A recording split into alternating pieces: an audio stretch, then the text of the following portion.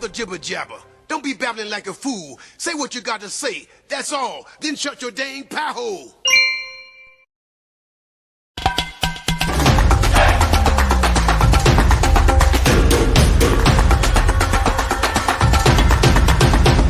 Come on, man.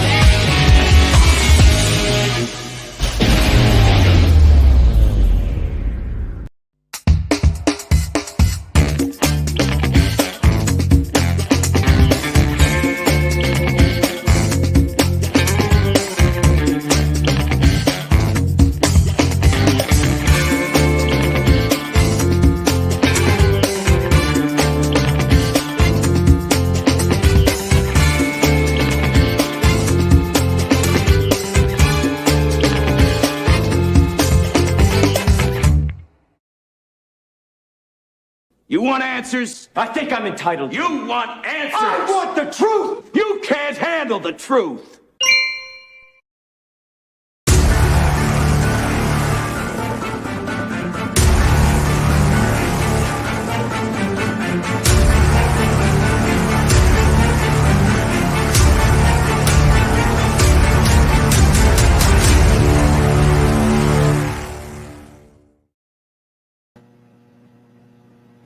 So, Oliver, how you doing there, buddy? Oh, what?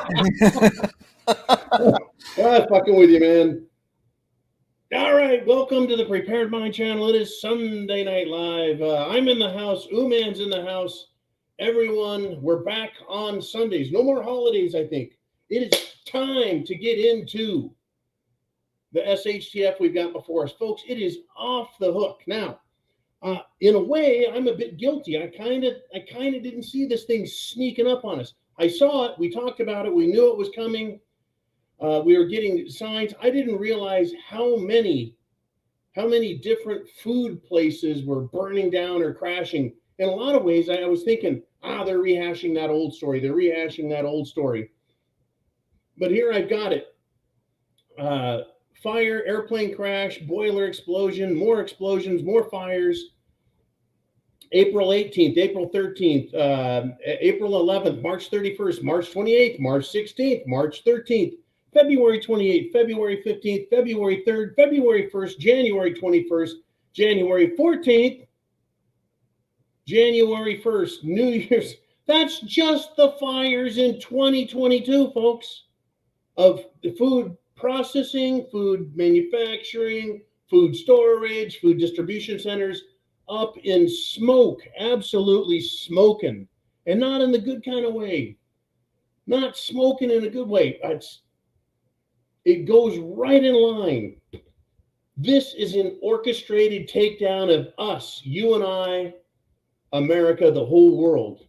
I don't know how many food plants are burning in other countries. We do know that even El Presidente, the Prime Minister Xi Biden, I just can't say Biden's name with a straight face. How can he be the president, folks? It's not possible. He's just not the president. But he warned us and said there's going to be shortages. Putin said, look, you jackasses, there's going to be food problems because fertilizer, you don't get fertilizer now. Our own rail system is like, that's it. We're not going to distribute fertilizer. China telling its people months ago, you better start stocking up on food. And of course, you and I are here on the Prepared Mind channel every single day saying food, water, shelter, clothing, medicine, means of self-defense, right? All of that. Now, currently, YouTube is doing everything they can short of canceling us. Silence. It's like I was like, "Ooh, man, did you get the message? I created the link at 5:30." And he's like, "No, there's only like a dozen people commenting in the pre-show chat. The chat room starts at 5:30 on Sundays, folks, and there's just a handful of people there. It's like, why aren't they getting the notification? Like I put out notifications, folks, Notifications every Sunday at like noon and 4 or 3:30, whatever time. I put out 2 notifications reminding people it's coming tonight. It's coming. They don't put those out. People are like, I didn't get your notification. Then when we go live, no one gets the fucking notification. So people slowly trickle in. So I'll ask you this. Everyone you know that should be here right now, give them a text or a message if you haven't seen or heard them in the chats, and let them know, hey, we're live. It's Sunday Night Live. And shit is at the fan. It's nasty. I mean, I've got good friends, folks, from one coast to the other, and even some across the shining seas over in, the various Polynesian, Micronesian, and Melanesian islands saying, we're stocking up. It's that bad, folks. They see it coming. They see it coming. But this is, for the most part, folks, it's your show on Sunday Night Live. Look, I've got lemonade, I've got scotch, I've got coffee, I've got rum. I figure I'm going to need a recharge later tonight with the old captain, me and the captain. It's, wow. I really pray, folks, literally, that you are prepared. That you're prepared. Now, these food plants, processing places, and like I said, I didn't even get into 2021. I just stopped at the beginning of the year. Food processing places. Remember during Cerveza bug, all the different meat processors are like, we're shutting down because of Cerveza bug. It's like, give me a freaking break. They're shutting down. We're being told there's crop issues, not to mention Ukraine and Russia. Russia's off the board. They're a massive food producer. Ukraine, massive producer of food. It's off the world market, or it's not even being planted because of the conflict. Now, Russia, folks, Russia can create and grow all of its own food. Russia has plenty of petrol, aka diesel or gasoline. They've got all the fertilizer they need. They've got all the coal they need. They've got all the gas they need, natural gas. That's why they're a huge exporter. Our country, yeah, we export our energy and then buy everyone else's at a higher cost.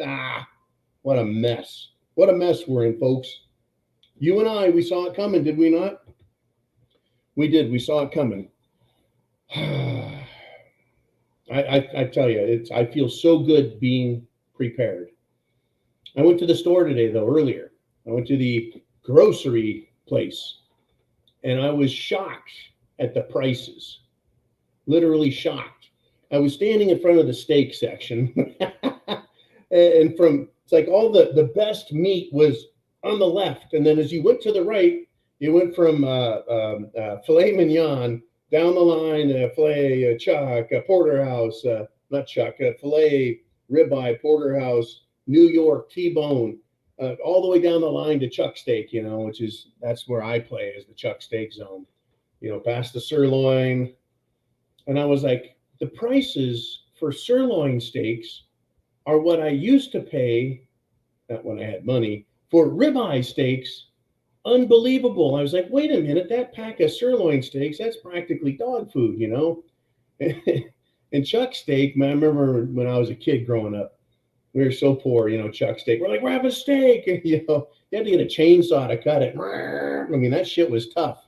You could still see whip marks where the jockey was beating it. Does anyone know that reference? That was a movie quote. See if anyone knows that. I kind of gave it away with my, my voice impression. Anyways, Uman and I were talking before the show, getting ready. Jolene is stepped out for the evening. She's doing some family stuff, but she may come back in the middle of the show, so don't be surprised. But Uman is there. He's got a blue wrench in one hand, folks, and he's the moderator also. He's getting the questions. So we're about to get ready because on Sunday, folks, Sunday Night Live, it is your show. You ask a question. Hit that super chat button right up there. Hit the super chat button. Ask your question, make a statement, make a joke, tell a lie, tell a truth, the Stump the John thing. Whatever you want. You could just name a person. Biden, Putin, 90 proof fucking Nancy, anything you want, and we're going to talk about it. This is where we get a lot of funding for our GT, FB, and SB. That's to get the fuck back and stay back. Now, it's incredible. I came here just prior, snuck in the window just prior to the 2020 election. I knew I needed to be back on the continental United States, back in the country, because shit was going to get real. And boy, howdy, it's gotten real a couple of times. But I think we're in for a big doozy. I've gotten a lot of predictions from people that we're going to have some serious, folks, some serious violence coming up. So I'm going to start. We're up to 270 people live right now. I'm going to need all of you, folks, because we have a mission, right? Is to get the word out. Shit's falling apart. Now, I want to start with Darcy T checks in with a $50 super chat donation to PayPal. And she says, good evening, John. Time to talk about the alternative economy. She said, here's a ministry in Arizona redefining healthcare, which is real healthcare outside of the standard, substandard care that we now receive. Once they get up and running, they want to expand into other states. And there is going to be an alternative economy. There has to be, folks. What Darcy was referring to was a Freedom Healthcare, freedom-healthcare.us. And they're in Arizona, and they're creating a free choice healthcare system. You don't have to be in the Obama thing. It's healthcare for the future. It's decades of experience. Our diverse medical team will assess your healthcare needs and give you options for healing, right? Basically, getting out of the federal government system. And we've been waiting for this, have we not? For doctors and nurses who say, you know what, it's your choice. You don't have to take the Jim Jones juice. You don't have to buy into their crap. You don't have to be denied medical care because you won't obey the dictates of a doddering old fool or Bill Gates or anyone else, right? It's about freedom and liberty. And it's good to see this is finally coming to pass. Doctors saying, I don't need to be part of Banner or Kaiser or some other healthcare institution that is essentially tied to the hip of the federal government. This is just healthcare, folks. Now, Darcy mentioned alternative economy. It's going to happen. It has to happen.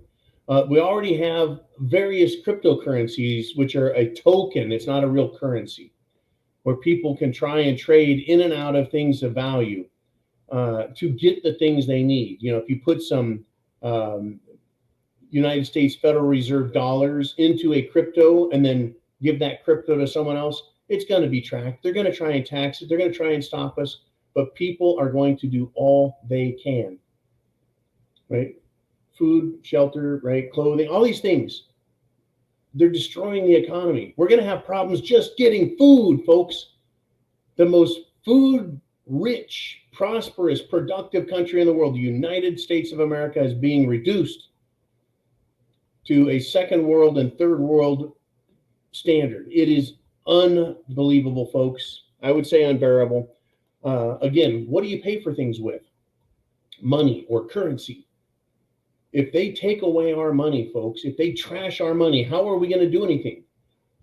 Looks like barter, maybe using silver, copper, gold, right? Trading things that you have of value. Remember this, of value for things that you don't have. That's where being a prepper is incredible, right? Food, you'll be able to trade food, folks, for a lot of services. What else? Ammunition. What else? You know, our good buddy, alcohol. So a lot of people, folks, you should have all you can to be prepared. All you can. Right? It is coming. There needs to be an understanding by us that there's going to be an alternative economy that develops. Now, in the world of illicit and illegal activity, namely drugs and gambling and prostitution. They figured out how to do what they do criminally. I'm pretty sure that you and I are going to figure out how to engage in such a way that we can survive this. But it's not going to be easy. That's pretty much what I guarantee.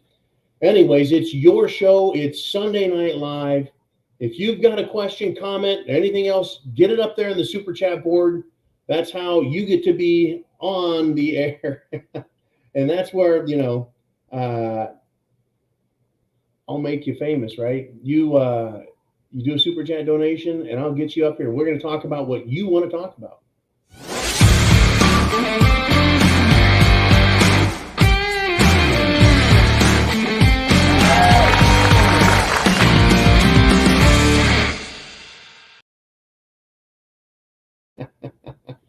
All right. Uman says black markets always develop when something is prohibited. It is. It truly is. Black market was developed for alcohol. Just talking about prohibition. Alcohol in the 1920s, 100 years ago. A bunch of really, they were awful people. They virtue signaled and attacked people, folks. They canceled bars, restaurants. They canceled people's lives over alcohol. It was incredible what they did. And it actually ended up, there was such, shall we say, Victorian fervor and bullshit righteous, oh my gosh, pious people. They got all the way to Washington, D.C. and outlawed alcohol with a constitutional amendment, which in my opinion was unconstitutional. Anyways, they did that. And I noticed today that they had their stint with this type of thing that's happening today. But what did America do? Well, back in the 1920s, they put up with it. They freaking put up with prohibition, folks. And the guilt and the bullshit, little mean old ladies going into bars with hatchets, and that would be Carrie Nation, and chopping the place, up. They were Karens back then, folks, and there's Karens today. They're trying to destroy us. In fact, I saw a paper bag today, and I thought, how you've seen people like winos, they got their bottle of wine wrapped up in a paper bag, and they're, sipping out of that thing. And I thought, why the paper bag? What was the paper bag? Even though prohibition ended, there was still guilt over alcohol. Oh, it's a sin. It's bad, right? Smoking and drinking and gambling and carousing, very bad. That was like the paper bag was a mask for alcohol. You have to put the alcohol in a paper bag. You can't carry that shit out on its own, hard liquor. That was the guilt. That was the mask. It was to protect the world from seeing that absolutely awful alcohol label. Unbelievable, is it not? It's unbelievable where these people are at in their minds, folks. Yeah, they put a mask on alcohol. They want to put a mask on you because you're bad, alcohol bad. Yeah, well, everything else is bad now. Well, we're going to get into more of it. We're going to go down to Blue Cord Devil with a 762 super chat donation. And he says, statement, one never really knows how much one has in preps until you move across the country. Laughing out loud, still unpacking. I hear you, man. I'll tell you what, it's incredible how much stuff we accumulate as humans. I was with my now ex-wife, 23 years, and when it came time for me to break that union, because you should never have to stay in an abusive relationship. So I filed for divorce, and I moved everything that I thought I needed into my fifth wheel and my cargo trailer, and I downsized, from basically a palatial mansion to 320 square feet plus a trailer. And then I went from that to an 8-foot by 6-foot by 7-foot cargo container that got shipped over to the RMZ. Had to be put on a ship, literally, and shipped south down into the jungles of South, you know that place. Anyways, and it was still a lot. When I got there, I'm like, holy cow, you know, I built that 8-foot by 12-foot storage shed, which was also my house. While I built the deck and put up the yurt, it was an incredible, folks, an incredible time. But I still had a bunch of stuff. And when I was like, okay, that's it, I got to get back to the United States proper. I got to get up, I got to go north to get to the south. I did that. And I was like, I still got a ton of shit. It's hard to do. But yeah, it's a lot of stuff. It's an incredible, incredible, incredible adventure we're in for. But it's good to have those preps. In all truth, folks, I was very grateful to have everything I had. I had 500 pounds of rice. I had 500 pounds of flour. All that got shipped to the RMZ. But this is back during Cerveza bug, and people were hurt so bad in this other place that I just donated probably 3/4 of my food over just to try and help. It was terrible, folks. When I said third world countries are going to suffer the worst and the first and the fastest, I wasn't kidding. Emerging market economies, not much better. Even our own country is now seeing some hard times coming. All right, we had another super chat donation here. Ooh, man, if you could throw it back up. It's Xavier Smith with a $9.99 super chat donation. He says, gas here in Humboldt, California, back up to $6 a gallon. And I got a regular can of WD-40 for $10. A blueberry muffin, $5.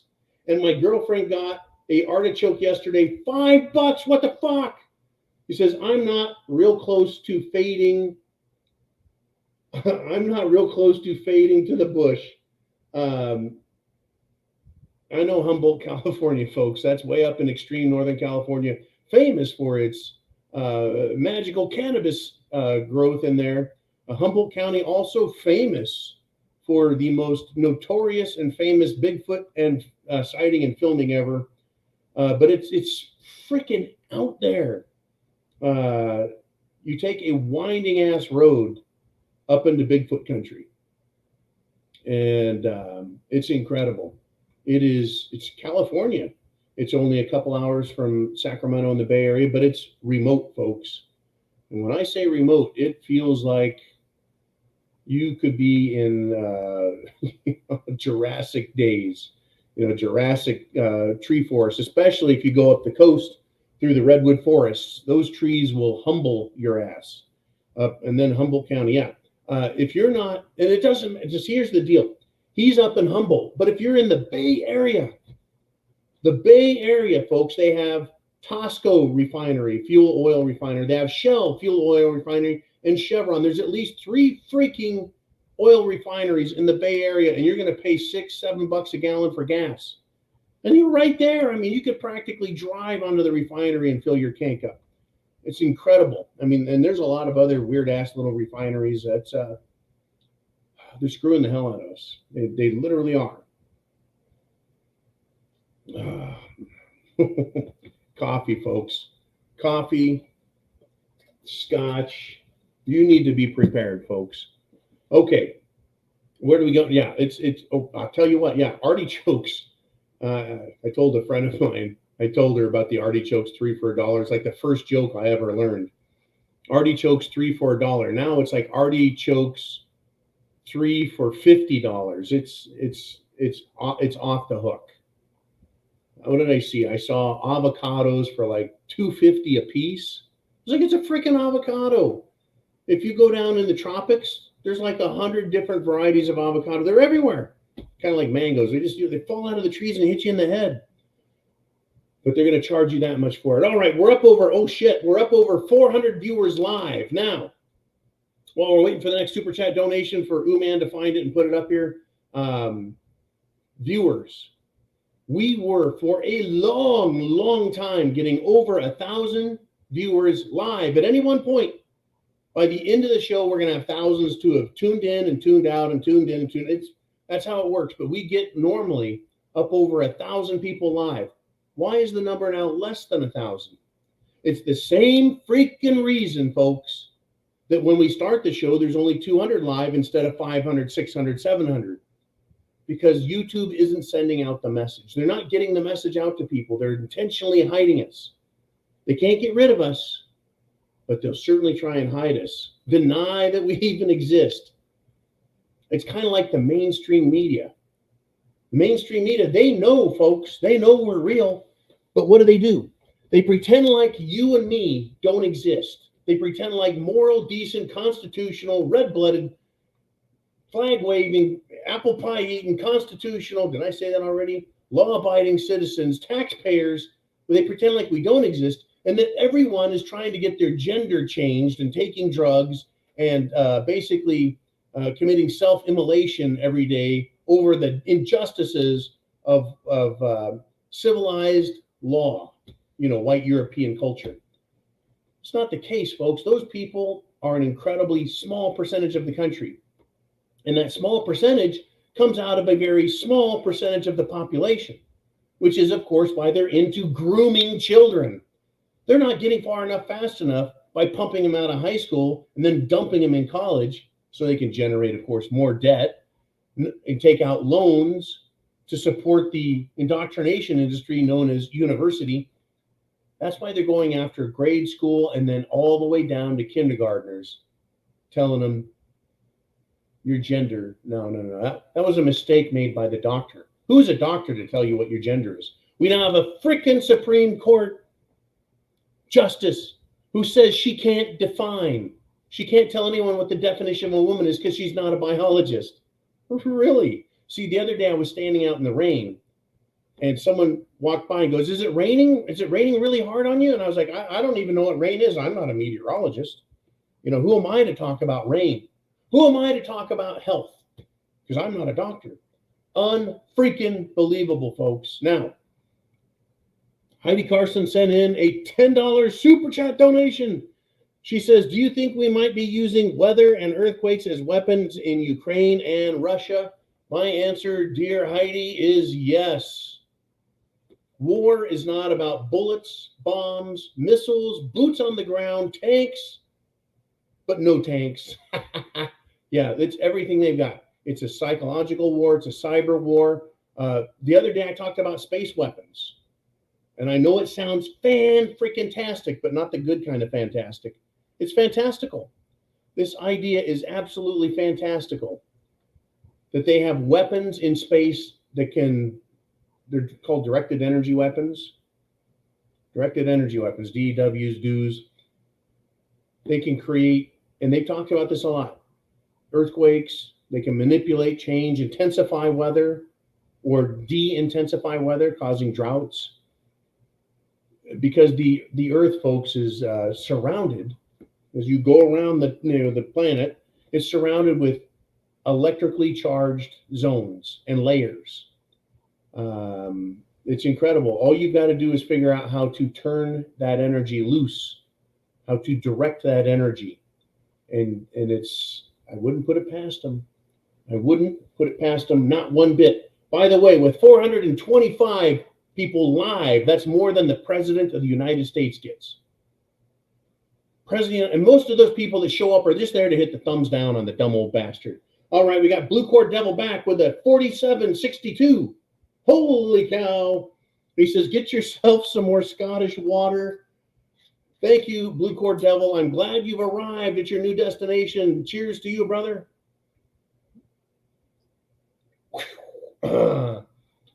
Gonna need some more of that. Love the Scottish water.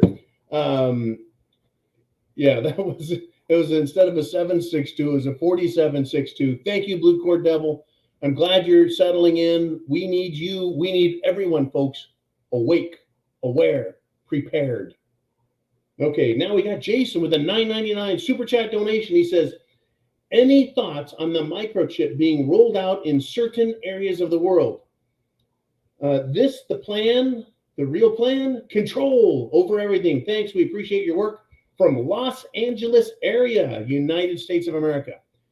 I'll tell you what, Jason, the answer is yes. Now, the microchip is being rolled out. What's fascinating, I find it absolutely fascinating, is if you would leave that up there, Mr. Ooman, the microchip has been around, the RFID, radio frequency identification chip. It's about the size of a grain of rice. Back in the early 90s, folks, right after Waco, when the militia of Montana started up, the microchip existed back then, the RFID microchip. The idea was to implant it under the skin, in the hand, back of the hand, or in the neck, or some other place. The idea was for people to use it for identification, right? RFID, radio frequency identification chip. It's been rejected, it's been rejected, it's been rejected. Now, there are a couple of countries that have started using it or starting to use it. After people rejected it in the 90s as the mark of the beast, they're like, fuck that, I ain't taking your mark. And I don't blame them, folks. I don't need to be tracked. I don't need RFID. Don't need it. They started using it and saying, well, let's put it in animals. You can put all of your animals' veterinary information and where it lives. And so it's like, well, no one was going to pay for that either. They've tried offering it for free. Get your dog's chip. Get your kitty cat's chip. That way, if they're ever lost, see, there's always this catch. If it's lost, right? Oh my God, what if you black out? How are you going to get your medical information to the hospital? RFID chip. It's like, yeah, well, why not wear one of those bracelets, right? It's a little easier to find than someone taking a zapper and pointing at your ass and your nutsack and your forehead, trying to find this chip inside of you. No. See, now, folks, do you want a chip so you can go to a hospital and they go, we see your RFID chip says you've only had 7 injections of the Jim Jones juice. You need 10 before we treat you. So we're just going to give you 3 while why did you just faint? Well, let's give them to them anyways. No, we don't. We no longer trust the government. We don't trust the banks. We don't trust woke corporations. We don't trust doctors. We don't trust, I don't trust the Pentagon and the Secretary of Defense. I will say I trust the military. But the Pentagon is very, very questionable. A lot of officers coming out of West Point and Annapolis, and of course, Colorado Air Force. I don't trust them, folks. Not all of them. We don't know who the good guys are anymore, folks, because they're behind enemy lines. Behind enemy lines. Let me put this to you, though. And this is, I'm glad Jason brought this up. Jason, you are brilliant. How about this? You say no chip for me. You say no Jim Jones juice. How about every Democrat out there? Every liberal, every socialist, communist, fascist, left-wing fruitcake, if they go and get the chip, folks. And then they say, unless you have the chip, you can't go in the store. That's right. You can't buy or sell without the mark, right? You go in and you're like, hey, let me in. They're like, no. This is a private club. It's a private membership like Costco or Sam's Club. You're not allowed in unless you have this special chip. They're getting there. They're pushing it again on humans. This whole idea that you have to get the Jim Jones juice, that you have to wear a mask, right? That you can't travel, that you can't leave your home, that you have to stay locked up, that they can put you in a quarantine camp. It's all under, emergency rules. Folks, in the United States Constitution, guess how many times there are emergency rules provisions for the nullification of constitutional rights?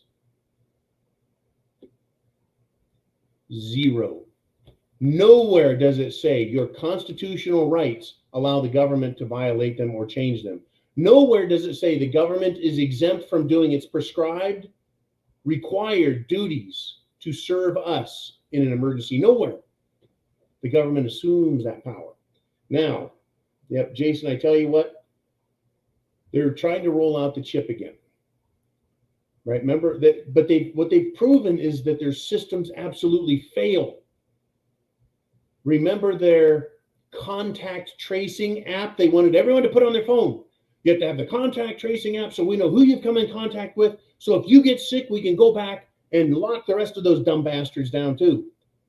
1, people refused. 2, they said F you. 3, they said F you. And it didn't work anyways. They tried the Cerveza bug passport. They tried it in England. They tried it in Europe. They tried it in China. They've tried it everywhere. They pushed it on Americans. Americans said, F you, ain't doing it. It didn't work again. 1, it didn't work, and it's also unlawful.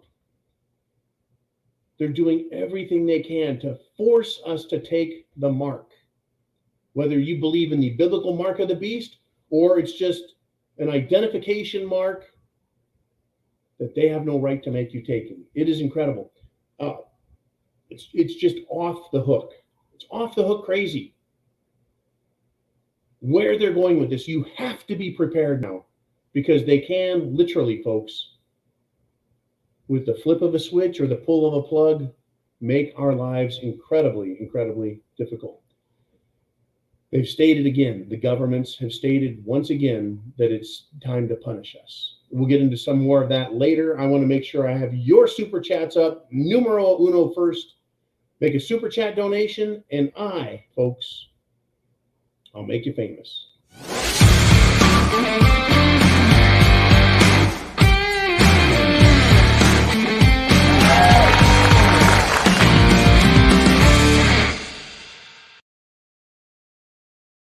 All right, Tonya Oaksfords did a super chat donation. No question, but just a nice donation. Thank you.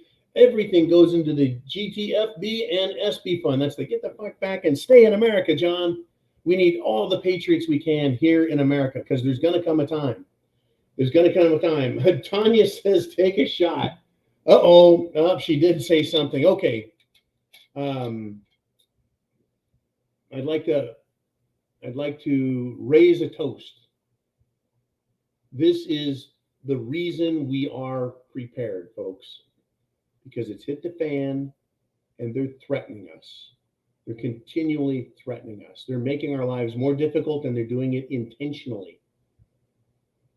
Get prepared, folks. We've got a lot of work ahead of us. Here's to you for gutting it out through all of the shaming, all of the just absolute bullying that we've gotten as preppers, right? Who's the bitch now to the world?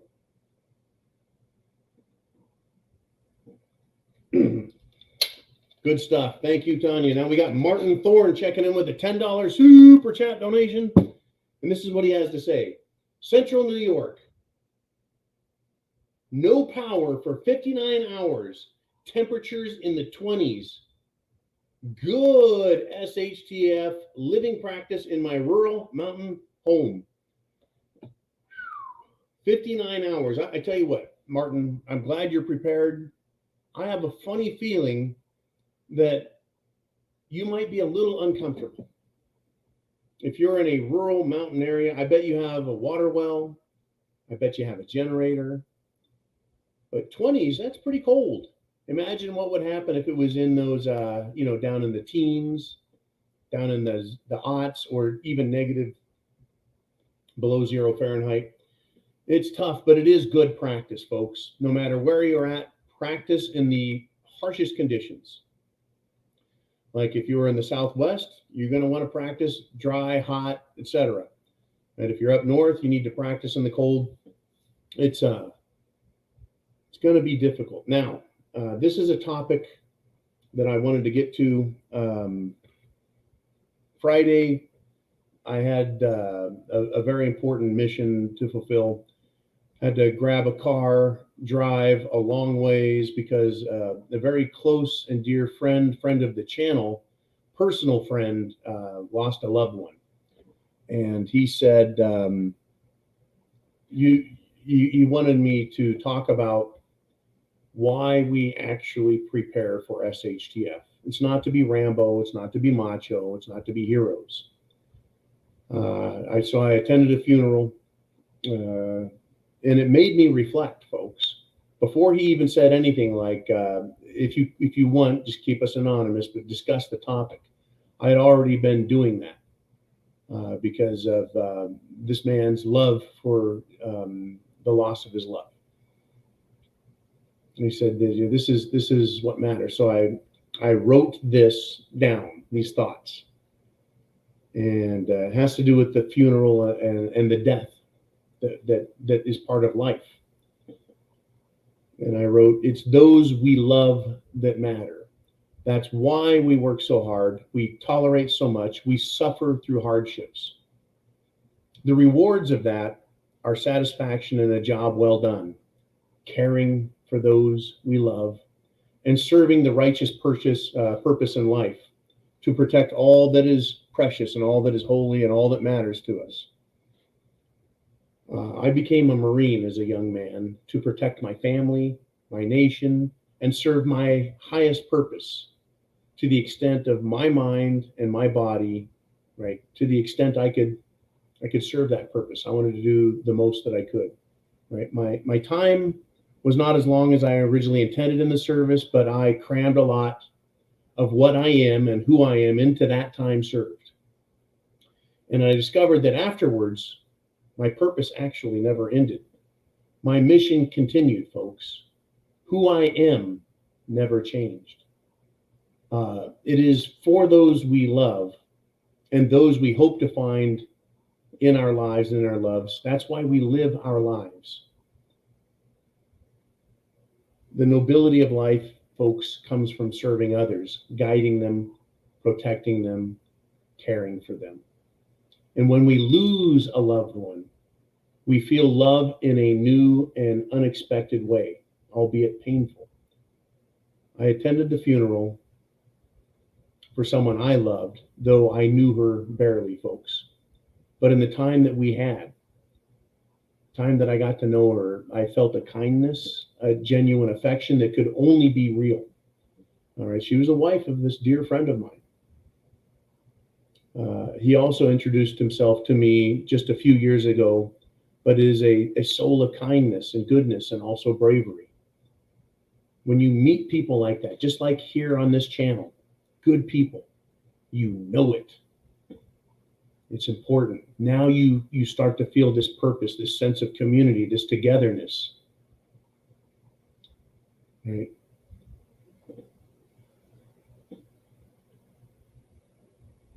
During the funeral, I reflected on what it must feel like to lose someone so precious, seeing my friend hurt. I realized that to lose a loved one is to discover another form in which love expresses itself. The loss and pain, folks, being a mirror reflection of our feelings and appreciation for that person. And the greater the feeling of loss, the purer the love that was exchanged and shared. I thought of my nation, I thought of my family, I thought of those I love and care for deeply. Those that are close to me and those that are not as close to me, what feelings I have for them, what appreciation, what thoughts about them matter. And so while I, John, may appear hard or even callous, my feelings are there, folks, stronger than one might guess. The reason I'm a patriot, the reason I'm a prepper is I love my country. My love is caring and incredible, and I know yours is too. I'm willing to give up all to protect those things that I love. That's what being patriotic is, folks. That is why we prepare, right?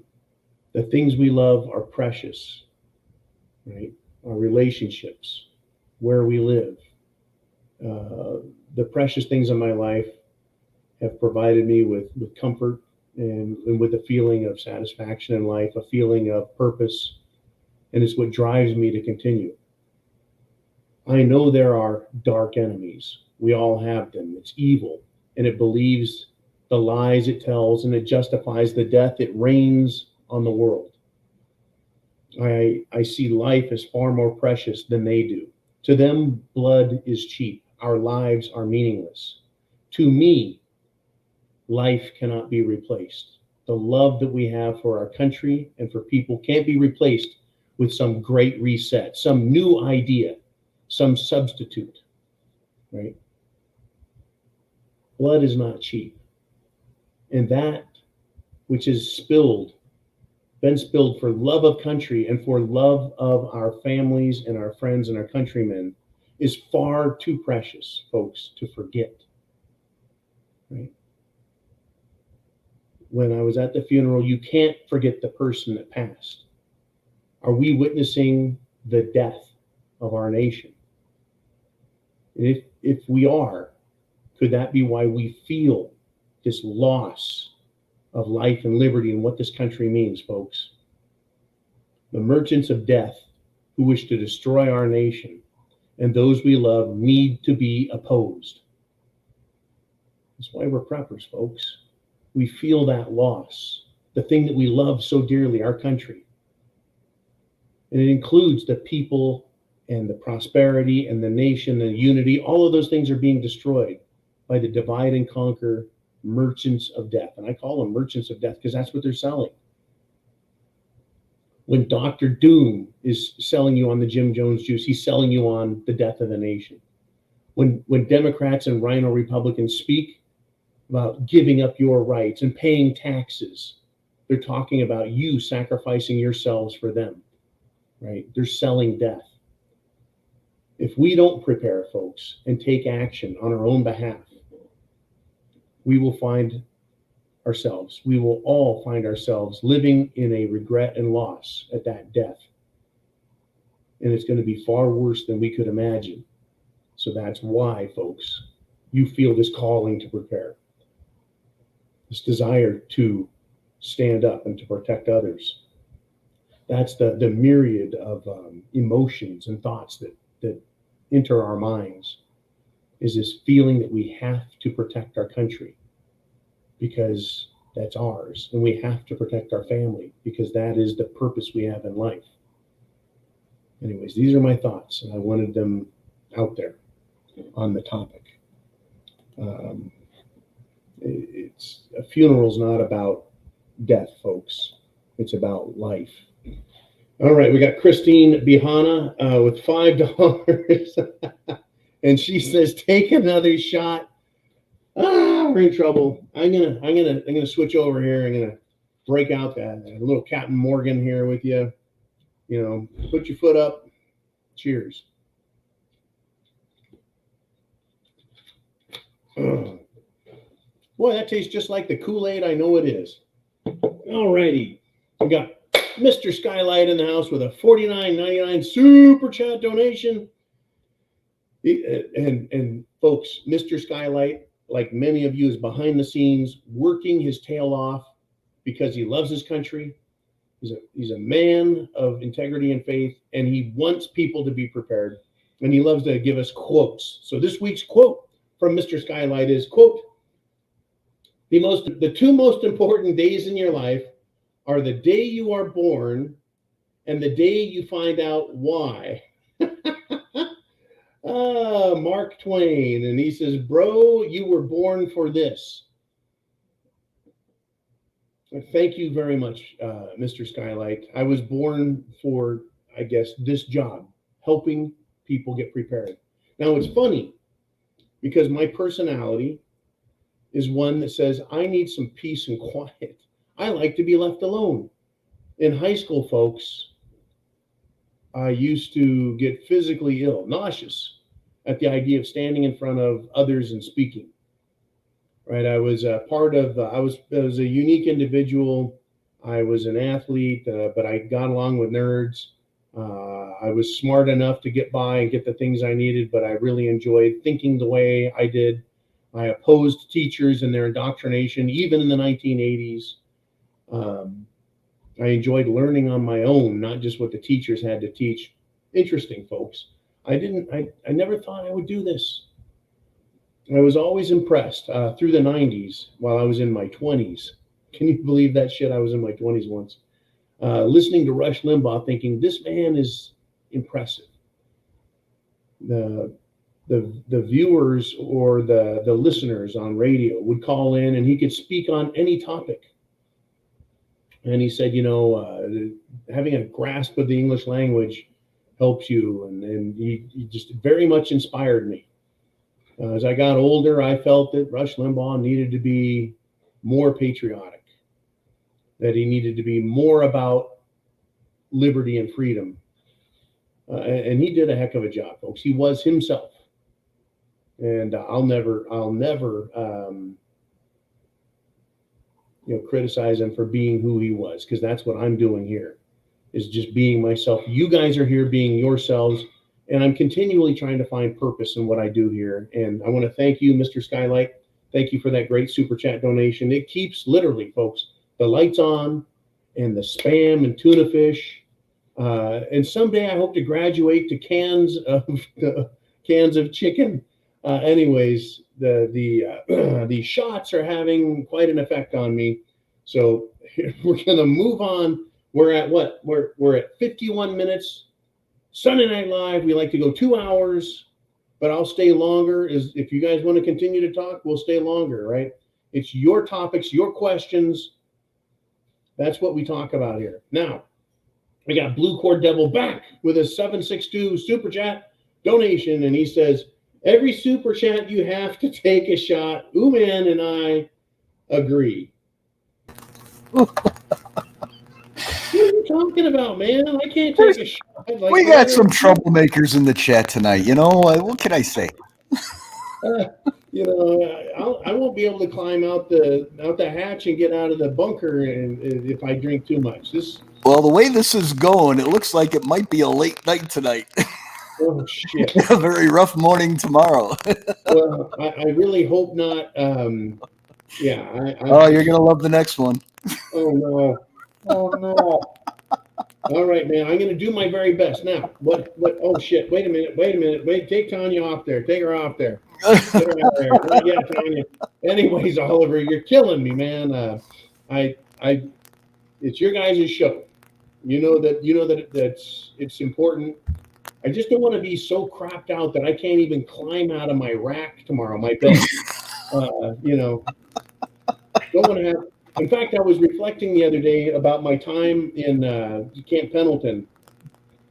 When you're 18 and a Marine, you're allowed to drink at the E Club, the enlisted man's club, but only beer, right? You can't have hard alcohol. And I remember the guys drank so much beer. They're like, holy cow, we can drink beer? And they would drink so much beer, they would literally piss their racks. They were just so overloaded, so drunk off their asses. And I'm like, yeah, those were the days, I guess. Wow. When I was growing up, with the German family, Uh-oh. the adults used to get a kick out of watching the 12-year-old kids getting drunk. Yeah. It's like, here's your chance, get drunk, kid. And yeah, it was funny. And so yeah, when I was there, then I had an older cousin who liked to mix every kind of alcohol she could find and feed it to us. And then we're out in the back puking behind the trees, and the parents are laughing their asses off. Well, it's a great lesson. So I'm going to be a wide awake drunk, because this is a double cup. It's a big Kahuna cup. And it looks normal in my hand, but I have pretty big mitts, kind of like you, man. And a lot of coffee, so a lot of caffeine, a lot of alcohol. I'm in big trouble. They're going to get you into more trouble. Just hang on to your shorts. All we need is Nikki in the house and Dana screwing with me and everyone else. But when we were kids, the parents used to let kids get drunk so they would get sick and realize that ain't any fun. Yeah, I did that one time. I drank a bunch of peach schnapps and I ate like a bag of barbecued potato chips. Oh, God, what a combo. When I puked, it looked like orange foam. It was disgusting. I was like, I ain't never drinking again. I was like 14, There was a picture of fuzzy navels. My mom was drinking the fuzzy navels. Oh, yeah, I remember those. Oh, man, I was just stupid. Anyways, you guys are not going to get me that stupid. Don't count on it.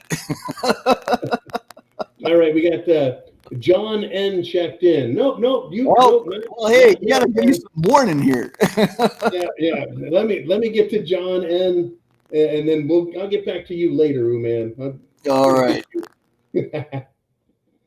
All right. We got John N. checks in. He says, John, I was able to make it to live after all. He says, I also wanted to let you know, thankfully, looks like Coach is still alive. And that's Coach Red Pill in Ukraine. He says he got picked up by the SBU, detained, stole his cell phone and computer, said he can't leave the city. Here's hoping he can get out of there alive ASAP. Worried that these shitheels may make it look like they spared him, then he has an accident or someone else takes him out. And he says, you're looking good, John. Keep knocking it out of the park. We're going to keep doing our job here, folks. Enthusiasm, faith, action, prep to action. You bet. Now, Coach Red Pill does a lot of stuff, but he's actually in Ukraine, and he was captured by his own country for telling the truth. Once again, telling the truth is bad. It's evil. Holy cow. It was a random sausage attack. Poles got kielbasa. Looks like the Poles got me with a random sausage attack. This is what happens when good friends know where your bunker's at, know where the secret entrance is at, and they attack you, man. I love you, man. I'm glad that was a Polish sausage attack and not the other kind. Woo! It's going to be that kind of a night. Ooh, man, you send anyone else down here into the bunker and it's going to be your ass. Tanya Oaksford checks in with a $9.99 super chat donation. And she says, and I'll send you another. I have another shot. My father was a Marine in Vietnam. Semper Fi to your father. Wow. And she says, my ex-husband was a Marine. And says, I have a deep felt appreciation for those of you so strong. Folks, I'm just a man. It's incredible, though, when you know a good person, who they are, what's inside their heart and their head, even if you don't get along, right? And I understand it was your ex-husband was a Marine, and apparently you've decided that I'm worth talking to, even though I'm one of those devil dogs also. But there's so many people, folks, who are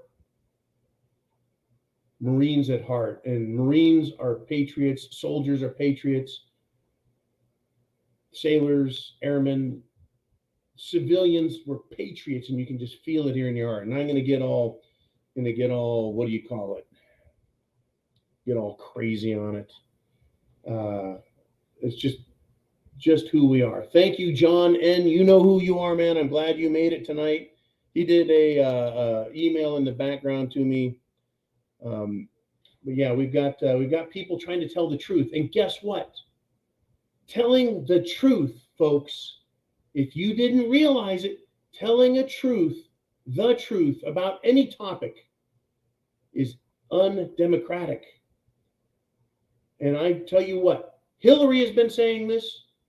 Upchuck Senator Schumer has been saying this. Obama's been saying this. The president has been saying this. Jen Psaki has been saying this. The mainstream media has been saying this. And guess what? This is a shocker. Are you ready for this?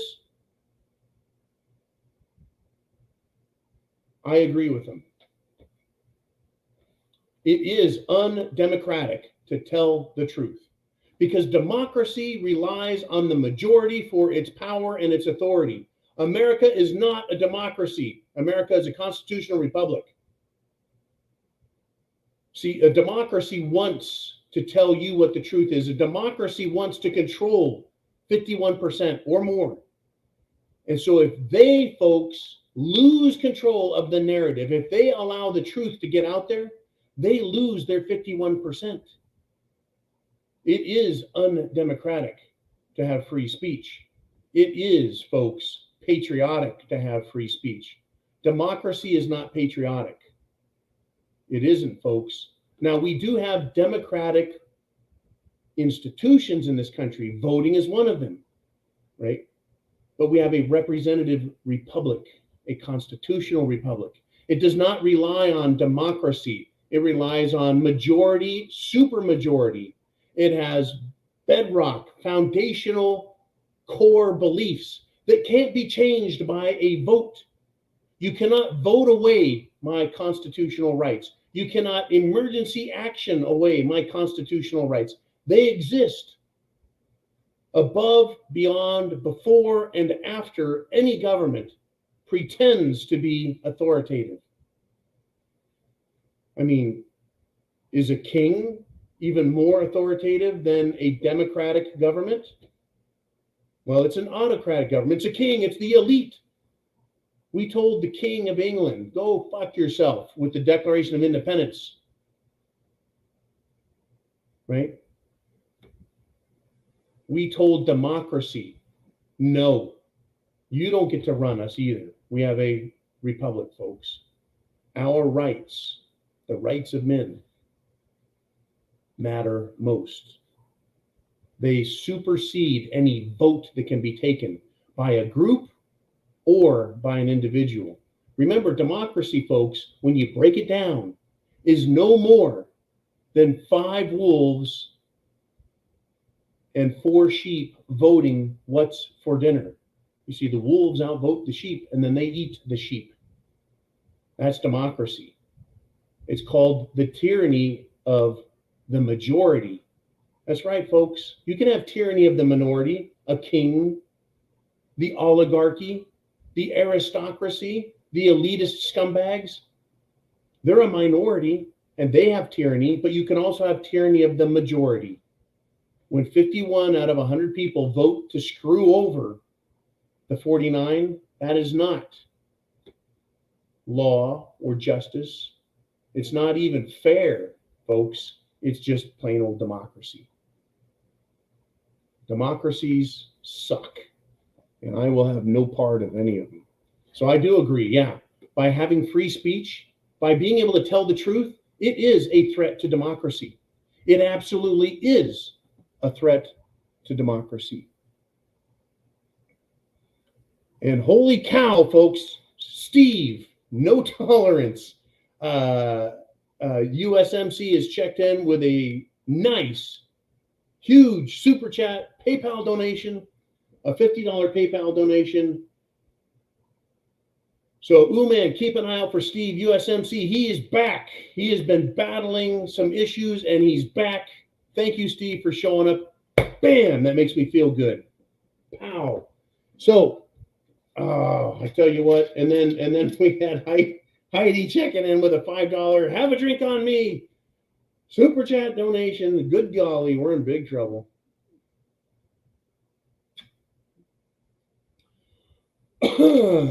That I tell you what, I've got I may have to go through this one in my backup, because as you guys know, as a prepper, you've always got backup.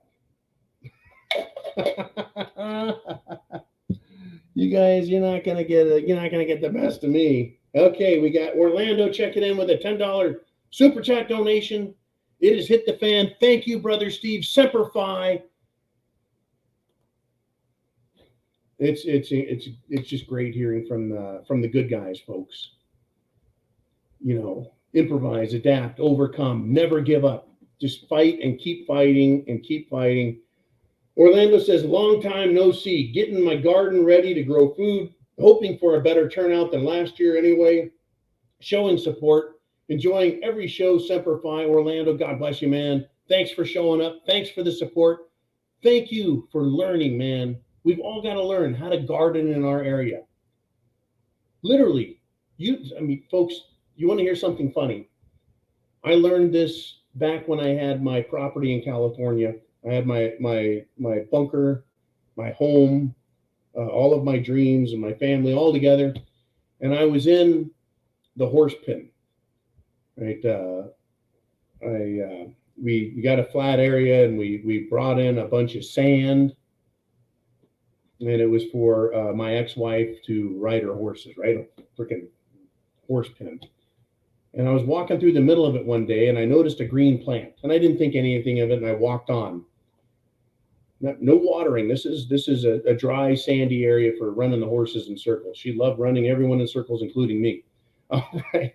But I came back a few weeks later, and I noticed this plant growing up out of the middle. I went to go reach down and pull it up. I thought it was a weed. It wasn't a weed. It literally was a squash plant.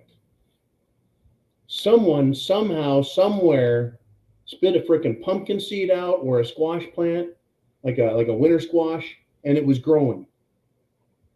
It wasn't getting watered. I have no idea what this thing was living on. It was a dry, hot, dusty, sunny, middle of the frickin' horse pen plant growing itself. And I think the horses ended up stomping the shit out of it. But the point is wherever you live, and this is up at 5,000 foot elevation, folks, right? Freezing ass cold in the winter and then blazing frickin' hot in the summer. This plant will grow. Find out what grows in your area. Something does, something can, something will. Make it food. And you may not even have to really spend a whole lot of time taking care of it. Nobody took care of this frickin' squash plant. It grew itself. Thank you, Orlando, man. Semper Fi means always faithful. Folks, it's not just a Marine Corps thing. It's not just for Marines. Semper Fi, always faithful. It's America. It's America. Now, holy shit. Rudy checks in. Rudy, the Urban Aboriginal from the Urban Aboriginal channel on YouTube. Rudy checks in with a $5 PayPal Super Chat donation and no comments. See, sometimes I get comments and sometimes I don't with the PayPal. You're allowed to put in comments, questions. So, man, if you would, keep an eye out for Urban Aboriginal and Steve USMC. And then, oh my gosh, what a day. My friend that lost his wife, he sent me something. He says, thank you, brother. That was a tribute to her. It's times like this that you know who your friends are. Truly, folks, truly. Life is about those that we love and protecting them and serving them, serving countries. And that's what prepping is about, those that we love. And I love you, John. I love all you guys. So thank you again. Thank you for the message in the middle of the video. Getting to my heartstrings. We got Steve, USMC No Tolerance. He said it is too much to have grown-ups in the... Oh, shit. He says, is it too much to have grown-ups in the government? Hello to all of you fine people. God bless you, man. Semper Fi to you, Steve. Cheers. Oh. I tell you, woo, that Scottish water works good. I tell you what, we got to support each other. We got to look out for each other. We've got to get prepared. This network we have here is incredible for information, for support. You know, during the show, the live show, I can't watch the comments. It's too much. I was when I first got to the RMZ, it was just me reading the screen. I had a phone taped to a pole under the umbrella, and that was how I did the show. Under the umbrella, because either the sun was cooking me or it was raining on me. You know how the freaking jungles are. I had to see the colored comments go by and super chats, and then we got Jolene to handle it. Right now, Uman's handling it. It's a lot of work, but this network of us is incredible. If you pay attention to it, if you're here on a regular basis, you don't have to be here every day, but if you are on a regular basis, it'll help you see what's coming. And then for your situation, whatever it is, whether you're in a city, the country, the mountains, the valleys, the south, the north, east, or west, for your particular area, well, yeah, like Orlando, whatever you're growing, you're going to get better at it. Whatever you're preparing for, you're going to see it. And when you have hardships like our friend up in New York, you'll be able to get through them a lot easier. Practice makes perfect. I always say, eat some of your prepper chow. Make sure you rotate your stock. If it's regular canned items, they're good for years and years and years. Not for 25 or 30 years, but you got to do that. Well, when I was in high school, so somewhere in 1986, I was eating canned C rations from Vietnam era. I was eating those, and they were still good. Crazy stuff. Now we got, speaking of crazy uncle with a super chat donation, $5 super chat. He says, prepper tip. And crazy uncle loves the prepper tips. He says, if you have to bug out with animals like horses or dogs, leave the cat. The quote, animal carries their own food. Have the kit for them to do so. I love cats. I love dogs. Hamsters are great. If you've got a pet and it gives you comfort, you're good. Now, like I said, I won't say leave the cat, man. Horses are tricky. Horse is an incredible tool, an incredible friend. My dad. I lost my stepdad last year, just over a year ago, but my biological dad, I love him dearly, loves his horses. He's a good guy. Horses are transportation. Horses are a farming tool. Horses are your friend. They're as smart as dogs. They can count. They'll drink your beer. You got to be careful with beer around a horse. They'll pick it up and just guzzle it like this. Oh, I need to be wide awake and inebriated. Fucking sausage attack. Dogs. My dad, when he had his dog, Marcia, he was an Australian Shepherd. Yeah, Australian Shepherd. He spent a lot of time in the high country of the Sierra Nevadas down near Yosemite. And Marcia would carry her own food. She had like a dog backpack. She'd carry her own food. Horses can actually carry their own food. But horses, wow, incredible animals. That used to be transportation, folks. Now, the reason we went to cars is horses can only go so far, so fast, so many miles a day. And they're also incredibly expensive. Again, we talk about energy all the time. Energy. How difficult it is to get energy in order to accomplish work. Right? The amount of work it takes for a horse to eat hay every day, right? To power the horse so the horse can go out and plow the fields and create more food, not only for themselves, but for the humans that love them, and then be used for transportation to and from the market, the town, whatever, right? And so our worlds were much smaller at the time of horses as the primary method of transportation. And then we got the train, and the train could move large amounts of people and large amounts of cargo with just a little bit of coal. Whoops, that dirty coal. But it helped us move on to developing the internal combustion engine, either their diesel or the gasoline engine. And then industrialization, production line technology came along, and we got to this point where we have cars and trucks and energy. Well, horses, they're still there. If they screw this system up bad enough, people, we'll be back to horse and buggy, horse and cart, or just plain old horse. Now, thank you again, Crazy Uncle. You've always been an awesome supporter. I want to talk about the cat one more time before we get to part two, man. Cats. I'm not going to say ever abandon your cat, but I'll tell you what, cats are resourceful. Cats are the house cat.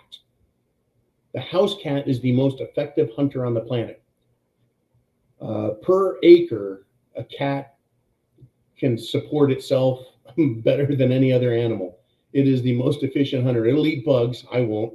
It'll eat small rodents. I won't. It'll eat big rodents. It'll eat birds. It'll eat snakes. It'll eat whatever the hell it can catch. I had a house cat that lived in the house. It was my son John's cat. The cat's name was a male cat named Snuggles. One day, Snuggles ended up missing. Where the hell did Snuggles go? It was like October, 5,000 foot elevation, extreme Northern California, freaking cold. Snuggles was gone.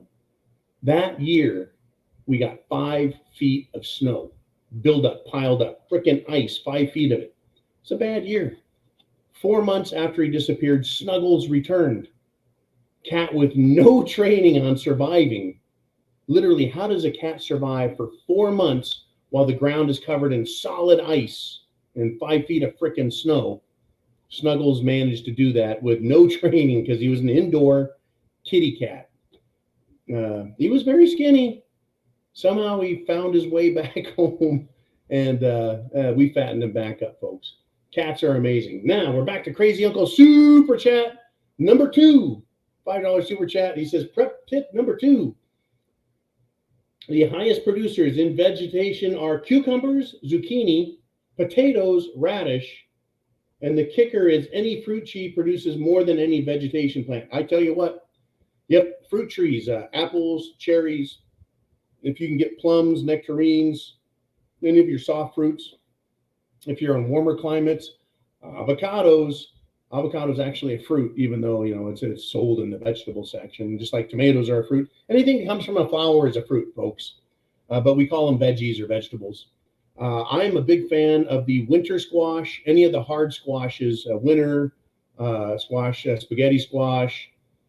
They store a long time. If you remember back when I was at the prepared bunker compound, I stored successfully a variety of hard squashes for 18 months. That's a year and a half, folks. Squashes on the shelf, literally just sitting on the shelf in my garage. So they were at a constant temperature, about 55, 60 degrees. Didn't require a whole lot of refrigeration. That was kind of like a root cellar temperature. I mean, but 70 degrees, 70 in the summer, and then more like 55 in the winter. It was an insulated garage, all that stuff. But a constant temperature and just sitting there. They made it all the way through winter, and then the next season made it all the way through winter again, and then they started getting soft and yucky.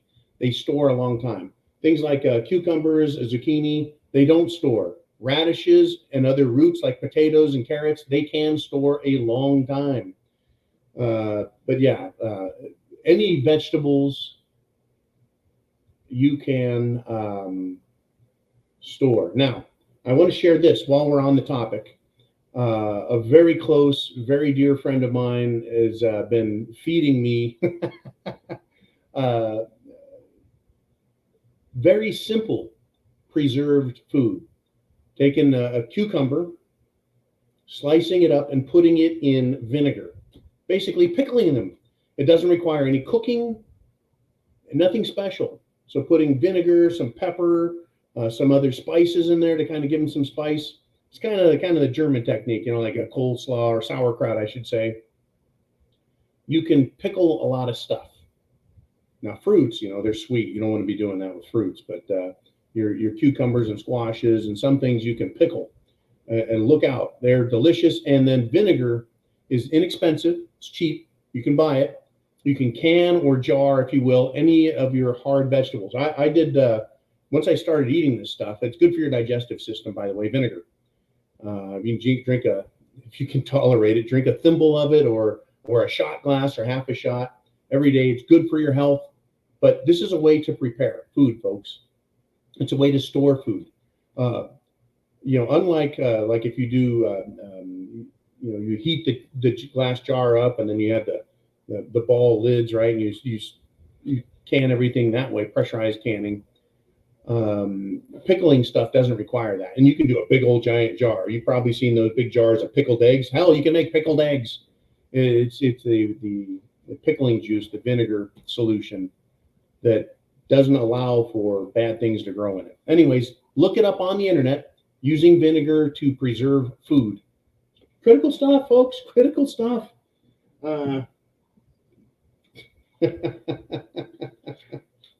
Anyways, this is a pickling agent here, right? You got rum, you got scotch, you got the vodka.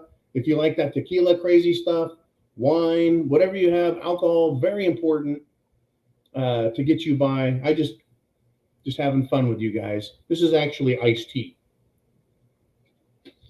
Heart attack. Ooh, man. He says, Rudy said he's looking into growing grain and guinea pigs. Queek, queek. And take a shot. Okay, I may have added that last part. Oh, that was from you. All right. Thank you, Ooh, man. These troublemakers out here tonight, I'll tell you, I don't know. May have to move the zoo to like a Friday or Saturday night so we have the weekend to recover, huh? No, I can't do it. Sunday is the night. It's the best night. The reason I move things to Monday is because of a holiday. But on Friday and Saturday, do you remember when SHTF first hit? And I was like, that's it. You know, smoked a cigar, had a scotch. Yep. We did Saturday nights because we were kind of locked down, and then we're like, you know what? We need our lives back, and we need to have some time off, a Friday night, a Saturday night, and just fucking get away from it all. That's just my thought on it. But Oh, I don't disagree. Don't disagree. It's good to shut it off every once in a while, you know? It's good as much as you can. All right, man. Stop trying to get me in trouble, Lou, man. And stop sending people down here throwing fucking sausages at me. All right, let's get to some more super chats. All right, we got Shelly Chavers with a $5 super chat donation. And she says, John, have you experimented with making your own alcohol for when SHTF happens? Shelly, I know how to make beer. You could call it experimenting, but you can make beer pretty easy. You can make other types of alcohol. Now beer doesn't require distillation, whereas corn, whiskey, moonshine, or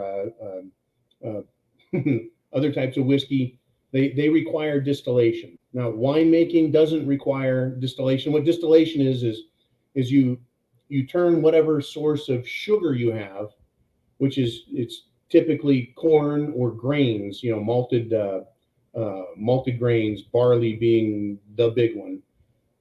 But like Budweiser, they use rice.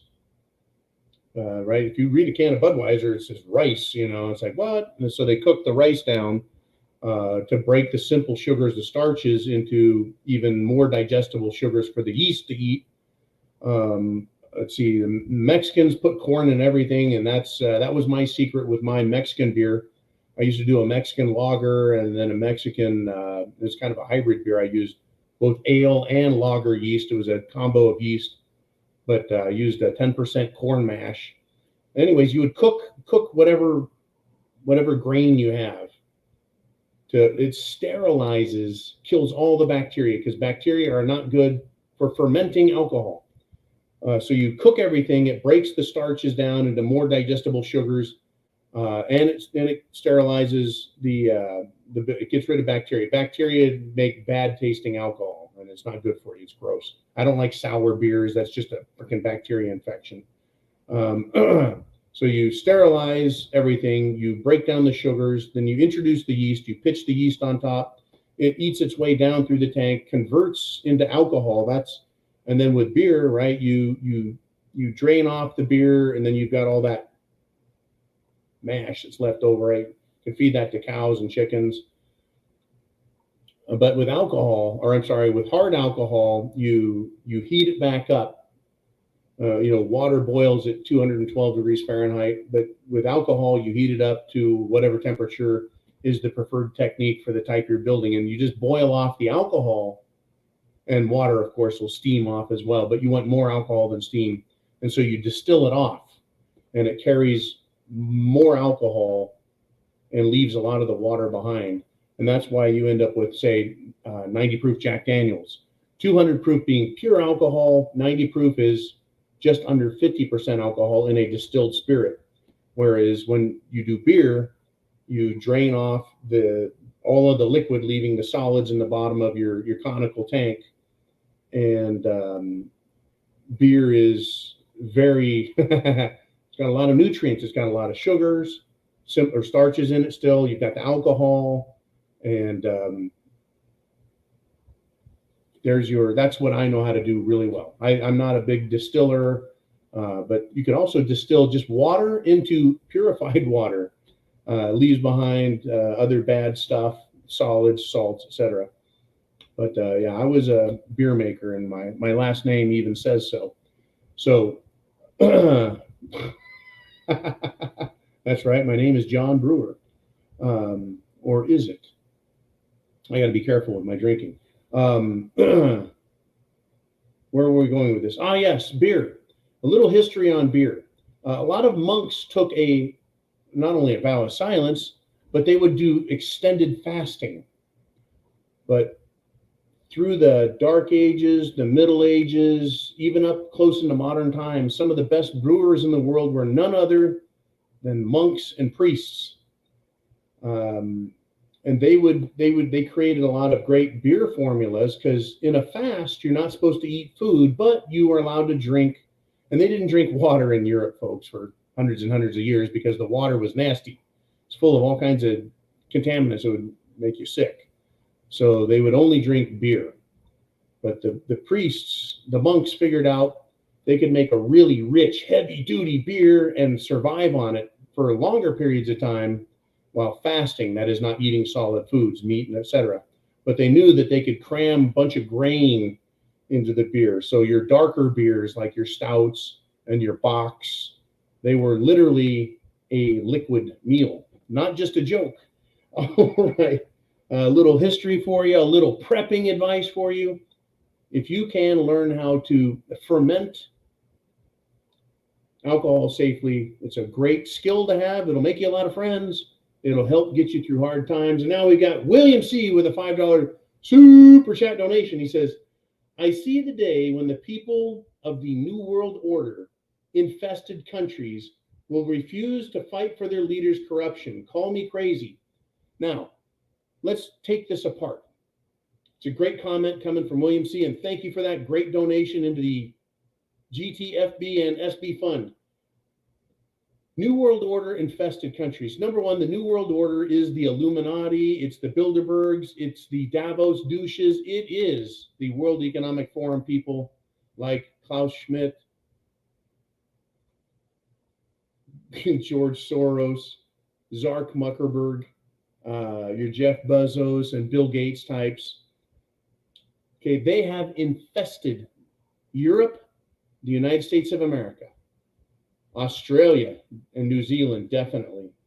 They've infested them. Why do you think President Trump had so much trouble in Washington, D.C.? They hated him. Any idea he had, they did not like because he was pro-America. He was a nationalist, not a national socialist. Those are fascists, corporations working with government. What we have now is politicians, mainstream media, lawyers groups. I mean, yeah, it's hard to find a good lawyer. There's some out there, folks. I've met them. But lawyers, mainstream media, politicians, and corporations are woke. Woke. That's the infestation. Now, in countries like the United States of America, Canada, Australia, and European nations, people are going to refuse to fight for the corruption in their leaders. I agree with you. That day is here, I think. Their ability to convince us that we need to go to war for them is ridiculous. We know that every war costs us, me and you, money. Every war costs the lives of us, our children, our grandchildren, etc. There's no nobility in fighting to enrich the already rich. There's no nobility in fighting for political leaders. There's nobility in fighting for your country and fighting to protect your family and your fellow countrymen. There's nobility there. There's no nobility in making someone rich so they can have their war. And what do we have? We have Mitt Romney. We have Joe Biden, Hunter Biden, Nancy Pelosi. We have other political leaders, other corporations in Ukraine that want to plunder Ukraine's wealth, the same way China plunders its own people and its own wealth. And they're trying to convince us to save Ukraine, but it's to enrich them and continue to enrich them and allow them to launder money. All this money that's going to Ukraine, why are they asking me and you to send guns, bullets, equipment, clothing, send ourselves over there to fight for Ukraine while the politicians are sending money over there? Sending equipment over there? Who's benefiting? Key bono. Who benefits? The Ukraine people, folks, were getting screwed over by Zelensky and their own government before Russia invaded. There were people in Ukraine, folks, who were having atrocities committed against them by the Azov battalion. Ukraine's own army was committing atrocities, and Zelensky, when asked about it by American media just last month, said, it is what it is. He made no bones, no excuses or anything. They won't be held accountable. They want to enrich themselves. I think the people of the world have realized that. It's not just us crazy Americans, folks. There are German groups protesting loudly. And this goes all the way back to the beginning of this show here. It goes all the way back to this show when I said, what did I say? Shit, I lost my thought because I just had another email pop up. Democracy does not want free speech. Democracy demands silence from you, and they'll tell you what to believe so they can maintain a majority, so majority can rule. We don't have a democracy, number one. Number two, our freedom of speech keeps there from becoming a uninformed majority that then uses the tyranny of the majority to force the rest of us to put up with their shit. So we have a minority of people, the elites, saying they have a majority of people supporting what they want to enrich themselves at our expense. You see the great lie here? This is the great lie of the so-called democracy, where elitist oligarchs like the Clintons and the Obamas and George Soros and Mark Zuckerberg and Twitter saying, we want you to not talk about anything that we don't agree with. You're not allowed to criticize the US and European nations and NATO. You're not allowed to criticize what they're doing or talk about alternative truths. They're absolutely awful, awful people out there, folks. God bless America and everybody who is standing up and saying, hey, there's more to this story. Oh, man, if you would, hold back Marilyn Myers. Hold her back. Hold her back. Wait a second, man. I suck at this. Where's Jolene? Hey, man, you take a drink. It's your... Oh, there he goes. Beer. What are you, some kind of German? What's that? A beer. That's lightweight stuff. Hey, I got to be at work at 5:30 tomorrow morning. Oh, here we go. There we go. All right, man. We have Darcy checking back in with another $50 super chat donation. Wait a minute, Darcy. Well, there's no question. Get your question to Uman on the YouTube feed, if you will. I never want to miss anything you got to say. Darcy is one of our behind the scenes people that supports the channel directly and also with great questions on our Sunday Night Live. So now we're switching over to Marilyn Myers with a $9.99 super chat donation. And she says, never got Facebook back, starting over. 13 years of posts stolen. Wonder if Musk will look at Facebook and YouTube too. For prepping, I store oat groats and wheat berries for longevity. Friends disagree. Thoughts? Here's my thoughts. Number one, this is the problem, folks, with social media being controlled by people who want democracy. They want free speech for themselves and silence for you, right? This is silence. I kill your channel. We have struggled here, folks. I have learned to dance between the raindrops, to ice skate sideways, backwards, blindfold, everything I can to not get kicked off of YouTube. But they've punished us, folks. They have absolutely punished us there. Thank God for Patreon. I started the show with our Patreon commercial. Patreon is a great way to guerrilla fund our efforts to get the truth out here, even though Facebook and Mark Zuckerberg don't like it, even though those bastards at Twitter don't like it, even though, that's right, YouTube doesn't like it, folks. They don't like us telling the truth. They actually one time got us on this channel to 3 strikes. They killed the channel. This is like a year and a half ago or something. They fucking killed us. And luckily, they found an email I sent that they hadn't responded to. And I said, I'm being criticized and attacked because of my sexual orientation. I said I was being attacked because of what I identify as. It's true, folks. They're attacking me for being what I am.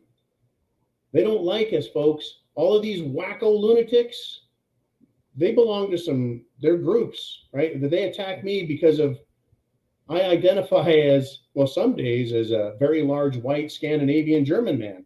Other days I identify as other things, because I'm gender fluid. No, I'm always male. Sometimes I'm toxic masculine, and sometimes I'm regular masculine. Anyways, they let us back on.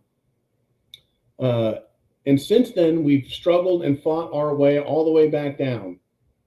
But every time they give me a strike, folks, it punishes us even further. And it punishes you for wanting to have your own belief system. Darcy is checked in. She came in the back door with an awesome question. I'll get to that. I want to finish with Marilyn over here. 13 years of posts stolen. Yeah, they're afraid to death that Elon Musk, who now, folks, get this, Elon Musk threatened Facebook. He got controlling interest and wanted to be a board member. Then he was like, nope. In order to own more than that percentage he had, 9%, he needed to get off the board so he could buy more. Twitter fruitcakes lost it. All of these, I'll call them vegetables, fruits, whatever the hell they were, they melted down, they were triggered, they were going nuts. It was great. Musk was trolling the hell out of them.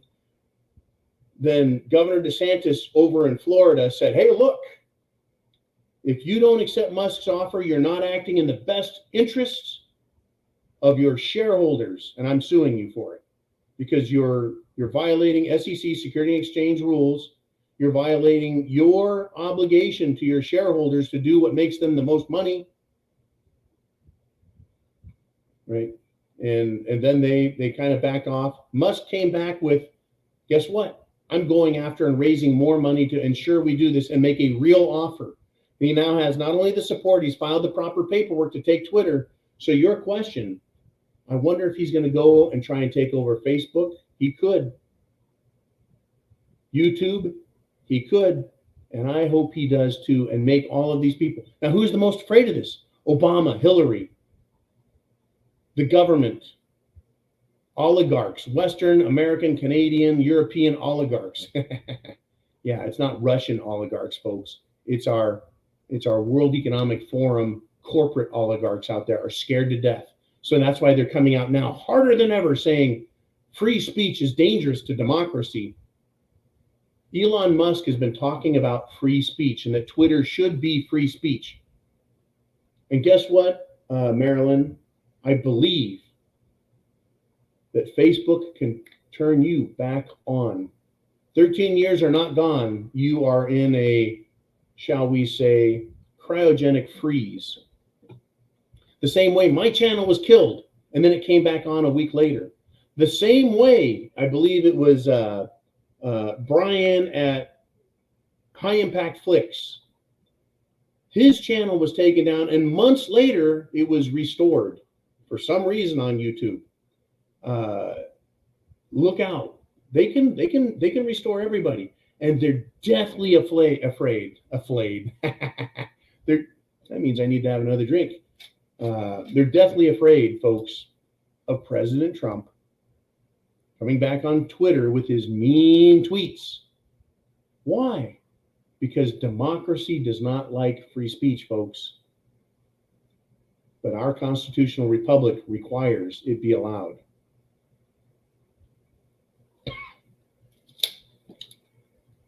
Okay. Could we go back one more time, one more second? I hope you can do it, Ume. Go back to Marilyn. She was talking about grains.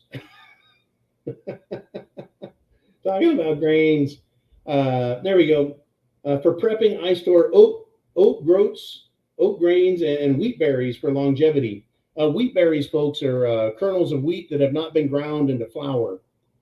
It's a hard wheat is good to store. It's energy. A lot of the wheat that you'll get is going to be not super high gluten. It'll be gluten. There's gluten in there, but lower gluten. And you grind your own wheat to make your own bread. It's a great way to store it.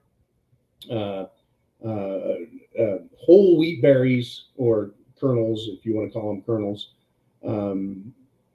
they're less susceptible to getting rot from moisture because there's air that travels between them, and you can put in desiccant packs to keep it dry. Wheat flour, ground wheat, You can store it. I stored it for years and years and years, folks. And like I said, I gave away that wheat to the rural community I was part of in the jungle. It stores for years, but if it gets wet, it's kind of like a sponge. It soaks up moisture, and so it doesn't store quite as well. And then oat groats. Oats are fantastic. It's another, oats is a low to no gluten grain. It can be used to make a beer. It can be used to make your breakfast. It can be used to make bread. It's a bread additive. It's a supplement. It's calories, folks. It's simple sugars. It's boring as fuck. While I was at the RMZ, I ate a lot of oats. I would put whatever I could catch or put inside of it, bananas mostly, because bananas, especially jungle bananas, fresh bananas, they're sweet. A lot of sugars, a lot of fructose in a banana, so it would actually make it taste better. All right. Anyways, thank you very much, Marilyn, for the great super chat donation and for the great questions. You're always an excellent contributor. Many of you are. Let's pull down Blue Cord Devil, if you would, Mr. Uman. I got to stay hydrated. I'm actually sweating. I think somebody's playing a joke on me. Okay. I got a variety of liquids. I got that, and I've got my coffee. I got some scotch. I'm going to stay hydrated. All right, back to Darcy, who checked in with another $50 super chat PayPal donation. And here's the question. She says, a random thought. If the Jim Jones juice contains some form of electronic technology, and I'm not saying that it does, would an EMP or electrocution render the electronics unusable? P.S. You don't have to take a shot. Smiley face. Thank you, Darcy, very much for giving me the option. And I'm going to take a big no on that because just prior to reading your question, I took one. Woo! Okay. Electronic technology. Nanobots. Back in 1988, while I was still in high school, I hung out with my friend Pat and his brother Mike, and we would have interesting discussions. One of them was about nanotechnology, nanobots, tiny little robots that were the size of a blood cell. At that time, they were small, but they weren't talking about so small. And I thought, how the hell can you get a machine that small to do anything? What's going to give it, a tiny motor? How does it function? Where's it going to get energy to recharge? How long will they last? I had all these questions. And they've continued, folks, to develop the concept of nanotechnology, nanobots. Are they real? Can they really do what they say? I mean, I'm not a microbiologist. I can't say, but I've read enough to know that it's possible. But the most effective nanobot I can think of, literally, is the virus. So if I was looking at nanobots in 1988 with Pat and Mike, come the early 2000s, roughly 15 years later, I was reading about gene therapy, where they would take a virus and insert their own RNA into it. It was capable of reproducing itself and performing a function. It was capable of reproducing itself, RNA, and performing a function. I put the two thoughts together and thought, here's your nanobot. It has biopower. Somehow it gets electricity through a living being, and it can perform a function. A virus's function is to go to another cell and inject its RNA into it. So when they were talking about gene therapy in the early 2000s, and I was reading these articles in whatever magazine it was either Omni or Popular Science or the Smithsonian magazines, whatever it was, or all of the above. I was busy cramming my head full of stuff back then, folks. And this idea that you could change someone's genetic makeup, they were saying, and this may have been Dr. Malone way back then. Can't remember who the doctors were, or the scientists rather. I'm not a microbiologist or a biologist. I'm not a doctor, but I could read this and understand it. They were saying, well, we can correct, hopefully with this technology, say a diabetic. Go in, the virus delivers the new program into the pancreas and restarts the generation of insulin, curing diabetes. And that any other problems within our system could be hopefully corrected with gene therapy. And as quickly as it came into the public spotlight, it went away. Scary stuff, folks. And then here we are, approximately 20 years later, and we're finding out that this idea still exists. So Darcy's question, right? Electronic technology, the viral envelope they're using, the technology that's inside of it, could it also have an electronic package with it? So what would an EMP, an electromagnetic pulse, or a coronal mass ejection, or some other form of static or magnetic effect, could that render it harmless, useless, deprogram it? It's definitely possible. It's definitely possible. Now, in the case of an EMP, there's just lots of electrons in the air. I don't know if it'll affect us biotypes. We're a biological, right, entity. The reason I say I don't know if it will affect what's inside of us, it could, very well could, because our bodies are charged electrically. We have an electric system that sends brain signals to muscles and back and forth and all that. But I would point to Nikola Tesla and how he would hold a light bulb and the light bulb would grow because he was transmitting electrons through the air. And they would hit his body and travel up his arm to the bulb and it would light. You know, he wasn't being electrocuted, but he would charge the air with, you know, incredible voltage. The guy was brilliant, right? But he basically demonstrated to me that we can live in a highly electrified field and not be electrocuted to death because we're a biological organism.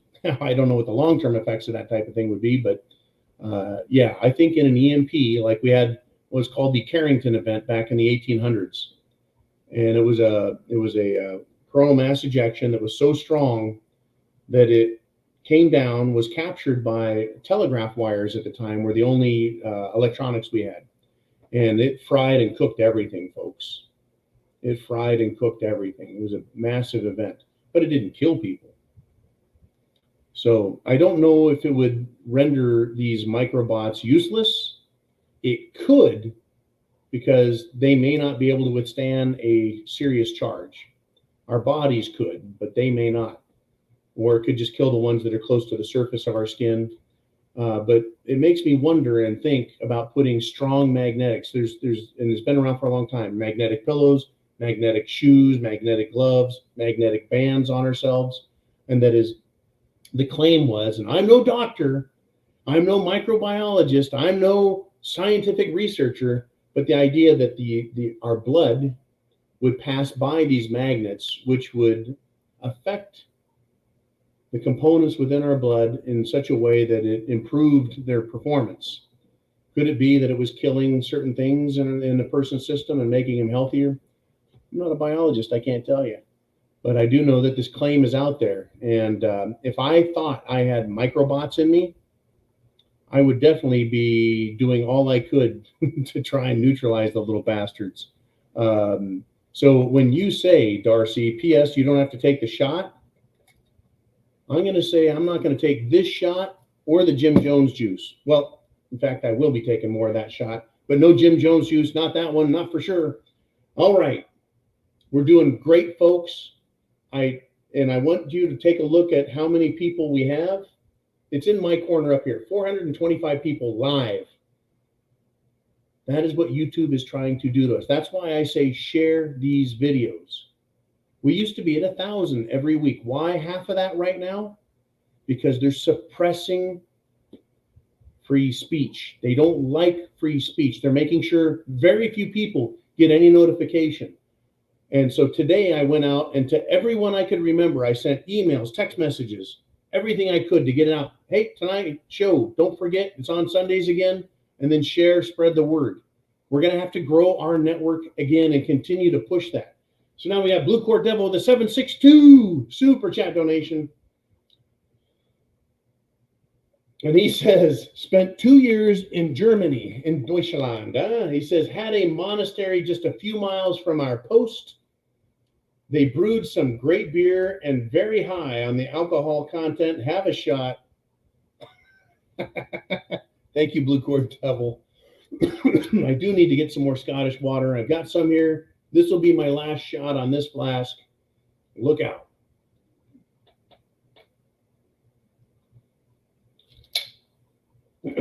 Thank you, sir. And good thing I brought backup today. Okay, yes. Now, how is it that you can make whiskey 100 proof, half, 50-50 water and alcohol? And why is it beer is only 3%, 5%, 7%? The highest you can get, I think it's 14. And it takes a very special yeast and a very good brewer, because actually grain alcohol starts its life basically as beer. And it's when you distill off just the alcohol and a very little bit of moisture, water. That's how you get higher concentrations of alcohol. It's very hard to get above 7% in all truth. I always struggled with the high alcohol beers. It takes a brewmaster and a half to get up to that 9 or 10%. It's difficult, but it can be done, and it just takes that kind of yeast. If you use whiskey yeast, is a little different than your typical standard brewer's yeast. Anyways, it's cool that you spent years there and that you got to actually go to a monastery where they make beer, and those monks are serious about their beer. Anyways, thank you very much, Blue Court Devil, for your awesome support in the super chat realm. And we got more. Here we are. Rudy checks back in.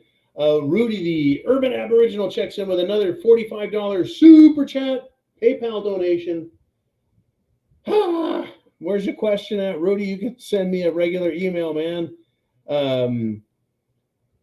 Oh, man, we got John M. VideoPad software upgrade just purchased. There's a bug in his current vision. Okay, and he did.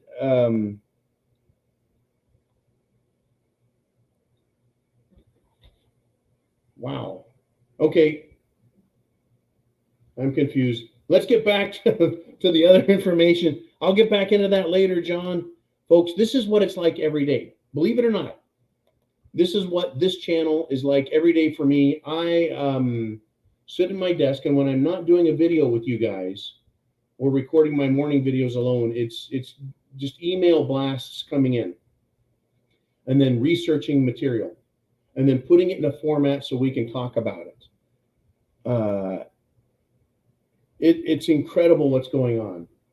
Now, in the United States of America, me and you, we're hearing TikTok. It's coming for us, folks. In the United Kingdom, that would be England, across the pond, jolly old England. In fact, we haven't heard from Steve Conlon in a while. I hope he's well in jolly old England. Anyways, over there, their largest supermarket chain is beginning to ration, guess what, folks? Cooking oil. They're having supply disruptions in cooking oil. Now, the world's largest supplier of palm kernel oil is Indonesia. They actually have, there's different types of palm trees, folks. There's palm kernel oil, there's date palms, there's coconuts. Incredible, right? In the tropics, they get a lot of oil. They create cooking oil, palm kernel oil, and they sell it around the world. Well, There's starting to be a shortage. Why? Did last year they not get enough safflower, enough rapeseed, enough canola, enough soybean oil? Blah, nothing soy for me. Let's see what else. You got olive oil, got coconut oil. Actually, there's another one that comes from coconuts. Palm kernel oil in Indonesia. Are they not getting enough of this cooking oil? Corn oil, don't forget that. Right, that's your mazola. There's all kinds of different vegetable oils, if you will. All sorts of different cooking oils. Peanut oil, oh yeah. Sesame oil, you bet. But Indonesia has decided they're going to reduce their exporting of it. I guess they're gonna just drink oil for their food over there. So they're doing that. Hungary is saying they're not going to export food. Russia's saying, well, no fertilizer for the world if you're going to punish us. Every country now is starting to experience problems. I mentioned earlier, I went to the supermarket, and guess what I looked for? Frozen chicken breasts. Not chicken tenders or buffalo wings, but I was like, I want to see what the chicken situation is like. So I checked all these things. There was lots of processed chicken fingers, chicken breasts, chicken tenders. There was chicken legs, but there was no chicken breasts. I was like, why not? They got all the other parts of the chicken are here. Right? You go to the hot dog section, you got lips and assholes over there. But they didn't have chicken breasts. I thought, why not? Where are the chicken breasts going? It's white meat. It's the most tender. It's the most delicious part of the chicken. Where is it going if it's not in a major supermarket chain? They had all the other chicken, but no chicken breasts. It's just a mystery, folks. They're slaughtering chickens by the millions, claiming that there's bird flu. I'm going to ask you this. Do you think they're using the same test to find the bird flu that they were using to find cerveza bug? Remember when they said the cerveza bug tests, actually, the little swabs were pre-infected? Do you think that they're using pre-infected swabs and testing on the chickens? And folks, where do they jab the chicken to find out if it has it? Do they like swab their mouths? Like they swab, do they stick it up? Chickens don't have noses. How can they stick a swab up the chicken's nose? I bet they're swabbing the chicken ass.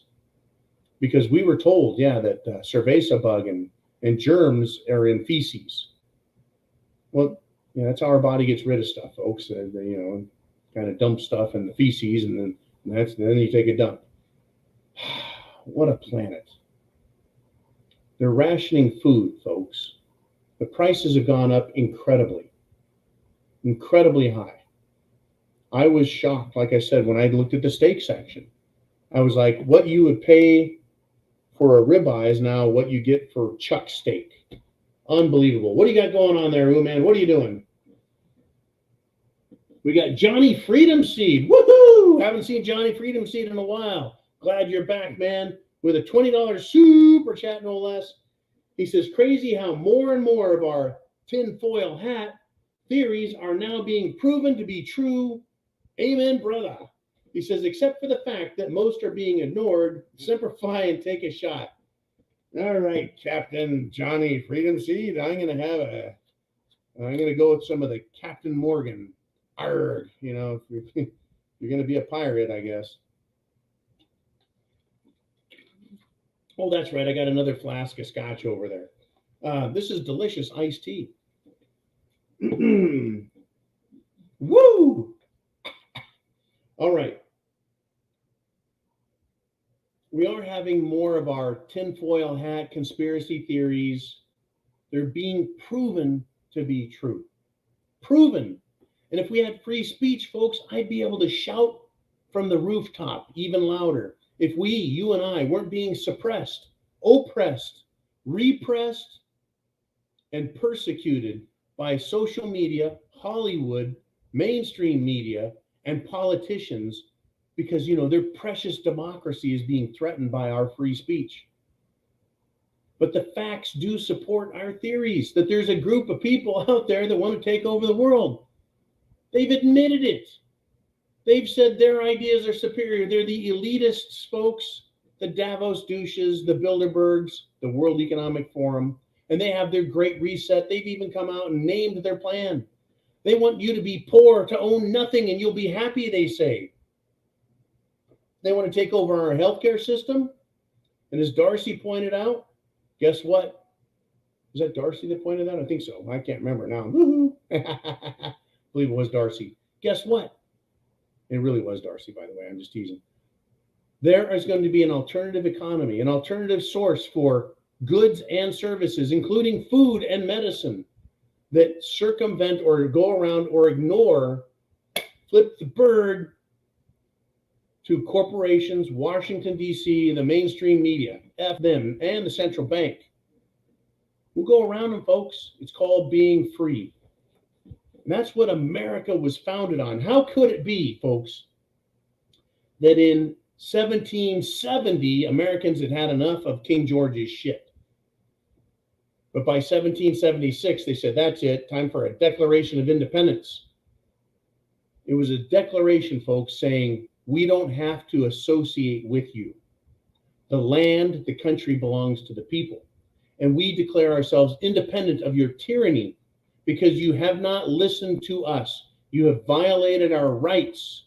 These rights come from God, not from any king or potentate or oligarch or corporation. Our rights are our rights. And if you're going to abuse us, then we separate ourselves from you. We can do that again, folks. I'm not saying violent insurrection or do anything harmful or dangerous. I am, in the most satirical form and fashion possible, saying we can tell them to fuck off. And we have every right to do so. We've exhausted all other efforts to remind them of their fiduciary, political duties, their oaths, and remind them of their place of servitude as public servants, and corporations also were only granted that license by the state if it served a public benefit. Corporations were only allowed to exist if they served a public benefit. Makes you question them, doesn't it? Anyways, Johnny Freedom Seed, Semper Fi, man, I took my shot and tinfoil hat wearing. Yeah, freedom. Gotta love it. Now, Raining Tornadoes of the $2 super chat donation says, pint of Mariduce triple, no winter coat needed. I don't know what Mariduce triple is. Almost sounds French. And I should be able to speak French since I took 3 years of French. No winter coat is needed, you bet. We got Crazy Uncle with a super chat donation of $10. I'm in trouble here. Tip number 3. Most of us here are men because we protect and provide. However, we cannot forget that women have requirements. Keep that in mind. Will also be just as good for barter as chocolate and booze. That's bartering candy, chocolate, booze, if you will, liquor. Everything is barterable, including ammunition. Just be sure not to barter away ammunition to someone who isn't a patriot and prepper. Now, interesting, folks, when I first started this channel, we started with 11% women. Back in 2013 and 2014, Google, by the way, has analytics where I can go in behind a video and see what the percentage of men to women. It breaks it down by age demographics, country of origin, where people are at, etc. I can see where people are at and how many, what the age breakdown is. Our demographic group, our main demographics is age late 30s, early 40s to the mid and late 60s. We do have people older and we do have people younger, but the meat of this channel is about, literally, folks, 35, 40 years wide. It's a wide demographic. And we started with 11% women. And despite my best efforts to be a sexist asshole, look, my mom calls women broads. Still, talked to my mom the other day. God bless her. I love my mom. She still calls women broads. And she's, my mom. Anyways, despite my best efforts, more women have become preppers.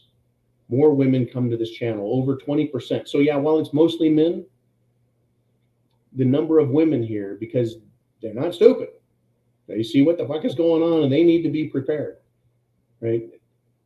And so I'm happy to say we've increased in female viewership, even though I'm a big, nasty, Swedish guy or Marine, and I've got a foul mouth and a foul attitude, and little humility there. Yeah, women, folks.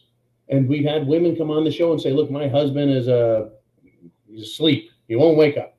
So I secretly prep behind his back, right? I buy stuff, I'm planning. And then there are a lot of single moms here. There are women that run farms and ranches, and it's incredible. There used to be a prepper woman that would come on, and she had her own channel and had the little squirrel. It's been a while since I've seen her, because I quit checking YouTube comments, because YouTube comments, it's a freaking nut house. I love the Zoo, Sunday Night Live Zoo, because it's Patreon and YouTube. But the regular everyday, was she prepper nut? The natural prepper? No. Anyway, she was a nice lady. She did her own prepper videos on preparing and preserving food. We all have our strengths, folks. What we know how to do, and we need each other on an individual basis. We need each other, community, and also nationally. That purpose, when I was talking about why we're preppers and why we're patriots, is to serve not just ourselves, but to serve humanity, to protect each other, both the strong and the weak. And there are some prepper women out there, folks. They'll put a bullet in you. I knew in California a woman who could pip the ace. She could put a bullet between the eyes on you at 400 yards. She was a hell of a good shot. And anyways, they're out there. Look out. Okay, we got, oh shit, it's Jenny Jen checking in with a super chat donation. I love you, Jen. I hope everyone's good back home there. And I still call it home because, well, I made my home there for 20 years. I miss you guys, all of you. Say hey to Chancey. Say hey to Russ. Say hey to everybody, Jenny, as well as that little man, Gray, that you're raising. He's a good young guy. Say hey to everybody for me, if you would. Jamie, everyone, the whole gang. And this is what she has to say with a $19.99 super chat donation. I suck at this. What are you doing, man? I don't know what I'm doing, man. You don't know what you're doing. Come on, man. Yeah, you gotta wrench the wrench. I gotta wrench the wrench. Anyways, Jenny says, I got the notification late. Sorry, bro. Good to see you in the Prepared Mind crew. Hey, all. Jenny Jen is great, folks. She's one of the people, believe it or not, that recognized me. I was at my bar, and I think I was there. It was a UFC fight, Ultimate Fighting. It was at this big meeting room bar, and Jenny Jen came in, and she sat at the table next to me, and they introduced themselves, and she knew who I was. I had no idea. And she's like, I know who you are. And I was like, uh-oh, and it was really cool. You just felt an instant connection. And Jenny was great, and I got to know her really well. And it is great when you meet people. But yeah, there was a lot of people. Fuck, one time I was standing outside a Tractor Farm Supply. A dude drove by. Then he drove back by and goes, "Hey, John, how you doing?" I'm like, "Hey."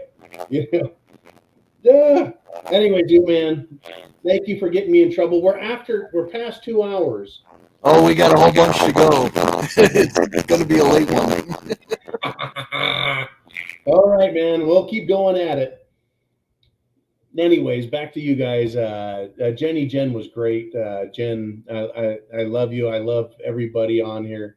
Thank you for taking care of us. Thank you for the information you provide and for carrying my water. Be sure and catch Lucas if you can and give him a big old noogie on the head. And Chris P. Bacon checks in, and he's got a $5 super chat donation. He says, "Why is there a new fence around the Federal Reserve headquarters?" I don't know, because they kicked me off of the Federal Reserve Board, brother. But I'll take a guess, man. And Crispy Bacon, behind the scenes, folks, is always delivering me awesome financial, monetary, and economic. And those three are disciplines, even though I'm not a financial advisor, and I'm not an economist, and I'm not a monetary specialist, but I still can talk about it because of free speech. Anyways, Chris has all kinds of great information, a fantastic source. Folks, when you get to know people, it's incredible. I mean, wow. The Federal Reserve headquarters. It is my best guess, brother, and everyone else out there, that some crazy shit's going to happen. And let's see, Congress put a fence around Congress. That would be Nancy Pants Pelosi. The president of the United States, Joe Biden, I just can't say his name without laughing. He not only put up, they shut down Pennsylvania Avenue. They got the original fence. They've got an additional concrete and steel fence to protect the White House. So if the Federal Reserve is putting up a fence, it's because they believe that people are going to target them. Now, if you've ever seen a Federal Reserve bank, number one, it has no money inside of it. The money is printed by the U.S. Treasury. The Federal Reserve just decides where the money goes, or the paper currency. The Federal Reserve Bank, what do they have in those banks? They're these huge, massive stone and concrete edifices. I think they're going to have a cyber attack. I think that something bad is going to happen. They're going to take away our currency. I think they understand that people are going to look at the Federal Reserve and go, "Hey, you screwed up our system." In fact, something fascinating was said the other day, and I may have been listening to a broadcast by Sprott or somebody, some financial guru, and they were saying that they think that the Federal Reserve is going to be fired because they have failed to perform their primary function, and that is maintaining a balance with our currency and our economy to keep things going. Now, I don't know who more to blame, Jay Powell of the Federal Reserve or old Yeller Yellen, Secretary of the Treasury, United States Treasury. They're supposed to work hand in hand on fixing things. Folks, everyone who's got power and authority is building bunkers. I have a funny feeling the United States government is getting all the chicken breasts, by the way, and putting them in their freezers, because the government always protects itself first. Continuity of government. That's what most of the executive orders are about, is the government maintaining power and control. It doesn't say anything about protecting the people, and the continuity of government is to ensure that we're good. No, they're worried about themselves. They're rotten. I'm just not happy with them. Christine Bihana is checking in with a $5 super chat donation. And she says, "Have a shot, you too, Ooman and Blue." Well, I'm guessing Blue is Bonnie Blue. And I don't have any choice. I'm going to go with, nope, back to the scotch. Woo! I tell you what, thank you, Christine Bihana. I think we found our troublemaker. Oh. I think it was Christine that started all this stuff tonight. What was that, buddy? I said, I think we found our troublemaker. I think it was Christine that started all this tonight. Christine started it. All right. Thank you, Christine Bihana. Ooh. I think this one contains the remnants of that 18-year-old scotch. You can just taste the difference, folks. Wow. That was good. Thank you, Christine Bihana. Normally, folks, we go 2 hours. 2 hours, and I'm done, right? I'm cooked mentally. But as long as there's super chat donations, and this is your chance, both on PayPal, which you guys can be here Monday through Friday with me in the afternoons, but YouTube has a chance to ask questions directly. And if you want a super chat donation, I'm here for the for the duration. There we go. And Penelope checks in. Hey, it's P. I love Penelope, folks. Behind the scenes, she supports the channel and our efforts. There's many of you that do, and Penelope is an awesome one. She's always sending me messages of hope and encouragement. Thank you, Penelope.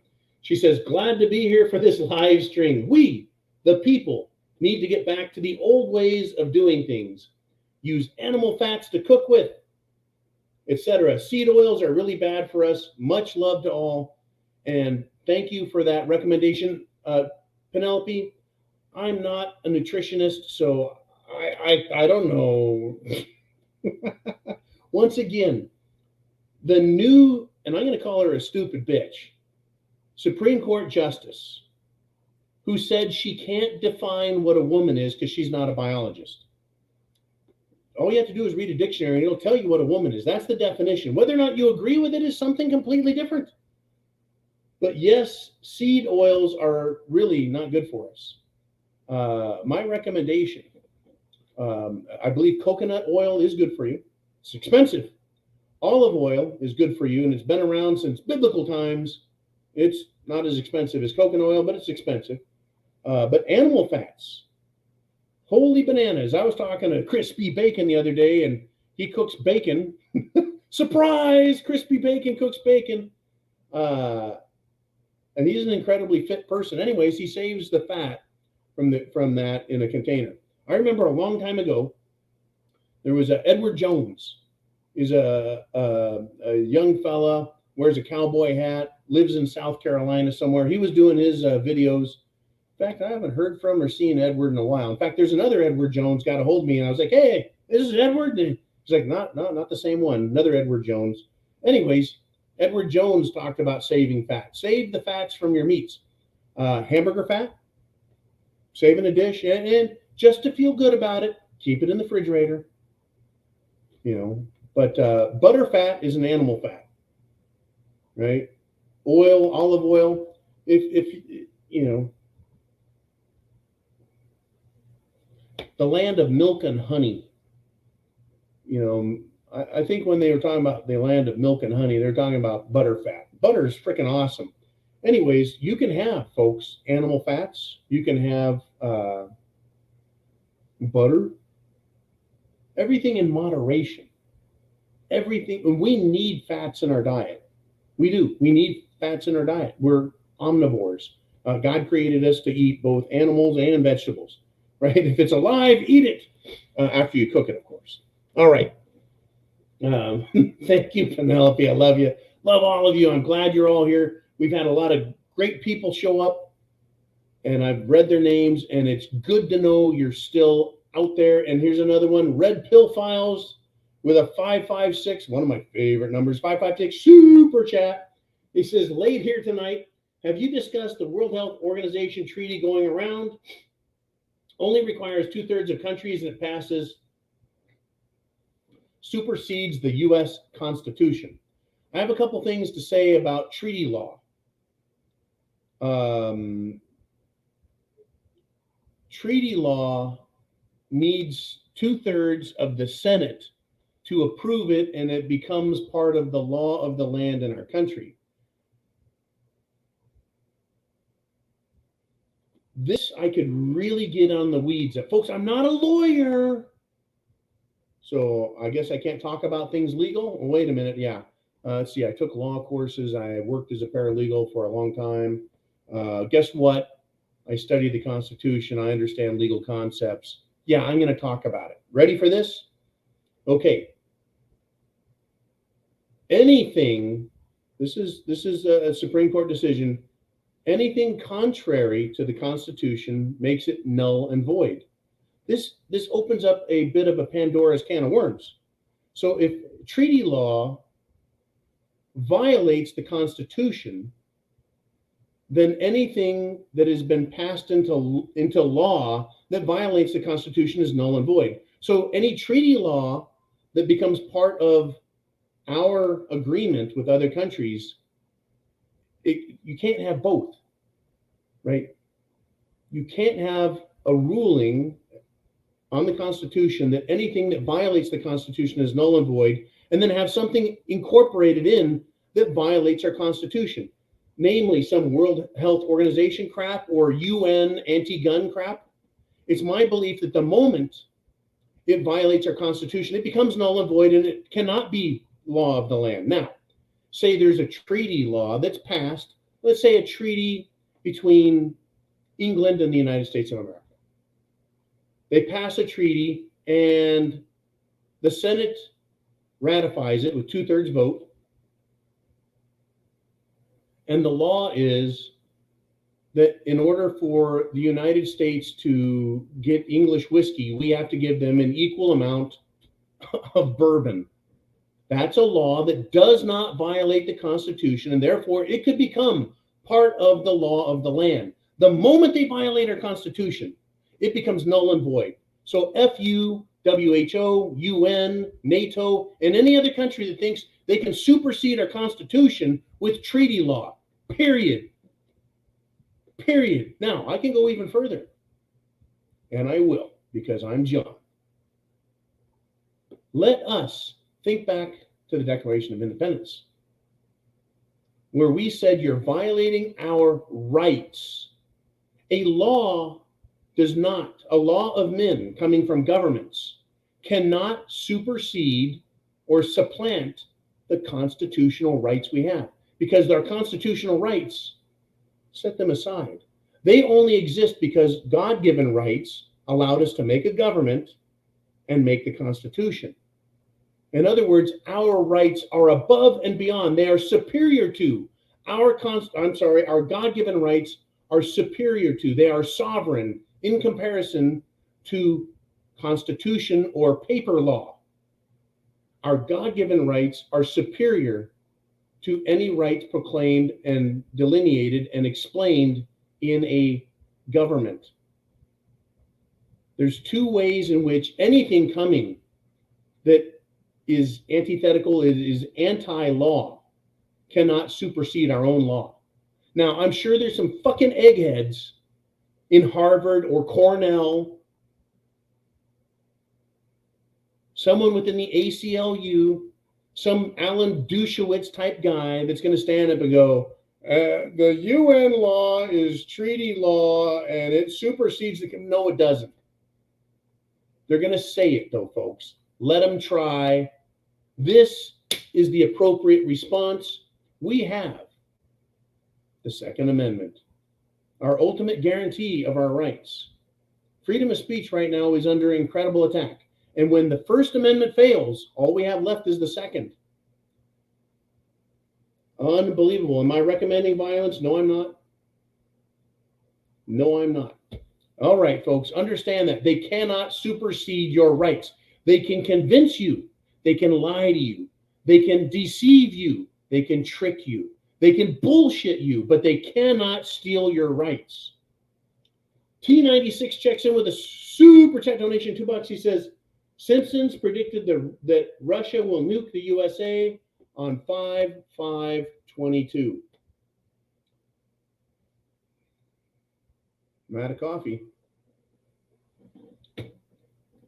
I'm out of 12-year-old scotch. We still have some 18-year-old scotch. I'm going to address your nuke question. Okay.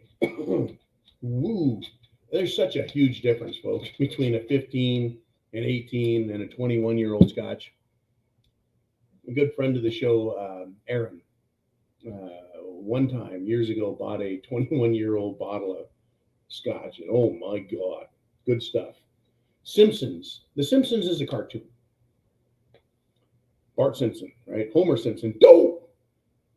Marge Simpson, right? Everyone knows the Simpsons. And there have been a number of things presented in the cartoon that have come to pass. Like Donald Trump taking an escalator ride down and announcing that he's going to be president. Strange, weird stuff. Weird stuff.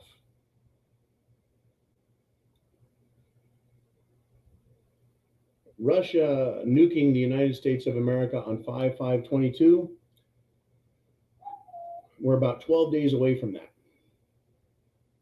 Just under 2 weeks. Based on the success of The Simpsons in predictive programming us with a nuclear weapon. Oh, another one they had was 9/11. There were 9/11 references in The Simpsons, several of them. There's a 9/11 reference in The Matrix. The clock showed 9/11. There's lots of 9/11 references in popular culture and media that were discovered after the fact, right? Ex post facto, after the fact. The fact that someone found one of these Easter eggs, as they're called, in The Simpsons, predicting a 5/5/22 nuke attack or mushroom cloud in The Simpsons is scary. What is my recommendation on this? Don't be fearful. Be prepared. Food, water, shelter, clothing, medicine, means of self-defense, and a plan. Okay? Be afraid? No. Be prepared? Yes. For that? Yes, and anything else. And once again, folks, around the world, guess what people have done? They bought the living shit out of potassium iodide. Those come in little pill packs. Oh man, I should have brought one. I keep them hidden. Not bad hidden, just hidden. I have them. And basically what it is radioactive cesium iodide, radioactive iodide or iodine gets into our bodies, and then our thyroid stores potassium, iodine, and if you get the radioactive one in you, it basically cooks your thyroid, and then you get thyroid cancer and you die. That's why radiation, that's how radiation kills humans. Okay, it's not good to have it in your heart or your stomach or your lungs or anywhere else, but it's the thyroid that gets you. Anyway, so you take potassium iodide, and you can get it on Amazon without a prescription. That's sold out. It's been sold out. Maybe it's available again. I don't know. Everything that's required to be prepared is starting to disappear off the shelves. That's why we have the thepreparedmind.club. Unless you're part of the Prepared Mind, you don't know about the thepreparedmind.club, where we have all kinds of shit for sale. We can't get you potassium iodide directly. Maybe we can through Jace. Jolene is off for the night. Man is too busy laughing at me. but I think we're going to do our best to get that. But do your best to get prepared for yourself. Now we got Yankee Watchdog, another long-time super chat and supplier and preparer and great all-around guy. Has a $5 super chat. He says, today is 4/24/22. It only comes around once, never to be seen again. Drink up, Marine. Ruh-roh. And I want to talk about this particular comment as we're at the 2.5 hour mark. Semper Fi, Yankee Watchdog. Now, a long time ago, back when I was married, I used to tell my ex, I've only got one day today. And I've told this to other friends. I've only got one 4/24/2020, and I'll never get a chance to live it again. I can look back on it and say I lived it well or I didn't live it well. That doesn't mean be a hedonistic piece of shit, a drunkard, a druggie. That's not what I'm trying to say is live your life well. It means you can have a drink, everything in moderation. It means you have a chance to help other people. That's my job. That's what I feel my job is helping people. So you're going to take this video link, right, the URL, the internet address, and you're going to share it with people because that's going to help them wake the fuck up. They need to. We all need to wake up. Even I need to continue to wake up, to continue to grow, to continue to live well, to continue to help everyone, and yes, even continue to have a good drink. Thank you, Yankee Watchdog, for that. But you only have one today, folks. You have one chance to live today. You'll have one chance to live tomorrow and the day after and so forth and so on.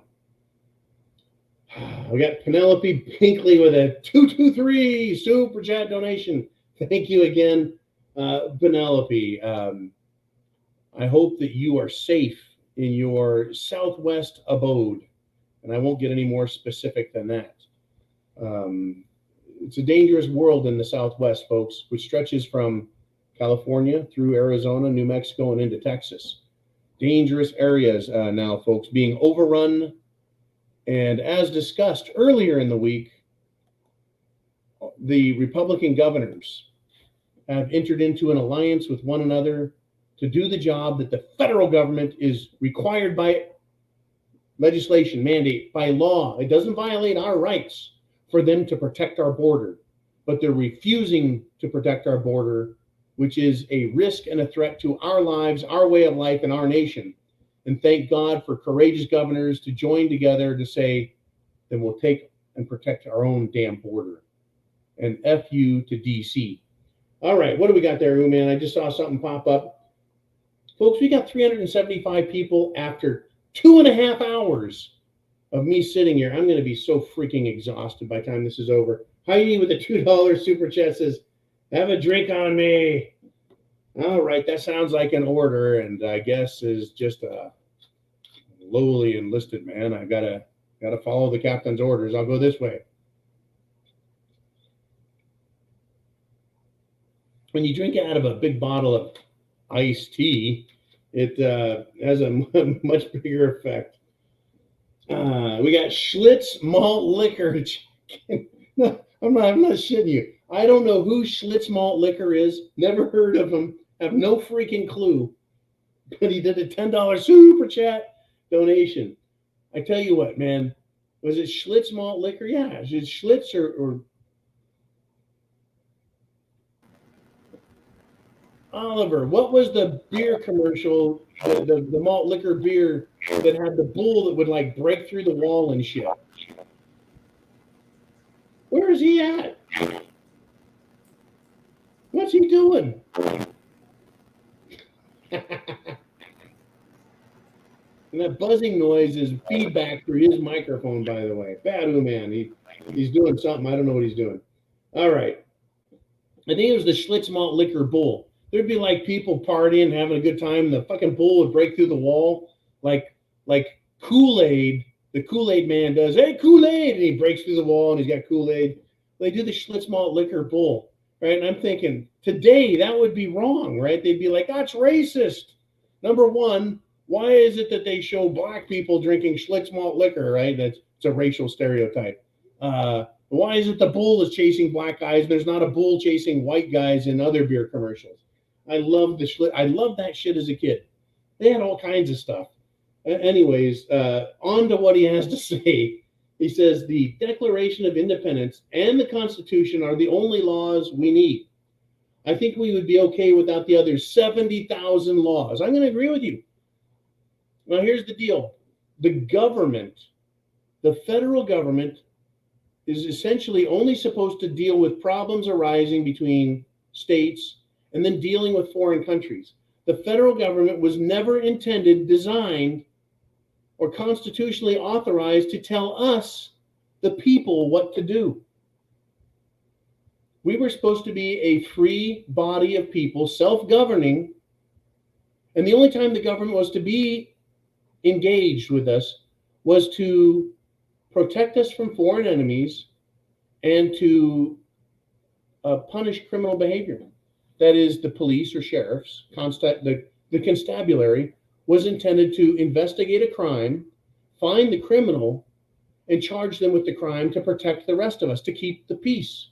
Hence, peace officers, constabulary, sheriffs. I agree with you. We don't need them, right? I go through every single day, and I live them as well as possible. I go through every single day, and I don't need the police, nor do I need the sheriff.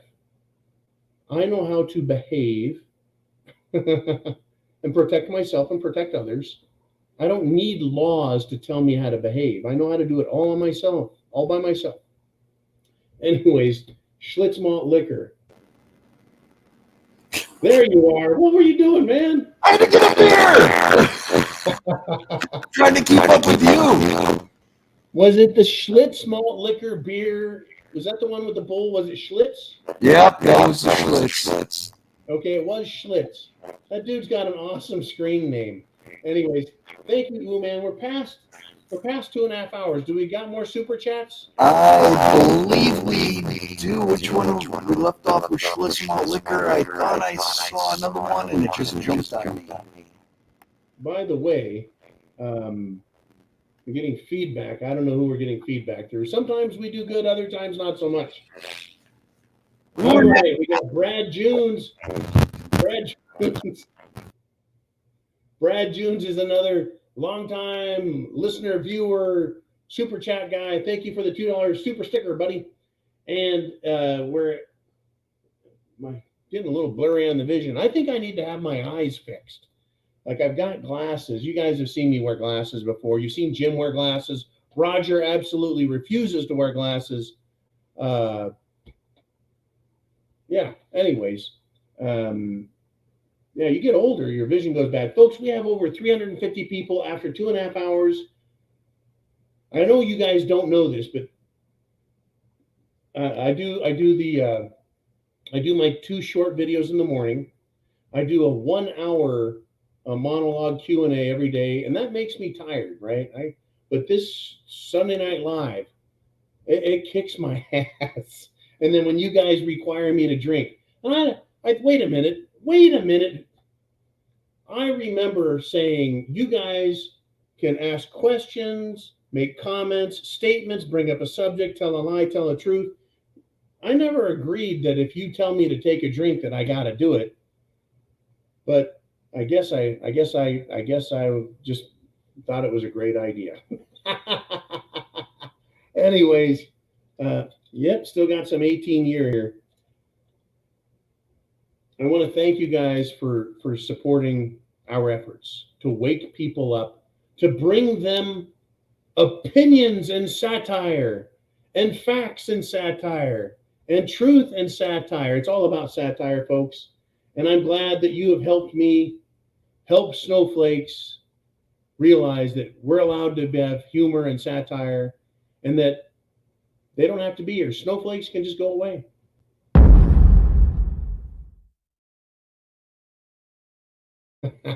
Anyways, we got Shelly Chavers back in with another $5 super chat donation, and she says, "Still listening with Avi, John. We're glad you're having a good time." I almost said we're having a glad good time. John, we're glad you're having a good time. I'm having a good time with you guys.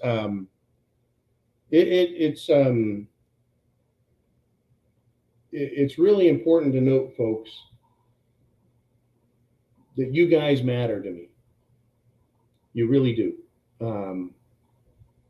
Right. I mean, I can talk to people in my life, and really, in all truth, I'm very much an introvert, and I like my quiet time.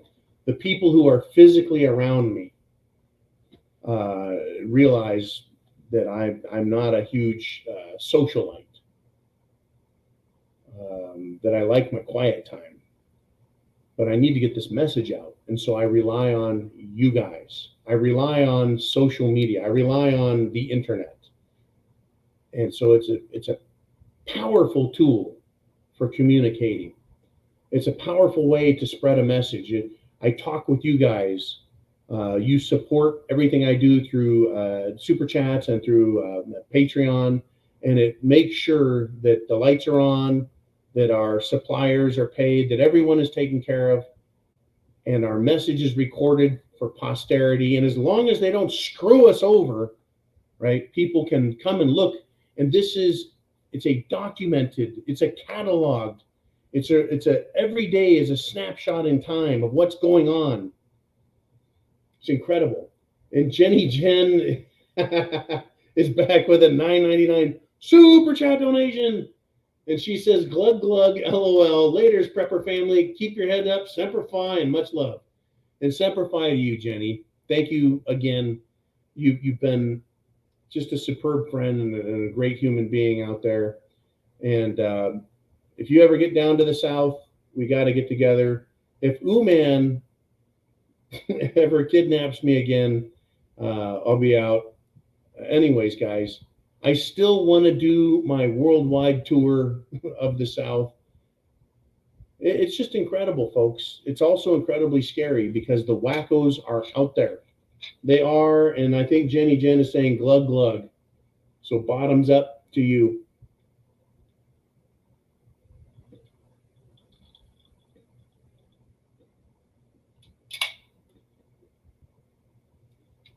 It's like mother's milk. And that's the end of that 18-year-old bottle. Wow. Now we got Blue Cord Devil checking in with a $2 super chat donation. And he says, drink, peace, and prayers, watch your six. For those of you who aren't aware of what watch your six means, it means watch your back, trust and verify, head on a swivel, right? So he says, have a drink. Thank you, Blue Cord Devil. One more for the road with the captain. Oh, this is iced tea, by the way.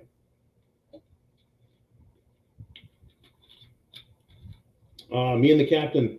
Holy cow, Alaska Prepper checks in with a $20 super chat donation. And he says, have a drink on me. God bless you. Keep fighting the good fight. I'll tell you what, Alaska Prepper, you got a hell of a channel on YouTube. Folks, there's so many good people on YouTube. There's so many good people who are spreading the word. Get prepared. America first. The Constitution. Never lose faith. Semper Fi. Godspeed to others. Folks, it's about law and order. It's about equality. All of us being equal in the sight of the Almighty. And our rights are superior to government responsibility. Remember that. Never forget it. It's just my opinion. And he says, have a drink on me. Oh, yes, sir. Okay, here we go. Me and the captain, we go way back. Thank you, Alaska Prepper. Godspeed to you, man. Semper Fi. There's a lot of soldiers, Marines, airmen. There's a lot of great people out there, folks, that love their country. I know you guys are part of it. Wow. Thank you very much. This is probably now the third longest show we've done. We've gone past 3 hours once. We've gotten close to 3 hours a couple of times. And so this one is one for the record book. I want to thank you for being here with me so much, like this entire time. This has just got to piss off YouTube. Not because we're doing anything wrong. We haven't violated a single term of service or community guideline in this video. They hate the fact that we can talk for hours and hours and have hundreds and hundreds and hundreds of people come here and thumbs up this video. When they put on a show, no one gives a shit. No one watches left-wing shit on YouTube. No one. The president can't get more than a couple of hundred people, and the ones that do show up, thumbs down him.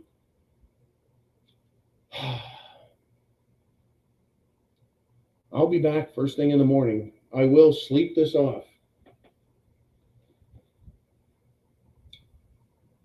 And I've got, folks, you guys really kept me busy tonight. I've got 1, 2, 3, 4, 5, 6, 7, 8, 9, 10, 11, 12, 13, 14, 15, 16, 17, 18, 19, 20, 21, 22.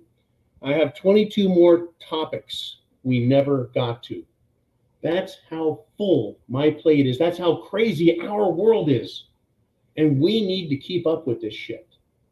Yeah, you should have food. You should know how to cook it. Yes, you need water filtration. Yes, you need the proper gear and equipment. Yes, you need radios. Yes, you should go to the thepreparedmind.club and buy the things you need. All those prepper items. And we also need to have a prepared mind. Understand how they're trying to trick us, how they're lying to us, how they're deceiving us, how we need to think and keep a very firm grasp on reality. We need to have that firm grasp on reality. Never lose sight of the facts and the truth as we see them. We don't have to buy the propaganda and the lies coming out of DC, the mainstream media, Hollywood, the New World Order, the United Nations, Davos douches. We don't need to believe the Bilderberg bullshit. We don't have to believe that the powers that be are so powerful that we can't overcome them. We are free men and women, and we have rights. Never forget, folks, we will have our Mad Max moments. Right now, I'm about to have a Raining Tornadoes $5 moment who says, For the drink of it, Meridsu is beer made by monks. Folks, as a brewmaster of beer, I'm ashamed that I've never heard of them. So it's a beer made by monks, very dark, like motor oil. Whoa. Try it sometime. I'll tell you what. I'm in the South. Where can I get Meridsu? So it is French. I'd like to try it. Very good. Anyways. And then Sean Lanto with 357. I have a Smith & Wesson 686, 6-inch barrel, factory silhouette sights, a very smooth and crisp custom trigger, and I can drive nails with it. Anyways, thank you, Sean. And he says, have a shot, fellow patriot, Semper Fi. Here we go, folks. Thank you, Uman, for encouraging this type of behavior. And thank you, Christine Bihana, for also encouraging said behavior. My desk is emptied of scotch. I drank all my scotch. And I'm down to Captain frickin' Morgan. Out of coffee. A little lemon vodka chaser. Folks, chance favors the prepared mind. It's not just a quote by Louis Pasteur. It's a way of life. Who did I meet? I can't remember. I meet people. I met a Boy Scout the other day who's grown up into a man. He's a man scout. And we're everywhere. Patriots, being prepared, Americans. And don't give up on the youth either. I think I'll end on that thought, since there's no more super chats telling me to become inebriated or more inebriated. Being prepared. It's a Boy Scout motto. Land of the free, home of the brave is an American ideal. Our Constitution was revolutionary in forming a government. Our Declaration of Independence was revolutionary, declaring that even a king, someone who claims that God planted their fat asses on the throne, does not have rights superior to ours. Like a government, folks, a king, his sole responsibility, folks, understand this. A king is not God, even though they believe they have divine blood and they rule by divine right. Some say it's because they believe their blood is divine, as in coming through a line of Jesus. Others believe that their divine right is that God blessed them in some way and pronounced them as a king. You know, like a watery tart rose up out of the lake and is lobbing swords about blessing and king. No, the king's sole duty was to protect his kingdom for the benefit of the people that he ruled over. They served the king. He ruled over the people, but only so far as to protect them. He was to unite the people and command them in protection of the kingdom for the benefit of the people. And when the king no longer serves the people no longer must serve the king. The same is true of a government, whether it's run by a single person, you know, king/dictator, or an elected representative body. You and I are better served by an elected body that's restricted by a constitution known as a constitutional republic. Whereas a democracy rules by majority at any one point, and it can change its mind on a whim because the people wish it, and a majority rule. That's democracy, extremely dangerous. Off to the side. A king or a dictator rules for the people when he is benevolent. And when that dictator or king is not benevolent, they rule by fiat. That is false law, because they're not serving the people, they're serving themselves. So we can dismiss a king and a dictator. We can dismiss a democrat or democracy. A constitutional republic, folks, is the best guarantee mankind has ever seen in preserving their right to life, liberty, private property ownership, and all other rights. And here I am rolling in on 3 hours. And I'm just bullshit. I'm just talking to you guys. It's fucking crazy. 323 people here. And I'm freaking lit. And I'm talking to you guys about law, history, philosophy. And this is what I do. Oh, by the way, I wore this shirt in public. The Kyle Rittenhouse limited edition fuck around and find out shirt. And as I went through the public today, I turn around and see the expressions on people's faces as they read my shirt. And my back is about as wide as a billboard. And so it's easily visible from far away. And when we had these shirts made, we, meaning me and you, I made sure to print it in a very large and very visible, very readable font. And not one person decided to fuck around and find out.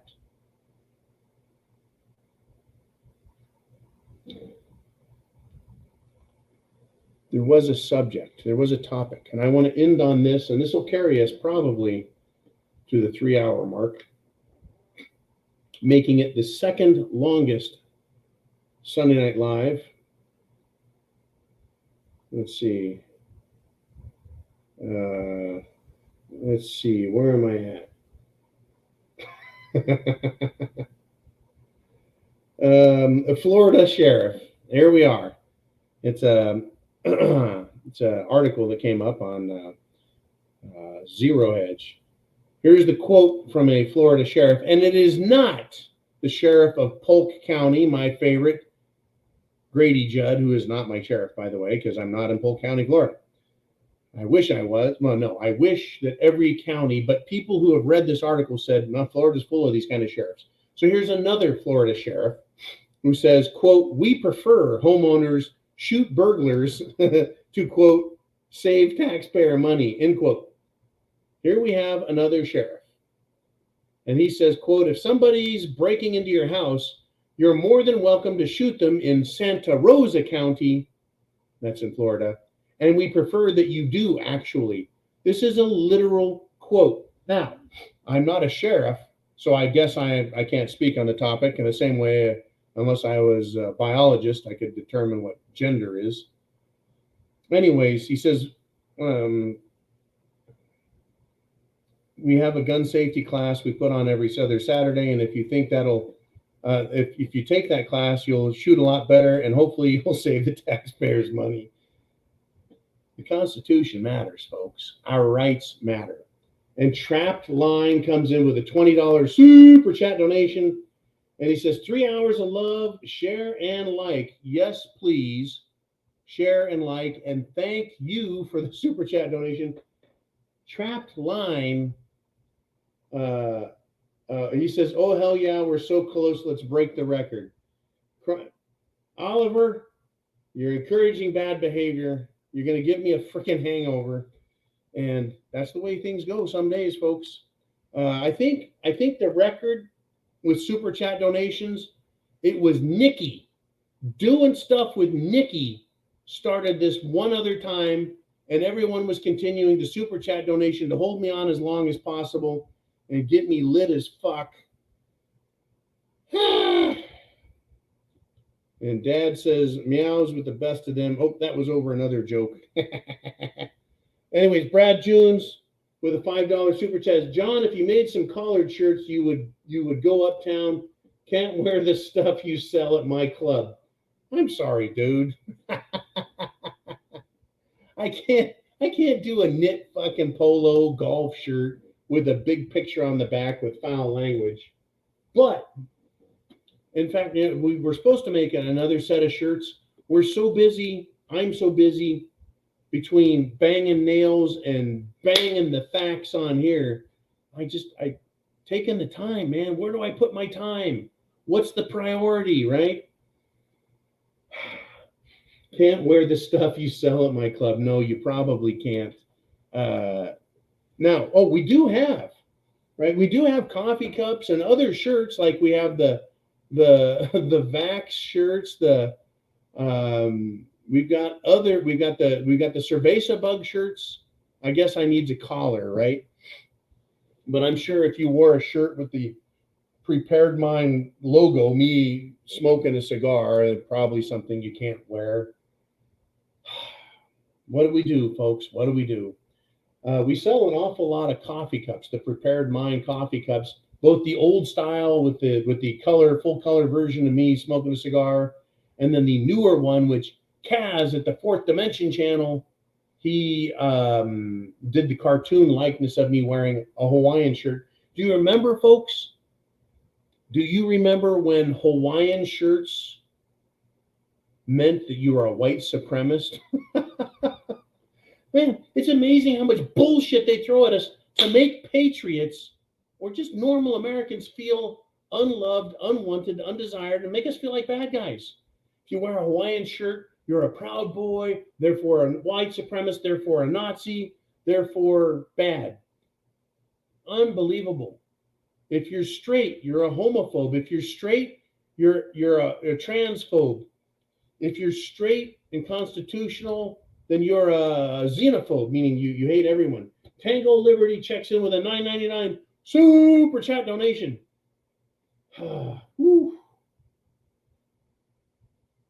Wow. Thank you very much for that, Tango Liberty. He says, take a shot. I tell you what, you know who we haven't seen tonight? Come to think of it, we haven't seen Cottage Farm. Is she on there?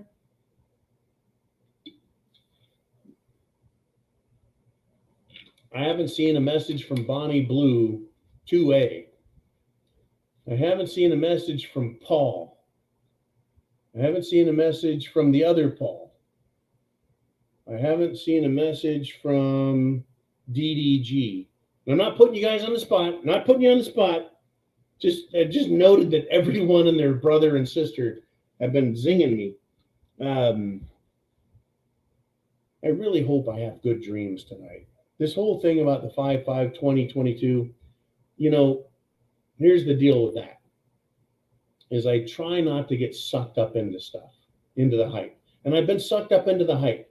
One of the times that I got really pissed off and did a mega cussing rant, and this is prior to YouTube saying you can't scream and yell and cuss and yada, yada, yada, was over that nurse that was exposed to Ebola and decided to go out in public. And since then, we've learned some tremendous lessons about hype and hyperbole surrounding disease and pandemic. At this point, I've discovered the benefits for my horse and my horse only of horse anti-wormer paste and other anti-malarial drugs and their effects and their beneficial nature and how long they've been around and how safe they are. I've learned a lot about that, have we not? Thank you, Uman. You're very bad. And I know you've got to get up early and hopefully, and I see you laughing on there, and I see you on this other computer. Don't pretend like I don't see you. All right. Anyways, where am I at? Oh, yeah, we've learned a lot of great lessons over the years. And we're going to continue to learn lessons as long as we keep this alive. I do want to say thank you to everybody. And everybody, we need to be prepared. We need to be careful, very careful. And that's something that I think I've done well at, is being careful. We got another private message came through. Yeah, there we go. Yeah, we had Vaughn. Vaughn with Backcountry Prepping, Crispy Bacon. The R Syndicate is always on duty, folks. You're always on duty. There's 315 people live still at 3 hours. Unfucking believable. Again, this channel, folks, is not successful because of anything I do. I'm just a dude. I'm just a guy that comes on here and talks. But there is, folks, it is you and I. Let me say it this way. It is you and I against them. And this is who we're up against. We're up against the unbelievable hubris, the unbelievable, overly sanctimonious government bureaucrats and government officials and government agents and government liars and elected politicians.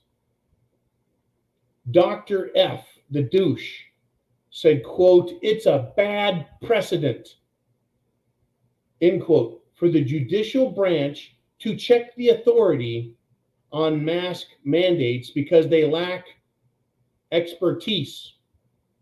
This is where this little fuckstick, and like I said, I don't usually go off on rants, but he is a fuckstick. The judges, let me rephrase that. Constitutional judges, original intent judges, conservative judges, real judges, non-political judges do not lack expertise. And forgive me for raising my voice. I just wanted to make sure that the little bastard can hear me from DC, even though I'm in the South. They don't lack expertise. To the contrary, meaning you're 180 degrees wrong, you little fuckstick. They do not lack expertise. Judges that meet the qualifications I described in saying what a judge is are 100% qualified to discuss law. The expertise of medical ding-dongs does not supersede the law. Nowhere in the Declaration of Independence, nowhere in the Constitution does it say doctors are superior to law. Because it goes God, people, meaning me and you, then the Constitution. The Constitution created the law, and the government, right, that's created by the Constitution can only make rules for other government, lower government, and corporations. So how can a government supersede the Constitution created by the people, created by God? He is saying, in other words, Fauci is, Dr. Doom, it's bad precedent to violate the edicts of doctors. So he's saying that, folks, doctors are above the government, they're above the Constitution, they're above the people. Because the law that we, the people, made, the Constitution, can't stop doctors in their opinion. It's bad precedent to violate their expertise. Nowhere, folks, between us and God does it say anything about doctors except this. And this is the quote. Are you ready? "Physician, heal thyself." In other words, you little bastard, God does put you in your place. Your place is not above us, the people, or our Constitution. Certainly not our Declaration of Independence.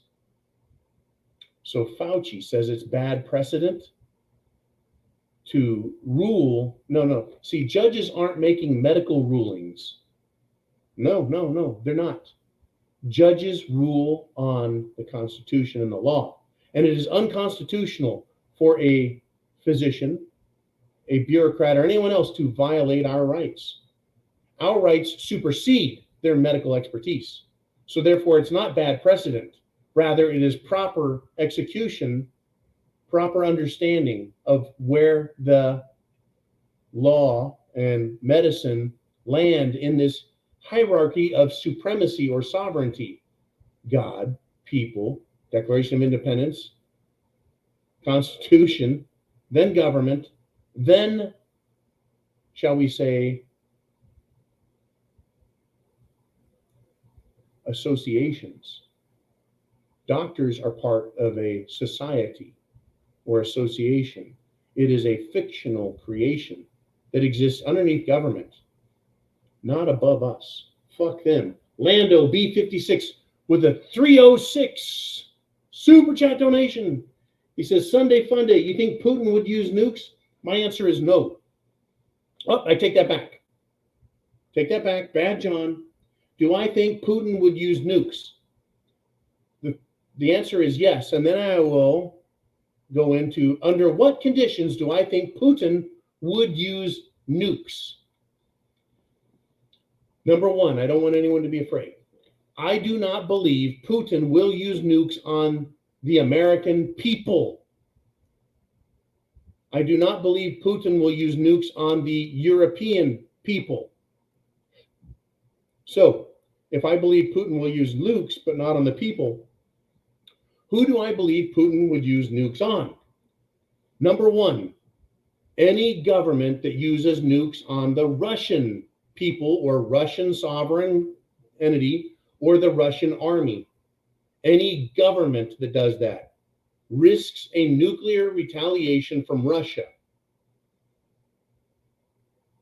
Governments exist in Washington, D.C. I would not want to live in Washington, D.C. because that is a government. And I don't believe that a smart person lives underneath and in and around a nasty government. Other governments include NATO headquarters, European Union headquarters, or any capital, any government building capital in any country, including Poland, Germany, Spain, France, England, Italy.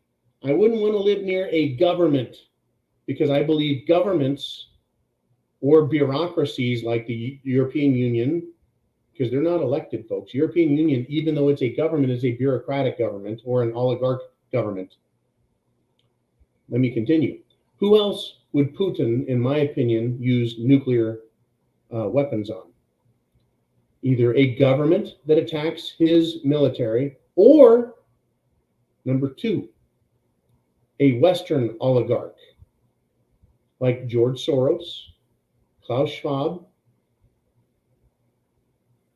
Bill Gates, or some other oligarch corporate leader that has used its power to create the situation in which they felt it was a good idea to attack Putin. So if you are an oligarch or a very wealthy corporation or corporate leader, you could have nukes used on you. I wouldn't want to work for a large corporation that is involved in politics. The other body of people that I think that Putin would or could or may or might use a nuke on if he is attacked in the same fashion would be the aristocracy. European aristocracy risks having their estate nuked, or if not nuclear, folks, and I really appreciate this question, Lando, if they try and assassinate Putin, he has an enemies list, people that don't like him, and he knows who they are, and they know who he is, obviously. If they attempt to assassinate Putin or use their influence to harm him or his country, I believe he may use a hypersonic weapon, whether nuclear or not, on an individual, a corporation, or a government. I don't believe Putin intends to hurt the civilian populations of any country on the planet, because he understands that we, the civilian population, aren't making the decisions that are causing the actions to be taken against him and his country. He knows who is to blame: politicians and their puppet masters. Putin is not a dumbass. Now, this is one scary situation. What if Putin, and it's interesting, we're climbing higher in people attending this Sunday Night Live than we were 10 minutes ago. We dropped down to almost the low 300s. Now we're back up to 334. Okay, it would be scary if a nuclear weapon was fired on civilian targets inside Russia, because then there is a potential that Putin would say, we're now going to have collateral damage. So would Putin punish European people or American people for what our narrow, little, controlled politicians did in attacking his people? It's possible he could enter into an exchange to inflict collateral damage, which is extremely frightening. And I don't believe Putin is that irresponsible. I do believe, and I would pray, folks, that were a nuclear weapon used on the civilian population of Russia, that Putin would release footage of the people that were killed and would not respond in kind. Because a full release of nuclear weapons back and forth would basically destroy humanity and our civilization. It would be a very bad situation. But Putin knows who the bad guys are. And I would hope that even if a nuclear weapon was released against the European or American people, I would hope that Putin would strategically target those who are in charge of making those decisions. Now, that could include London, and there are a lot of civilians that live in London, Paris, Rome, Warsaw, Berlin. It would be a nightmare, folks. I pray that doesn't happen. Oh! It's Cottage Farm who checks in with a $20 super chat donation, and she says, "Okay, John, shot time. Cheers." Ah!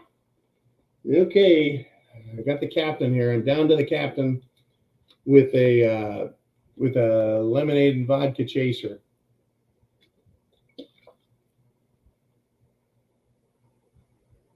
Oh, those those iced tea shots are killing me. Thank you, Cottage Farm. And you have been,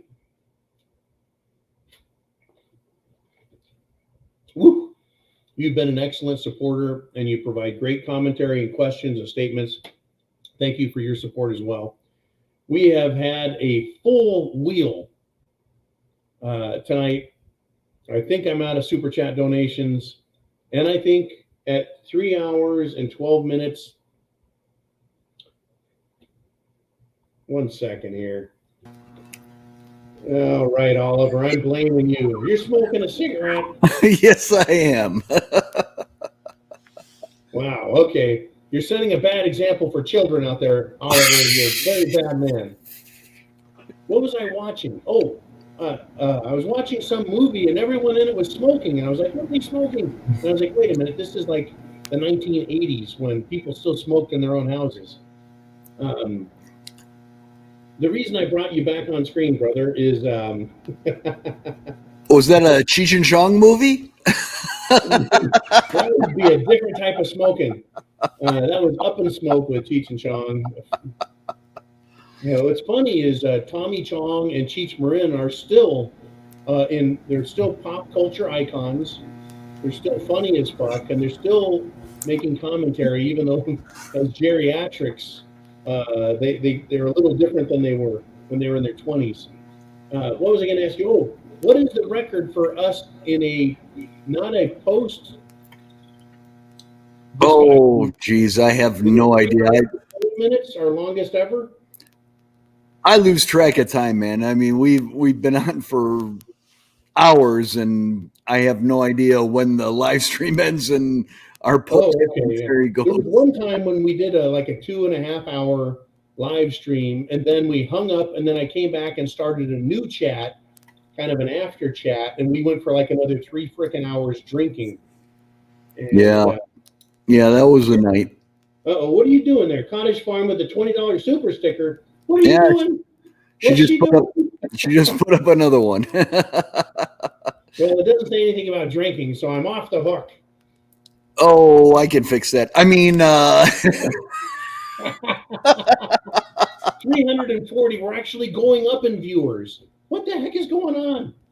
I don't know, man. We got 335 watching and 453 thumbs up. So that means that there have been a lot of people cycling through here that aren't showing up on the numbers here. Without you, man, and Jolene, and without the R Syndicate, which is you, by the way, the rsyndicate.com. It's all Jolene here, man. Our syndicate has nothing to do with it. I'm just here to pick up the slack once in a while. Woo! The captain, he's a rough one, I tell you. Oh, I have a feeling tomorrow's going to be a rough morning. Really, I mean, if more questions came in, I would be forced to answer them. And Jolene's going to feel guilty. You know what, Oliver? She's going to feel guilty. She's going to be like, holy cow, I wasn't there. You guys had the longest show ever. And she made us work extra hard. Okay, here we go. Cottage Farm, you're an ass kicker. Here's another troublemaker. Blue cord. Oh shit, dude, you were gone. You were moving stuff. You should be unpacking. Here you are making me drink. You know, good thing I'm in my bunker. I'm gonna have to lock the frickin' hatch. This is all Blue Cord and Christine and Heidi's fault. I'm blaming them. Heidi's a trip. Heidi is an. Anyways, Blue Cord Devil, Semper Fi, man. There was one time I did this. I did a group chat. It was Luke Banter and Matt. I can't remember his freaking channel. And another channel, and this dude named Dave who had another channel. And oh shit, it's Jenny Jen. Anyways, I drank a whole bottle of fucking 12-year-old Glenlivet in that show. I was broadcasting from my bedroom at that time back in California. That was probably, I think I was still married, so it must have been 2015. Fuck, it was a long time ago. Jenny Jen with the $9.99. Tipsy John is fun. John on rum is the best. Stupid rum drunk John. Thank you, Jen. Okay. Anyways. Yeah. I can't remember the dude's name. It was Don, or it was one of those single syllable names like John, or it wasn't Gus. Did we have a guy named Gus that used to be on here? I don't remember a Gus. Neither do I, man. But oh shit, Gus is a friend of mine from California. Gus is from Micronesia. Gus is from, what the fuck island was he from? Anyways, Gus was cool. In fact, no, that would be racist to discuss the fact that I actually came back from that trip I took my older son on to Hawaii. Yeah. I came back from Hawaii. I was actually more tan than Gus, who was an islander. I was like, dude, you need to get more sun. And speaking of troublemakers. Yeah? Oh, Jesus. Dude. Heart attack. Yankee!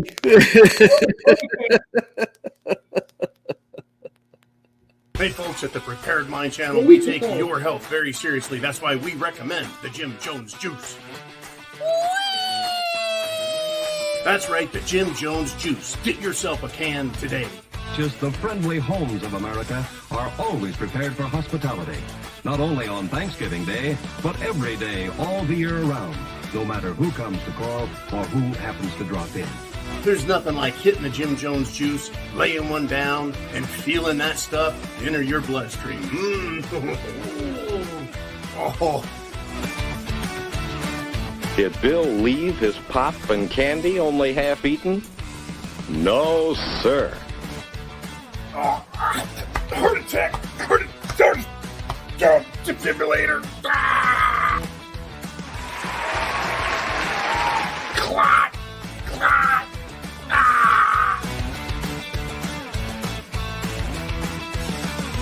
Don't forget, call an ambulance when you get your Jim Jones Juice, because it's that good.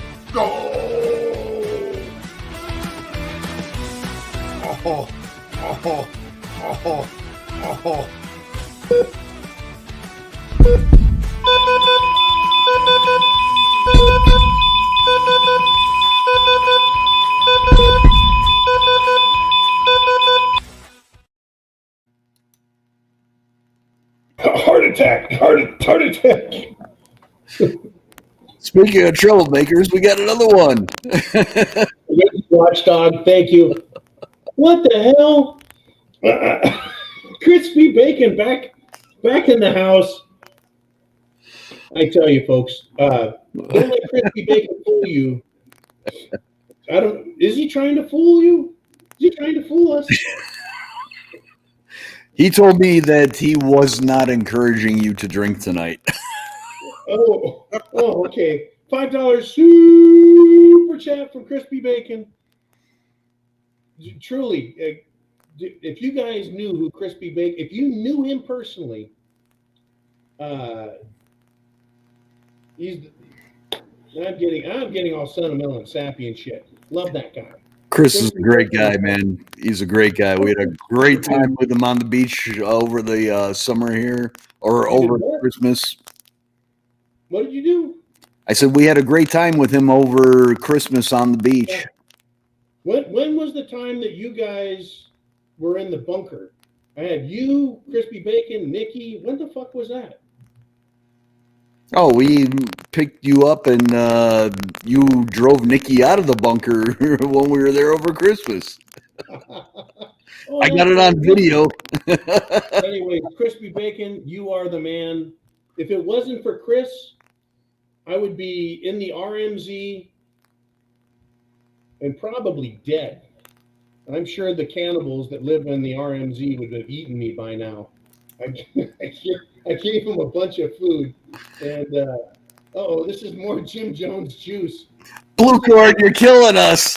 You think you're funny there, putting all these up? You're probably playing old ones. Anyways, Crispy Bacon, literally, folks, saved my life. He facilitated my return to North America. If it wasn't for Crispy Bacon, yeah. Literally, and I ain't bullshitting you guys, he saved my life. A lot of people don't know that. Now you do. At least 302 people know that. Okay.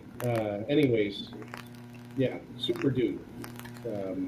But there's only so many people in life, and if I had a fortune, I would trust Crispy Bacon with it. If I had a fortune, I'd trust you with it, man.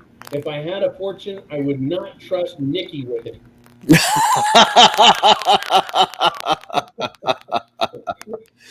Well, you'd have some cool bikes. She has the most incredible Duke. If you guys know who doing stuff with Nikki is, she's got a channel. She is one badass motorcycle riding, total awesome, cool person. But I wouldn't trust her. I'll tell you why. Because Nikki is all about having a good time, right, man? Absolutely, she's a great gal. She is a superb human being, and she has a way of convincing you to do what she says, which is extremely dangerous and hazardous to your health. And she doesn't even care if you don't wear pants. What the fuck are you talking about? What do you mean? Are you not wearing pants? Are you doing You said tonight was pants were optional. Are you doing a Jeffrey Tubin? You said pants were optional tonight.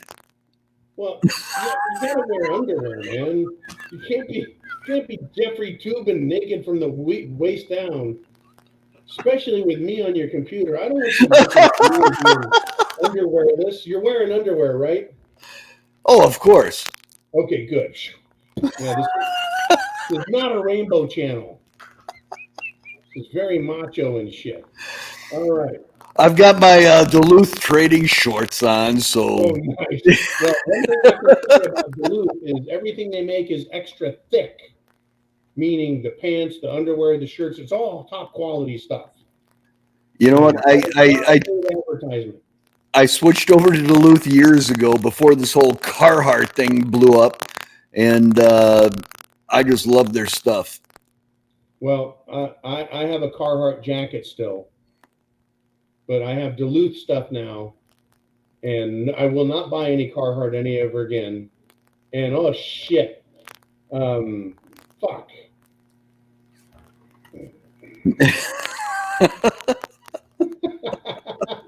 Lando checks in with a 556 super chat donation.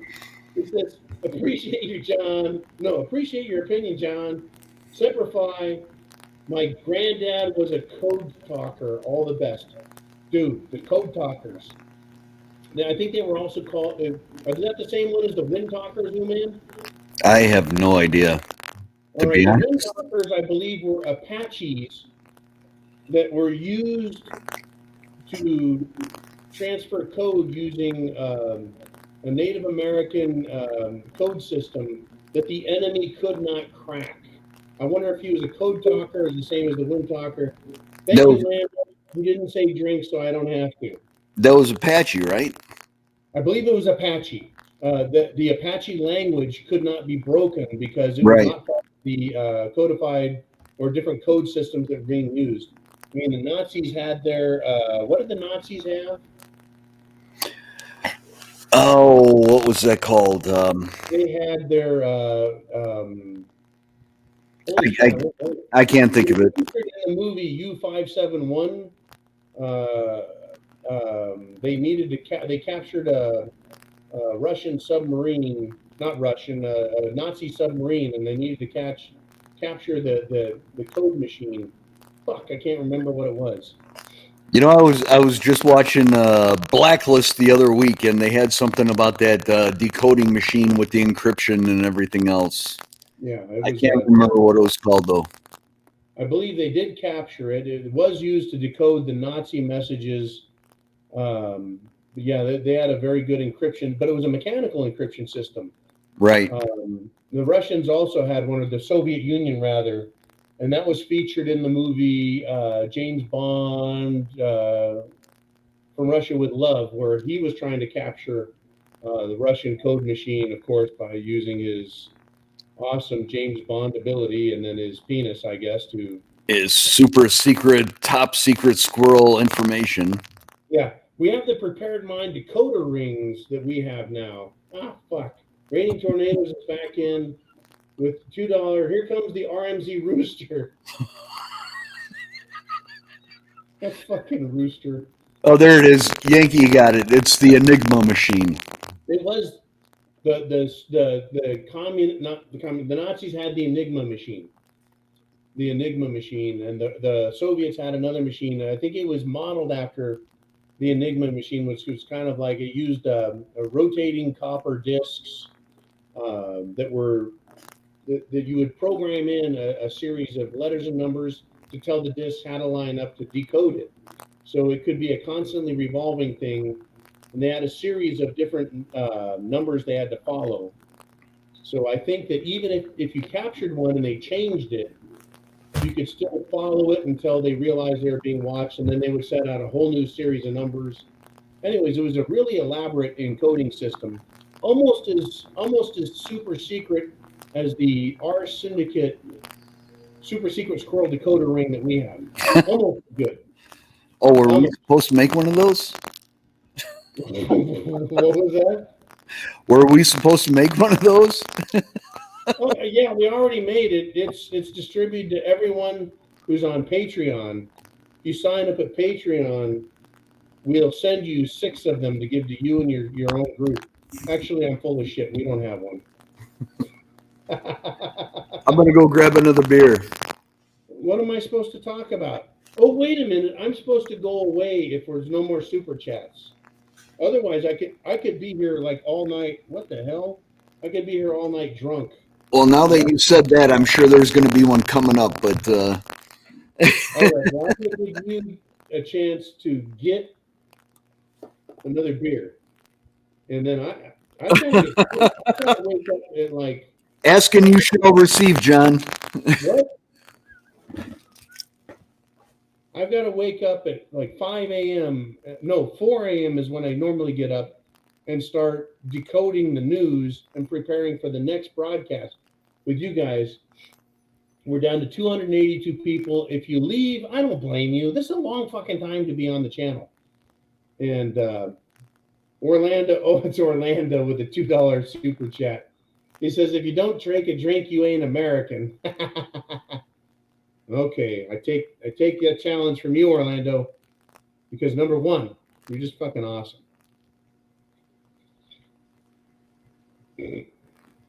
Number two, no one's ever going to accuse me of not being American.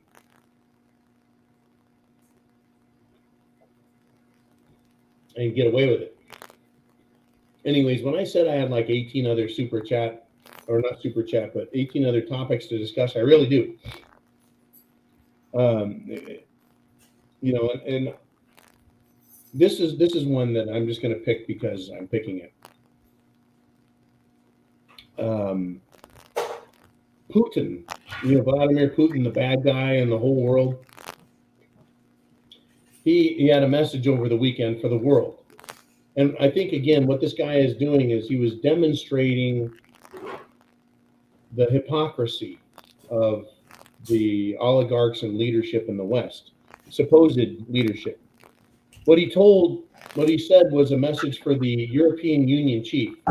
And I think the reason he was speaking to the European Union chief is because if World War III were to break out in Europe, if they were to be stupid enough to invade Ukraine and try and fight to, quote, liberate Ukraine from Russian occupation, it'll be Europe. Of course, I think he's trying to let the European people know that he's on to them. He knows their bullshit, right? And that even if the U.S. wants to invade, Europe should say no. Putin told the European Union chief, whoever the fuck that is, that Kiev, in other words, Voldemort Zelensky, the government in question in Kiev, is not allowing the Azov militants to surrender in Mariupol. What are you fucking laughing at? Oh shit, I'm in trouble. Okay. So, no, David Clinton is saying that next week they're going to get me drunk. That would be good too. So our project for the week, John, is going to be move the refrigerator closer to the cameras. That's a good idea right there. Move the refrigerator closer to the blue wrench desk. So, I mean, sometimes I'm like 10 feet away from you or 5 feet away from you to your right, but not tonight. I'm in the bunker. Anyways, this is what Putin said. All servicemen of the Ukraine armed forces, militants of the nationalist battalions, and foreign mercenaries, as well as what do they call them? The military advisors. That's what Putin says. They need who want to lay down their arms are guaranteed life, decent treatment in accordance with international law. That would be the Geneva Convention. And the provision of qualified medical care. In other words, if you're fucked up, they'll fix you and heal you. The Russians will. And he goes on to say, but the Kiev regime, meaning Voldemort Zelensky and his oligarch masters, do not allow this opportunity to be used. In other words, what Putin is saying about Zelensky and the European corporate leadership is that they are cruel and they're willing to sacrifice Ukrainian militants rather than surrender peaceably. You see, in war, and man, I know I'm not lecturing you, man, but in war, if you're surrounded, you have two choices. Fight to the death or surrender. And if you're guaranteed death, why wouldn't you surrender? And then your job, at least in the American military, if you're captured, your number one job is to try and escape. You can continue to fight through your efforts to escape and then bring intel back to your military leadership.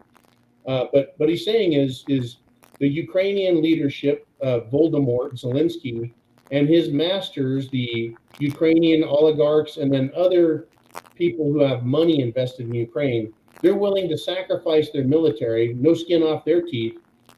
In other words, they're treating the Ukrainian people and the mercenaries they're fighting on their behalf, they're treating them like fucking pawns. Anyways, I know this is my opinion, and it's not in line, apparently, with the people like Hillary and Barack and Joe Biden. So if I'm not in line with Barack, Hillary, and Joe Biden, I'm probably right. That's just my opinion. Man, you put up another super chat donation. Hey, brother, I'm not laughing at you. I'm laughing because I'm reading ahead in some of the comments. So Okay. Facepalm. G-Man says Natalie Machines, Enigma, One Talkers, Navajo. They only had verbal, not written language, so is not known outside their tribe. Well done, sir. Thank you for the explanation. Yeah, the wind talkers or wound talkers. If it wasn't written down, the only way you could understand their language was if you had a tribal member working for Japan or the Nazis. In fact, I believe they used the wind talker language, the Navajo, in the Pacific Theater. Did they not? Or was that used in Europe? I'm not an expert in that area, so that's outside my wheelhouse. Captain Morgan has clouded my memory. I think they were utilized.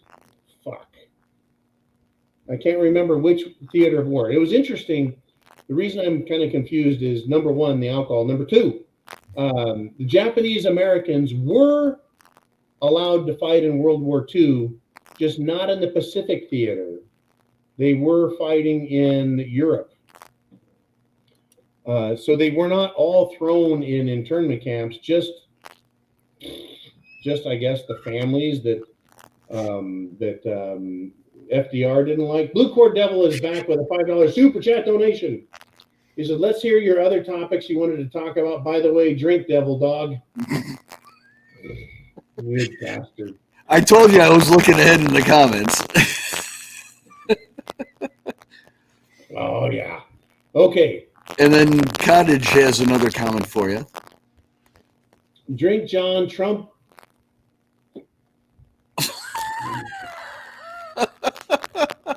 President Trump and we are at war.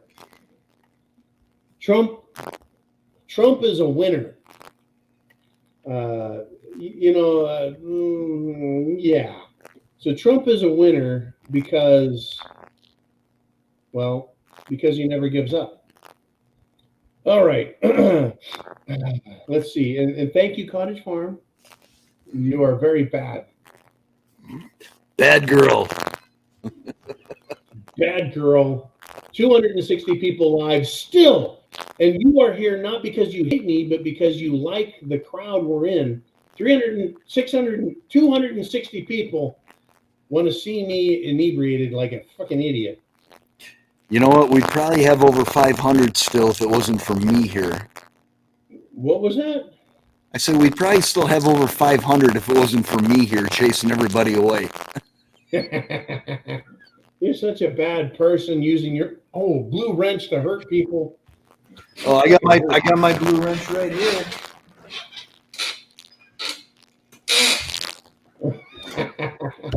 All right.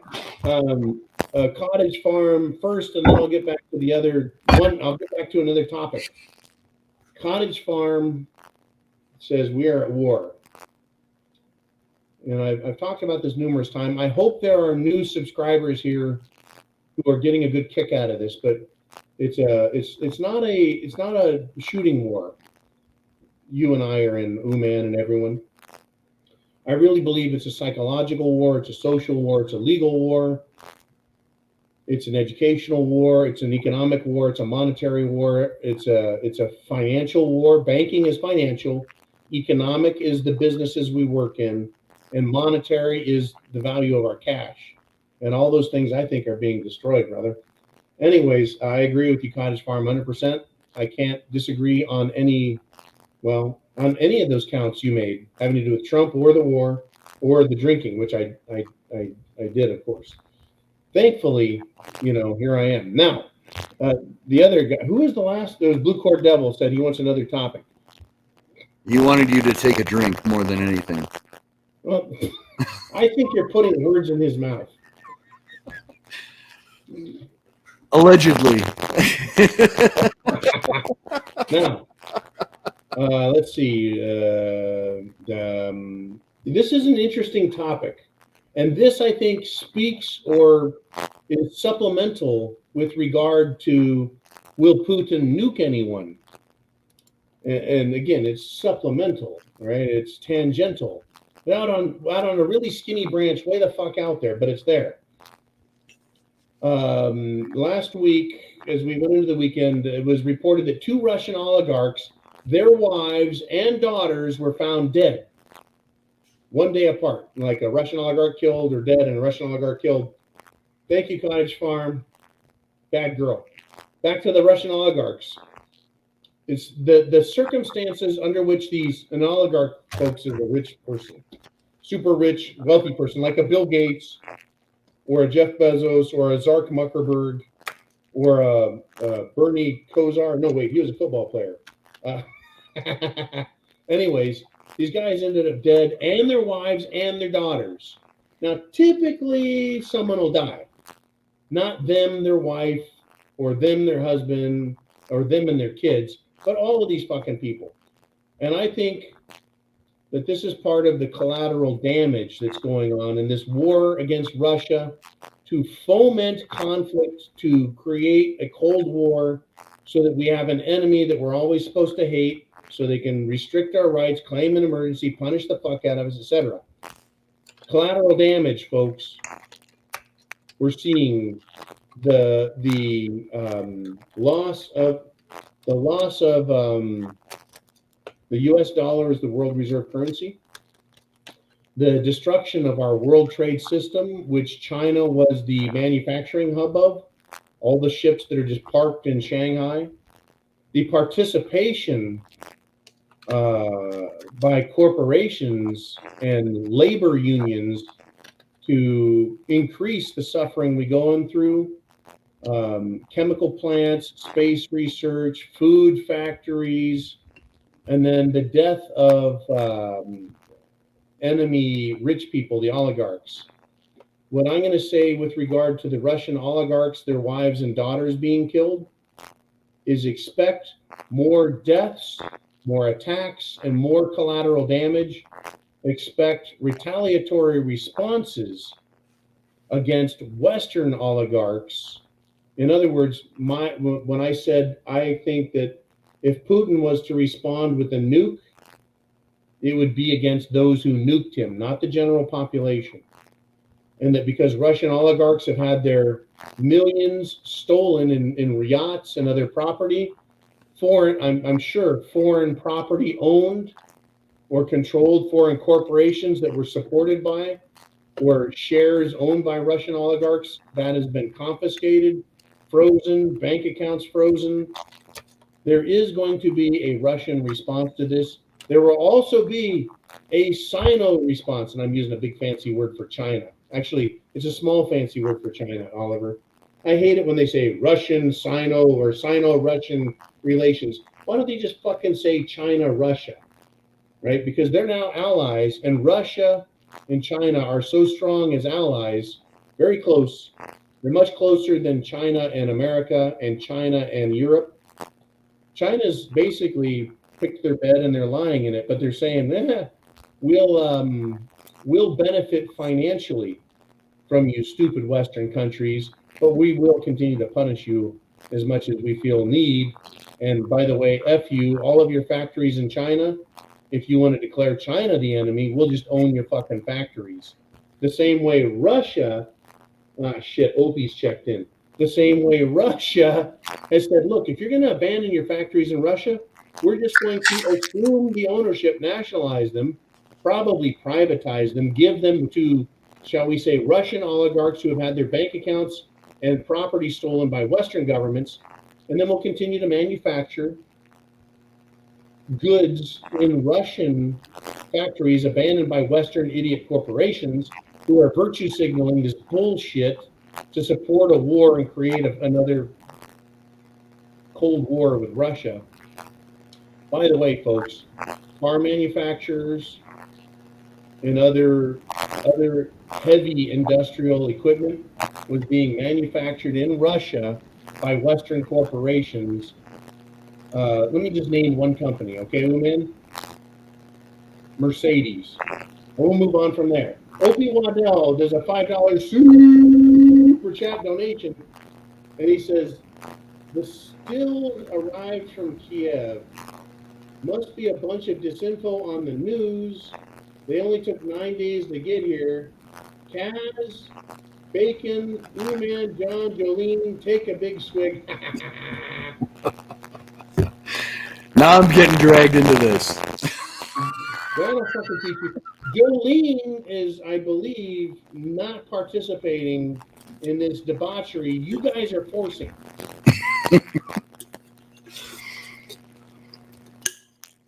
Now, if we go to 4 hours, we're already at a new world record. Well, a new John world record, a new Prepared Mind world record, a new Art Syndicate world record. I think this is a new Prepper world record, but I don't think we are going to beat Nikki, who has had like a 12-hour live chat. Yeah, Nikki and some of the others. And falls asleep. You know, she's like, fuck it, nap time, I'm out of here. Or she gets on Duke and goes for a ride. Well, I can't say that I am innocent of falling asleep in the middle of a live chat. I've been threatened numerous times by Nikki that she would drive across the country and kick my ass. Do not take that threat lightly. I do not take that threat lightly. That's why I change location so often. And sometimes I have to even go on the U-308 submarine to ensure that nobody can hurt me, including Nikki. So, anyways, the threats, the stills arrived. Now, here's the deal. I am acquaintanced. I have as an acquaintance the either general manager or CEO of a very large auto dealership in the South. And he was telling me that they are getting auto parts from Ukraine for both domestic and foreign cars. So truly, in this global economy, parts come from around the world. And even though there is a war in Ukraine, they're able to continue manufacturing goods. So this is a Prepared Mind John insider report. Reporting from inside the economy, this is John. And yes, we've heard from a reputable source, a guy who knows what the fuck he's talking about, says, yes, they're continuing to get parts from Ukraine, which means, and yes, I'm fucked up, but what it means is Putin is not bombing manufacturing facilities that don't have a military connection. Putin is not trying to stop the people of Ukraine from making a living by manufacturing goods that get shipped to Europe and the United States of America. Putin is not trying to destroy everything in Ukraine.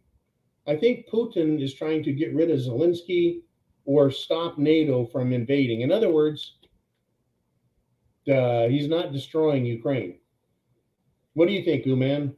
Now you're part of the fucking show. I don't know what to think anymore, honestly. I mean, there's just so much disinformation and bullshit out there. I don't trust any of it. But here's the thing is, folks, I know this seems ridiculous. I'm just a dude in a bunker. That's it. I'm just a guy. But take Opie Waddell down. That guy, he's a troublemaker. All right. Love you, Opie. Anyways, it's incredible the number of people that you know, that I know, that Kaz knows, that Vaughn knows, that Crispy Bacon knows. I don't know how many people Jolene knows. We got she's funny. Anyways, we're all interconnected. I've got, shit. It's Shelly Chavers. Anyway, before I get to Shelly, we're all interconnected. That's what a network is, right? A network is all of us interconnected. And we share information and we don't bullshit each other. Like the people that contact me, they're not full of shit. A lot of times they'll give me their bona fides, right? Their qualifications. We got people, folks, top secret people working on treatment for cerveza bug. And they're not part of the Jim Jones juice side. I would love to have a Jim Jones Juice insider that tells me facts, but then I wouldn't be able to share them with you, or we'd be fucking nixed off the internet quicker than shit. Anyways, we got people in medicine, in pharmaceuticals, in nuclear tech, in the financial industry, in all kinds of things. Law. We got a lawyer in the network, folks, that argues in front of the Supreme Court. Literally. That's one of the things he does is he petitions the Supreme Court for writ of certiorari. I can't say it now because I'm inebriated. That fancy ass Latin word. Anyways, you fucking laughing at me? Anyways, we got lots of really, really smart people. Anyways, Shelly Chambers with a $5 super chat donation says, "Hubby and I love you too." Ooh, man, what? They love you. I got to get some love sometime. What was that? I said, I got to get some love sometime. Yeah, you are loved, man. I love you, bro. Okay, so she didn't say drink, so I'm not drinking because I'm already fucking blitzed.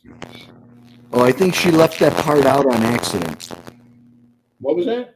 I think she left that part out on accident. Which part? The drink. Oh, okay. Thank you, Shelly. Thank you, everybody. This happens every now and then. If you're new to the Prepared Mind Network, normally we're very sober, very serious.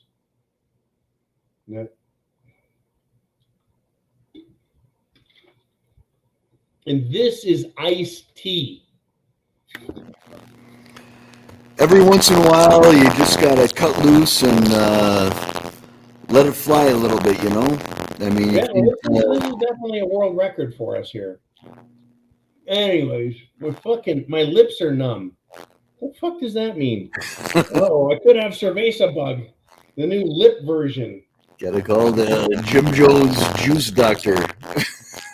You lose your sense of smell, your sense of taste. Your lips could go numb. Fuck, when I say your nips can go long, I mean your nips can go numb. If your nips go numb, you're in fucking trouble. All right. Oh yeah, you are.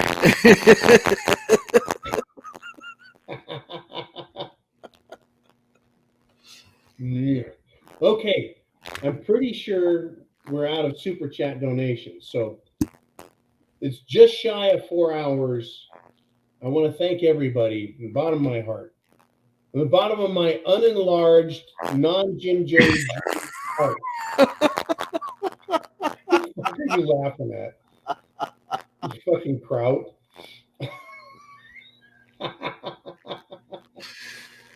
Oh my God. Yeah. Thank you. Thank you, everybody, for the super chats, for the laughs, for the commandments. Thou shalt drink upon command. It is now 9:53 p.m. I've got to be up at 4 a.m.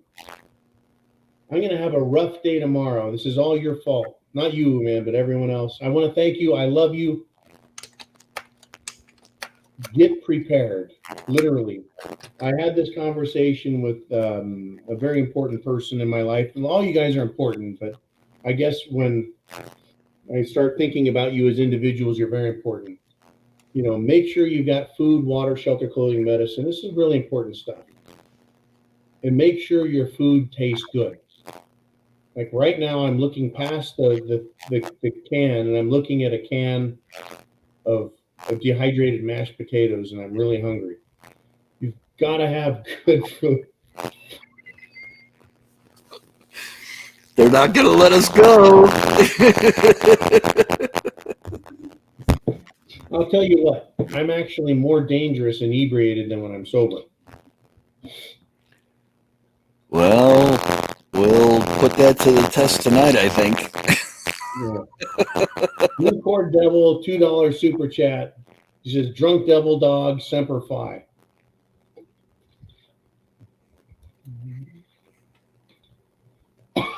Oh, shit. Okay, Cottage Farm. She says, focus, Daniel-son. Okay, John, focus. Why do you think the number of people YouTube conservatives seems to keep getting a cold? I gotta focus on that. Fuck. Why do you think a number of popular YouTube conservatives seem to keep getting a cold? Are YouTube conservatives getting a cold? Ooh, man, help me understand. I have not seen anything related to that. All right, Cottage Farm. You need to elaborate. Yeah, that's the correct word. You need to elaborate. Is that the correct word, man? Yeah, I mean, like I said, I have not heard about this. I don't know who is getting the cold, so... I think I'm aware of this. I just need a little bit more detailed explanation on the question. And Cottage says Glenn Beck. What about Glenn Beck? Cottage said, we asked to elaborate. She said Glenn Beck. Oh, okay. Here's my take on that. And it may not be a popular take. I love listening to Glenn Beck. How many subscribers does he have? I actually think this is terrible. I'm just fuck. Like, I love listening to different political commentators, different talking heads, different pundits. But I think a lot of times they have a message which is designed to confuse us. What are you laughing for, man? Crispy Bacon said, here's my take. Glenn Beck is fat. I think Crispy Bacon got into the wild turkey. Oh my God, I'm sorry. I mean, I don't mean to distract from Cottage's comment or anything like that, but that just cracked me up. Here's something. Glenn Beck aside, catching the cold. I believe there's an effort to keep Cerveza bug in our sights. Whether Glenn Beck, some people believe he is paid opposition. Other people think he's subliminally communicating the idea that we don't need to forget Cerveza bug. They're going to use that. It is a tool of oppression. It is a tool of, and she's telling me to focus. I keep seeing Cottage Farm saying, focus, John, focus. It's kept in the back of our mind, Oliver. It is. How did you become a co-host on this fucking show? You're supposed to be quiet, and here you are on screen, and I'm yelling at you like you're a child. Anyways, the idea with the Cerveza bug is it's always a tool of oppression. It's a psychological tool. It's a fear factor, and I don't want to let it go either, because as I described earlier. And when I turn like this, it looks like I'm looking at you in YouTube, but I'm also looking at the camera that has you on it. Anyways, I want it to go away, but I know that, as described, Dr. Dumbass himself, within his hubris, said that it's bad precedent for a judge to rule on it. I don't want us to forget it, because they're going to keep bringing it back and beating us up and beating us down. And all the Karens out there and all the masked Nazis and all the weak-minded simpletons and everyone who's taking the Jim Jones juice and think it's great, they want to keep it as a control mechanism for us. I think that's why some conservatives are getting the cold still, is they don't want it to die, or they're secretly psychologically controlled by it, and they can't get rid of it. How's that? Holy cow, I'm going to go past 4 hours. This is a new record. And literally, folks, Wow.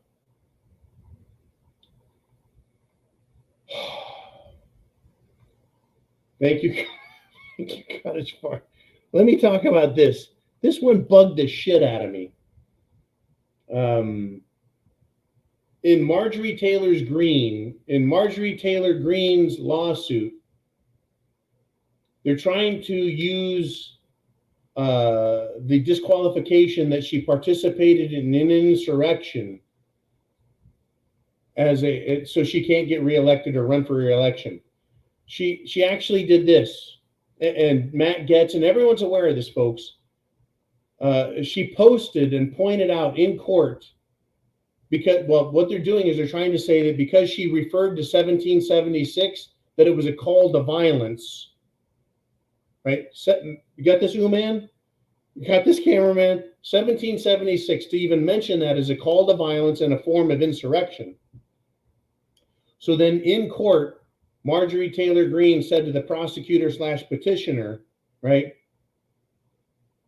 She pointed out that the numbers 1776 are on the state seal that are hanging in the fucking courtroom. The judge laughed, did a literal face fucking palm. You know, she says, you know, the term 1776 is actually a term that's sometimes used in politics today, right? And that was Millennial Post, sorry. She said it's on our state seal. How can it be a form of calling for insurrection when it's right on the state seal? Anyways, the judge noted that, laughed, did a face palm, that then said that this case can go forward. The idea of dismissing it outright, the judge says, no, we're going to have this case. The reason I think that was a good move on the judge's part, not a negative move, is so that this can be fucking settled as a matter of case law. That you're allowed to have free speech. Number one, First Amendment allows for free speech. Speaking freely about topics that are disturbing to left-wing, small-brained, snowflake pieces of shit. Too bad. If you're offended, that is not insurrection. If you're afraid, that is not insurrection. I think the judge wants this to go forward so it can become a matter of case law that you're allowed to have free speech. It has nothing to do with his belief or her belief, right? Whoever the judge was, I can't even remember right now. But it was important enough for me to note, right, that to bring a case like this, a really weak, stupid fucking case by liberal socialists, will help solidify or drive the coffin, the nails in their coffin even deeper, is you're allowed free speech. Not one person, folks, even though the mainstream media thinks the January 6th people being tried is about insurrection, not one person has been charged with insurrection. Even though there's a congressional committee with an incredibly anti-constitutional bitch with the last name of, I'm not going to mention her by name, the name that shall not be named, the daughter of a guy named Dick. She's part of this committee to find insurrection. They haven't named or come to any conclusions yet. This is all bullshit. It is a political witch hunt, and they're trying to use a political witch hunt to conduct a political witch hunt on Marge Taylor Greene. This needs to go to court and have a decision ruled free speech is allowed. It needs to go to an appeals court and have it upheld. I hope that this case goes to the Supreme Court, that you can talk about the foundational documents of this country, the Declaration of Independence, written in 1776, about putting down tyrants, which established our rights, which included free speech, which we ought to be able to use, that free speech is not a threat to democracy, that our country itself is not a democracy. It's a constitutional republic. I think all of these things are contained within this court. So I'm going to say, go Big Marge. Show them how stupid they are, point it out. Unbelievable. The state seal has the very number that they're trying to use, should disqualify her. What a fucking sham. Ooh, man. We're over 4 hours. I am fucking exhausted. My promise, I have been good to as long as there are super chats I will continue to speak, and I'm going to check my fucking email and make sure there's no more. Nope, there are no more PayPal, and there's no more Cash App, Super Chats. Am I free to go? And it's unbelievable. We have 250 people here live after 4 fucking hours. Ooh, man, are we good? I can't even hear you. Your microphone's toast. You're still toast. How about now? Now you're alive. Okay. Cottage Farm was threatening to keep us here all night, but I'm not seeing anything else at the moment. Wait a minute. Cottage Farm was here all night?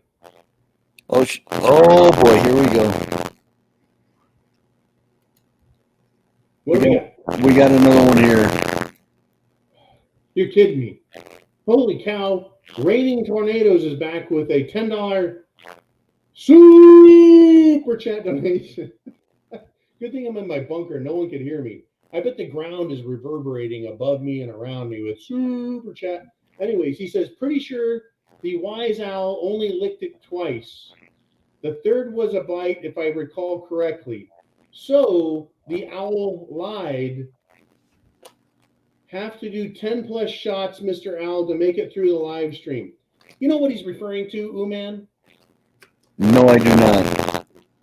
How can you not know what he's referring to? We're in the same generation, man. We're Gen Xers. What he's referring to is how many licks does it take? Are you talking about Tootsie Rolls? As smashed as I am, I know I'm going to have to agree with him. The question now, Right over my head. does it take to get to the center of a Tootsie Pop? He licked it twice and then bit it and said 3. In front of God and the world, the owl lied. And the owl, as we all know, is a symbol of Molokai at the Bohemian Grove, a conspiracy theory proved true by Alex Jones by sneaking into there and getting footage of their effigy burning. Remember this? I'm really calling on some old funny conspiracy shit here. Yeah, I remember that. But Raining Tornadoes is correct. 1, he did not say anything about me drinking anymore. 2, the owl lied. And 3, this has been the craziest freaking show ever. Okay, well, Cottage Farm supplemented this with a drink.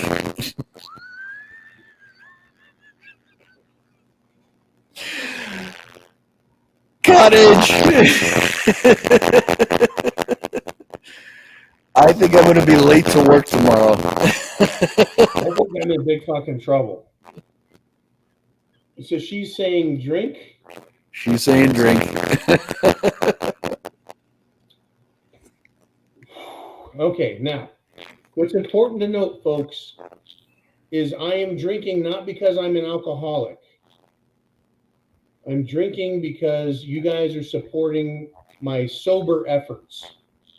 And this is not really a form of punishment. It's actually, what the hell is this too, man? What the hell am I doing here? Self-deprecation? I don't know.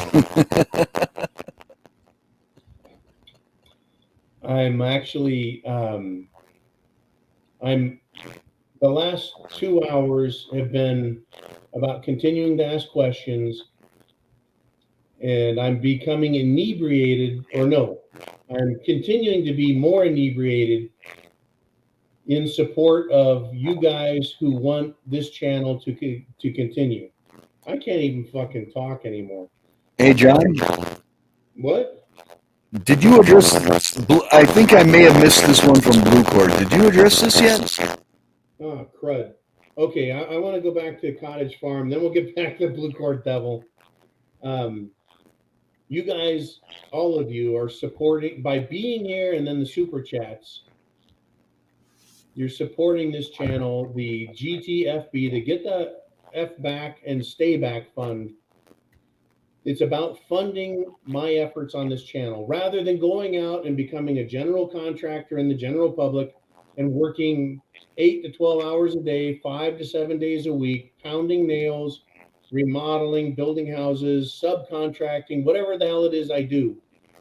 You guys would rather have me be here researching, looking at the political, economic, social, military, legal, education, everything that they're doing to destroy our America. You would rather have me here doing that. So you're doing super chat donations. And I really appreciate it. I mean, from the bottom of my heart, I can't believe the support this channel, the Prepared Mind Network, the R Syndicate, all of us get through the participation here. There's no other network like this channel, man, anywhere on the internet, bar none. There's one Prepared Mind Network, and you guys support it, and it's incredible. Is there another fucking channel like us, man? Not that I know of. Not that you know. I mean, you got other prepper networks, other prepper channels, other economic channels that discuss economics or politics and stuff, but nothing like this particular channel. Certainly not one where you guys encourage me to drink by paying me, so I have to come back tomorrow with a fucking hangover and look at what's happening in this SHTF debacle created by a bunch of rich fuckers who, if they could, would kill us all. They'd kill us all if they could get away with it. Instead, they're convincing us we should kill ourselves by getting more Jim Jones juice boosters. What the fuck is wrong with them? They're sick, they're demented, they're very evil people, and we need to be prepared. The fact that I'm inebriated, by the way, there are actually people surrounding the bunker who are very interested in protecting this corpus person, this living body. Who are just as inebriated. Face palm. There are some that are sober. And there are actually, in all truth, folks, constabulary, both municipal police and sheriff's deputies that are within a very close distance to me who would probably protect me. Blue Court Devil with a 762 super chat donation. And Cottage Farm, by the way, has been the biggest super chat donator probably of all time now. Incredible. She's challenging Mr. Skylight. She's challenging it, and that's no small feat. That is no small feat. There are interested parties and groups who do not want this channel to go away, and I have to say, without those interested parties and groups, among which is Mr. Skylight, Cottage Farm, Bonnie Blue, Jenny Jen, and others who wish to remain anonymous. I think that's a correct thing to say. Without you guys, we wouldn't be here. Now, back to Blue Court Devil. You bastard. I wish I could meet all of you in person. I really do. A lot of you support this channel, and I don't get to meet you because you're in what I like to call the fuck is the word for this, you man? Risky jurisdictions. Yeah. Anyway, God made hardcore infantry. The gates of hell open. Drink. Oh. I tell you what. Where's the camera?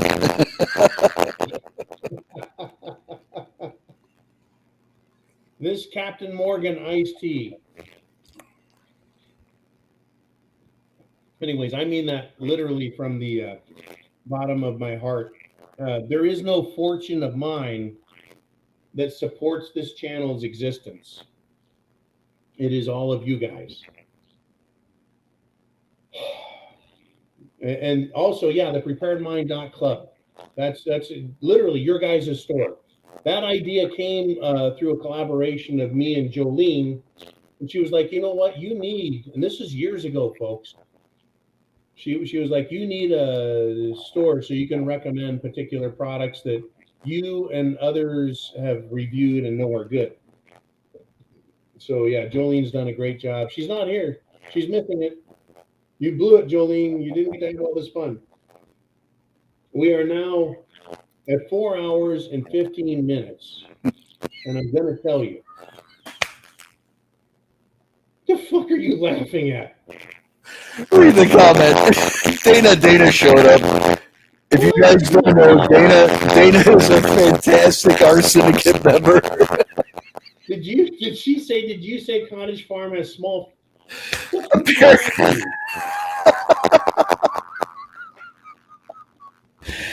I've actually never met Cottage Farm in person, Dana, so I don't know if she has small feet or not. Cottage Farm is a very nice person. I have no idea how big her feet are. I'm not a foot fetish guy. It's not what this channel is about. Dana is ridiculous and funny. We're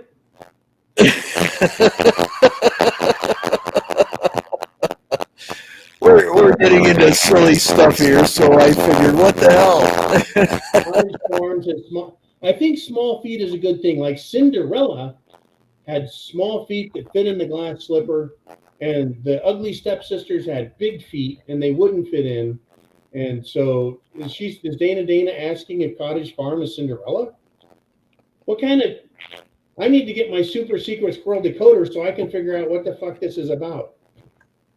Oh my god. Anyways. I don't know. I need to. I'm lit. And this is what I think. This is a good thing. It shows that I'm a nice person. Because I have no idea what to even say to that. Dana is supposed to at some point visit Nikki, and that's a combination that I think everyone should be very careful of. That's like mixing nuclear bombs and chemical bombs. And by saying nuclear and chemical and bombs, I'm probably now on another watch list. Well, you know what? I had Dana and Nikki both out at one of the R Syndicate meetups, and they were both fantastic. And Dana is one hell of a chef. Is she a chef? Oh, she made some silverfish that was to die for. Best fish I ever had in my life.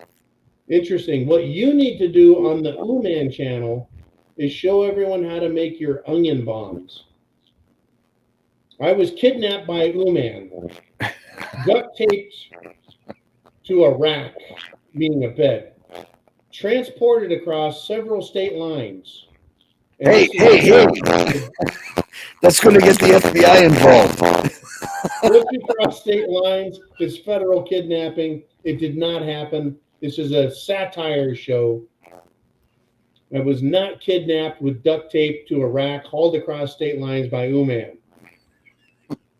It was Nikki. Nikki did it.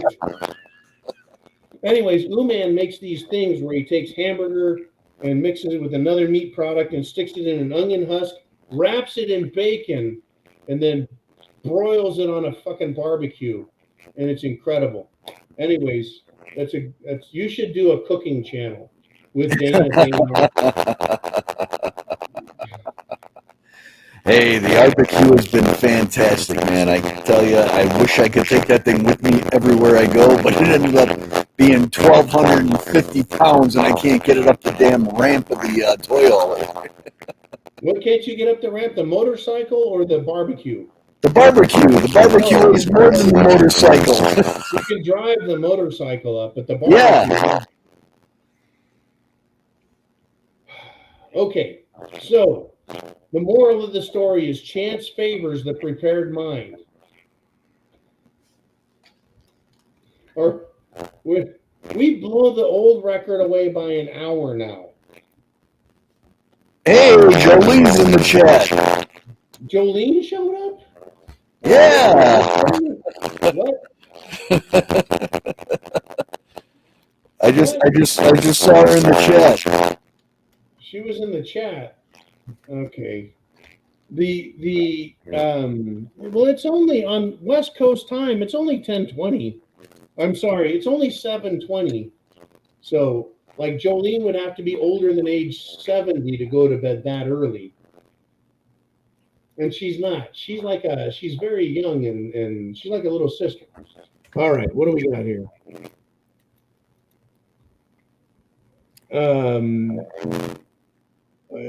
Christine Bahana sent me a message and said, it's Uman and Blue's fault. Oh, yeah, now she's going to try to blame me. And Jolene's in with a $1.99 super chat. It says, this is the longest running show ever. Another friend of mine says, holy shit, babe, just got out of the shower and you're still going. I'm like the Energizer Bunny, only I'm Scandinavian and not furry.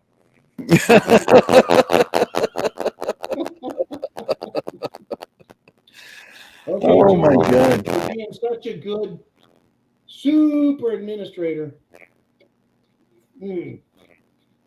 Okay. I don't know what else to talk. I mean, I've got shit to talk about, but my ass is kicked. Okay, how about Marianne or Ginger? Wait, what was that? Marianne or Ginger? Oh, shit, Marianne or Ginger? Who asked that? You did? Okay. Yeah. I tell you what. Okay. That was just a joke, John. We don't need to go into that. Now, here's the deal. No, I can't say that. No, I can't say that. I don't want to talk about it and cause problems. The answer to the question is Ginger. It was always Ginger. No, it wasn't. It was always Ginger. It was always Marianne. No, it was always Ginger. No. Okay, we're gonna have to have this out after the show. You must be drunk because I picked Ginger. It was always a woman who knew how to dress up and look really hot, even if she was stranded on a desert island. I always thought she went the extra mile to look good. It was Ginger. I don't know what to fucking say. As a young boy, I was in love with Barbara Eden, Jeannie. Oh, yeah. As a young boy, age 4, I always knew that Catgirl was a very naughty girl on the Batman show. Uh-oh. Ah, shit. EB checks in with a $10 super chat. Dude, I've been drinking for 4 fucking hours. He says, what does Sleepy Joe and Epstein have in common? Neither can complete a sentence. Take a shot. A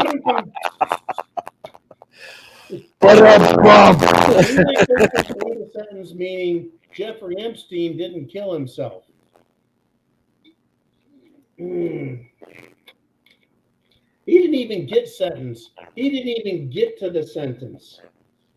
Joe Biden, yeah. Woo, that guy's special. Okay, so I'm writing a quick message here. I need a refill. I'll be right back. No. No. Hey, night is trash. Why not make it a marathon? No, we've been in fucking marathon mode for 2 hours, 24 minutes, and 15 fucking seconds. Okay, we'll make it a super marathon. I think after 2 hours, it's super marathon. Thank you, EB. You always ask good questions, including this one.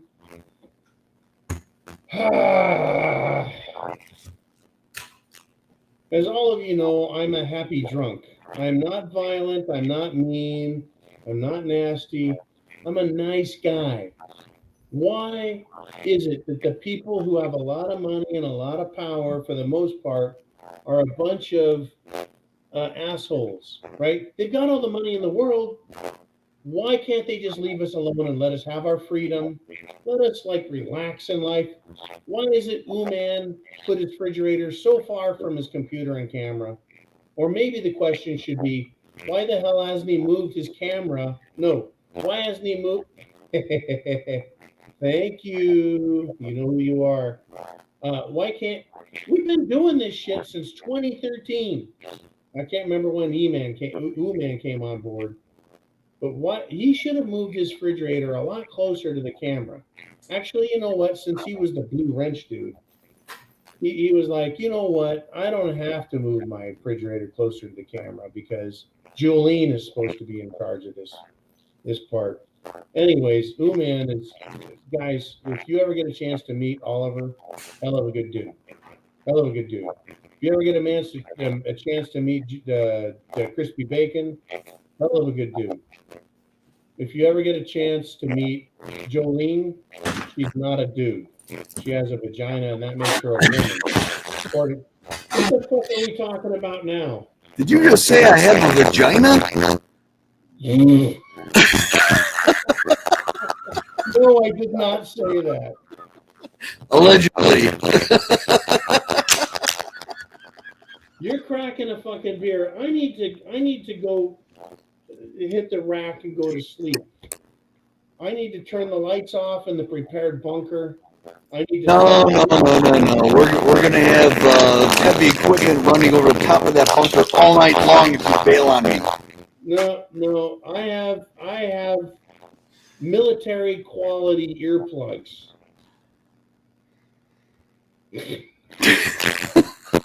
Well, we all know about how good a quality military gear is, right? I really look. Okay, we're gonna go to 4 hours and 30 minutes, just so we can say 4.5 hours, and we're not exaggerating. Okay. Well, John Bluecord just said that he's going to crack open a new bottle of scotch if we keep going. So that means we got at least another hour to go. Bluecord Devil says crack a bottle of scotch. Yeah, he says he's going to crack a new bottle of scotch if we keep going for another hour. Bluecord Devil, listen to me, young man, old guy, dude. You contributed enough tonight for a bottle of scotch, but I'm in the bunker. I can't go buy one. How can I crack open the bottle of scotch you paid for if I can't even go get it and come back?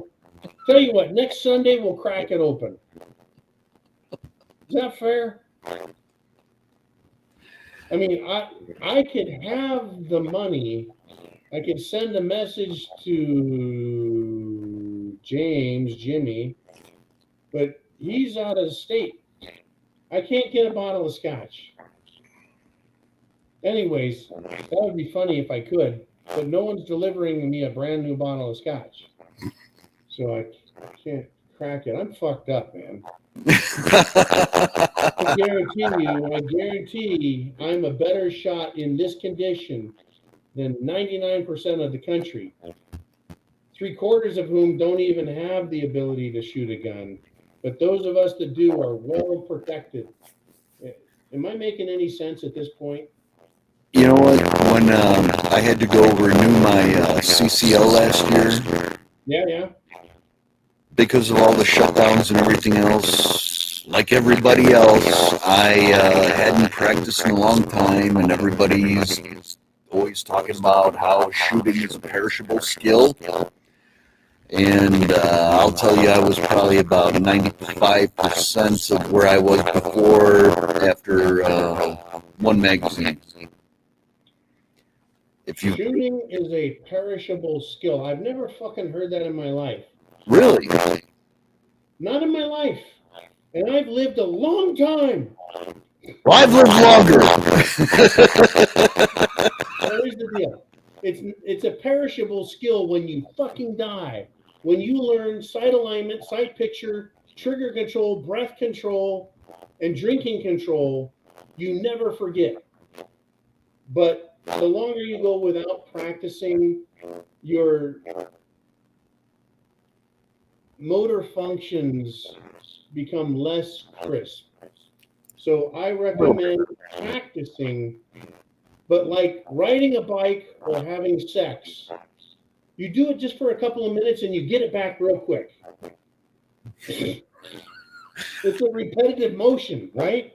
I'll agree with that analogy. I mean, like I said, it took about a magazine to get everything back to 95% of what I was before.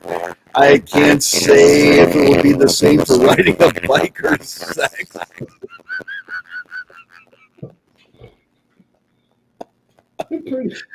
I'm sorry, Jolene. I let this go into the gutter.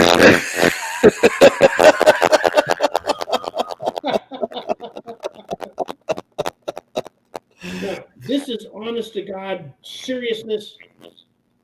This is why we need a weekend, Oliver, to relax, remember why you live, love your family, your kids, your spouse, your significant other, your parents. You should relax, engage in entertainment, recreation, because tomorrow morning, I can't believe we still have over 200 people alive. Tomorrow morning, oh yeah, tomorrow morning the evil people are still in charge, and we need to be prepared. But And you were bitching about me kidnapping you. Wait, say that again, man. And you were bitching about me kidnapping you. Well, no, you never kidnapped me because that would be a federal crime. It takes a lot. I mean, he had to shoot me with a drug dart gun from like 100 yards, and he was doing his best Marlon Perkins Wild Kingdom. And I went, and I fell down, and then they tied me up and put a pole through my arms and legs, kind of like to carry me to the fire, put me in the trailer. That never happened. Twice. Man, do you remember Wild Kingdom? Yeah. Mutual of Omaha sponsored it. It was like Mutual of Omaha's Wild Kingdom with Marlon Perkins. One of the coolest fucking shows ever from like the 1970s. And Marlon was awesome. A fucking snake almost killed him. He got in the river. This is the geriatric dude. He looked like Colonel Sanders' anorexic younger brother. He was all fucking an old guy. Oh shit. Old guy. Blue Cord Devil, you're very bad.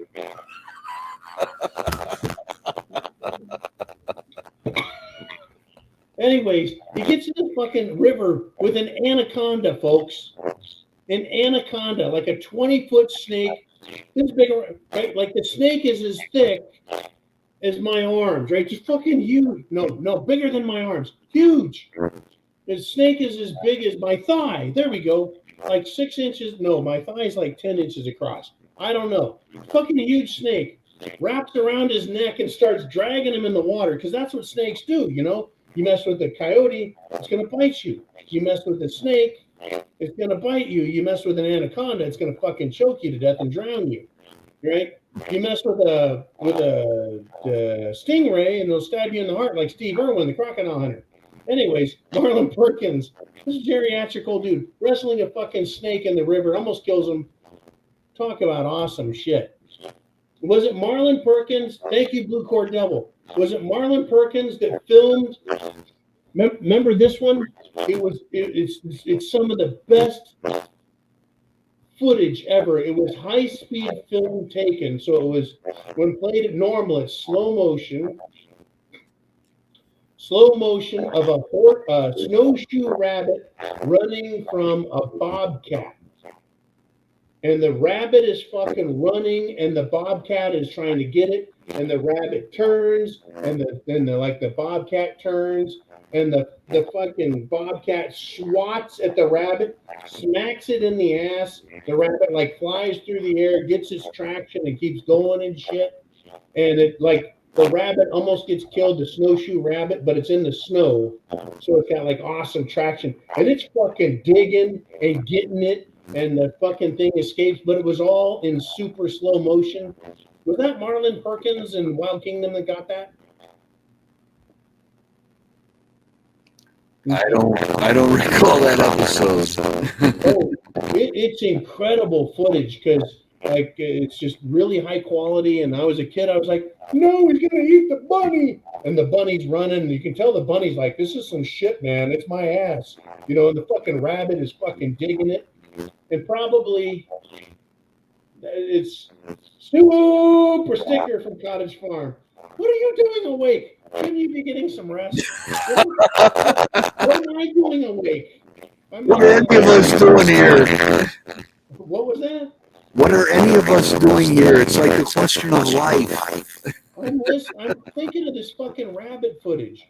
The only thing even remotely close to it was the slow motion footage of hair coursing on the movie Snatch, where the hair is turned loose with the dogs and they don't get it. But that wasn't even close to as good as the footage. I think it was Wild Kingdom and Cottage Farm. You're very bad at encouraging. Oh my gosh. Nope. Don't go good night yet. I got to make phone calls after the video still. No rest for the John. No rest for the John. Okay. And thank you, Cottage Farm. Thank you, everyone. Are we 4.5 hours?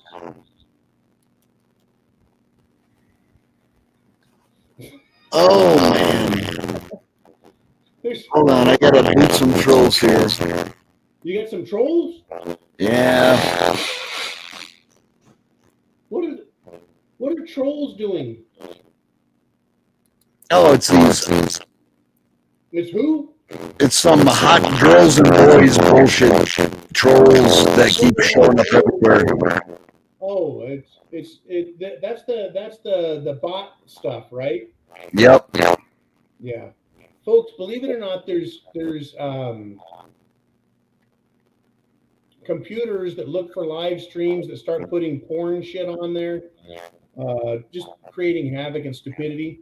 There's a setting, and Jolene's going to help me find it, to remove them so you cannot comment on a video at the zoo unless you've been subscribed for at least 55 minutes. So you got to be subscribed. And I know all 196 of you are subscribed. All right. Thank you again, Cottage Farm, top of the list. Thank you again to everybody who participated. Thank you, Ooman, for being here 4.5 hours. I am so fucking tired. Well, we're going to be even more tired tomorrow. Oh my God, Shelly Chambers with a $5 super sticker. Shelly, thank you for your support. Thank you to everybody. I need to make a couple phone calls. I've got to check on my sons. Normally I would call you or talk to you a little bit, man, but I think we've had enough. I've had enough. You've had enough of me? No, you, Crispy Bacon, and everyone I could never get enough of you guys, but I'm fucking beat, man. I've been up, I think I woke up at 6 this morning. I may have passed out from sheer exhaustion, but I've been going a long time. Anyways, I'm going to be back bright and early tomorrow morning on Patreon. I'll do my 2 videos. I'll pick 2 topics to talk to you guys about. Then we'll be back for live monologue Q&A Monday afternoon. Because, folks, I guarantee you, Ooman, between now and when I wake up, shit's going to happen. It's happening right now. It'll make it into the news cycle. We have awesome insider and outsider access to a lot of media, and we'll have new things, fresh things to talk about that we need to be aware of. Shit is hit the fan. Oh my God, Tapped Line is back with a $10 super chat and says, I just opened Mictor Rye and good night. I've got to do. That sounds like we're here for at least another half hour. No.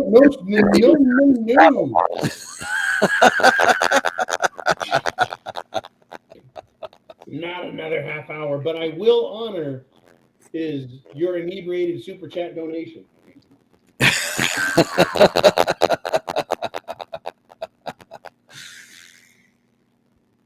If I don't sleep good, why wouldn't I sleep good? Oh, I could have nightmares. I don't want nightmares. I want dreams of nice, soft bunnies. Bunnies. No, I want dreams of nice, something nice for fucking once. Unicorns and rainbows, John. The night before I've had nightmares. 2 nights ago, I had a dream. One dream, I wrecked a semi-truck. I woke up, went back to sleep, dreamed I wrecked a second semi-truck. I figure that had something to do with internal country infrastructure and delivery of products. What a stupid nightmare. Anyways, people were like, that's John, he'll wreck stuff. And other people are like, John will deliver, don't worry about John. All right, you German bastard. Uh-oh. Oh, no. Fucking fuck. Blue Cord Devil, you and everyone, thank you. Blue Cord, Heidi, and Christine are to blame. Don't believe anything else you hear. Very bad.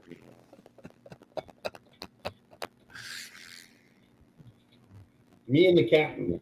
Arg. Arr. Arr, syndicate. It's spiced iced tea. Spiced iced tea. All right. I can't even see what the buttons to push to say goodbye are. Okay. Everyone. No inebriation here. I'm sober again. Chance favors the prepared mind. Did I do that good, Uman?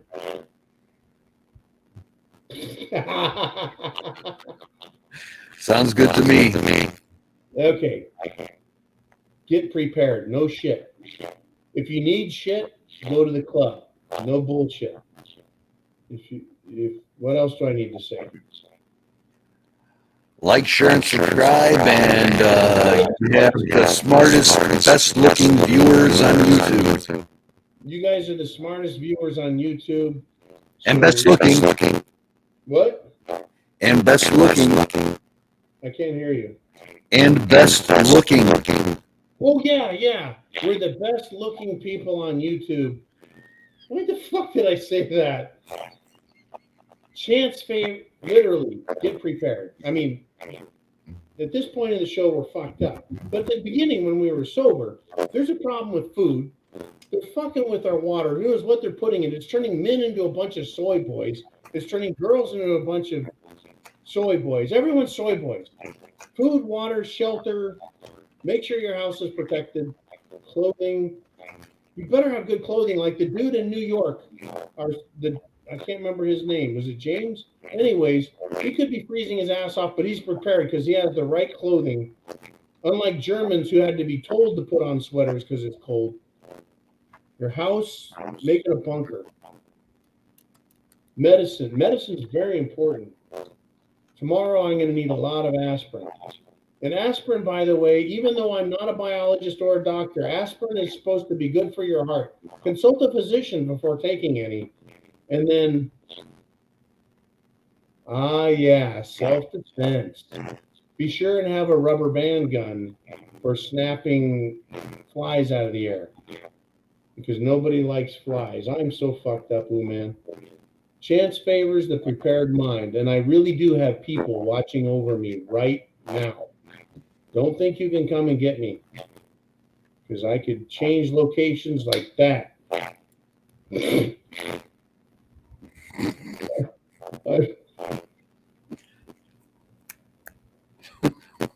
Aren't you glad you're a prepper? Yes, I am. Yes, you are a prepper, man. Everyone's a prepper, and I do love you guys all. I respect you. I appreciate you. I admire you for putting up with all this shit we put up with for all these years. Godspeed, which only goes out to good people, and Semper Fi, which only goes out to good people. Everyone else, you don't get that stuff.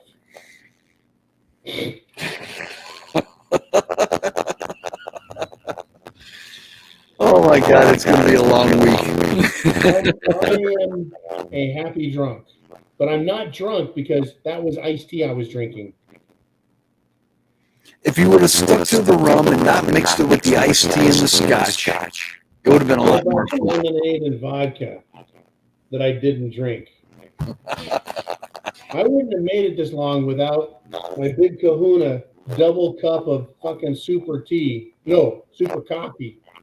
The iced tea was the Captain Morgan's iced tea. It's not Captain Morgan, it's Captain Mogran.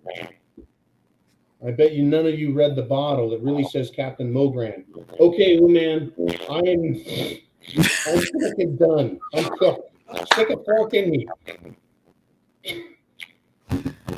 Have a good night, folks. Have a good week. Be safe. Be prepared.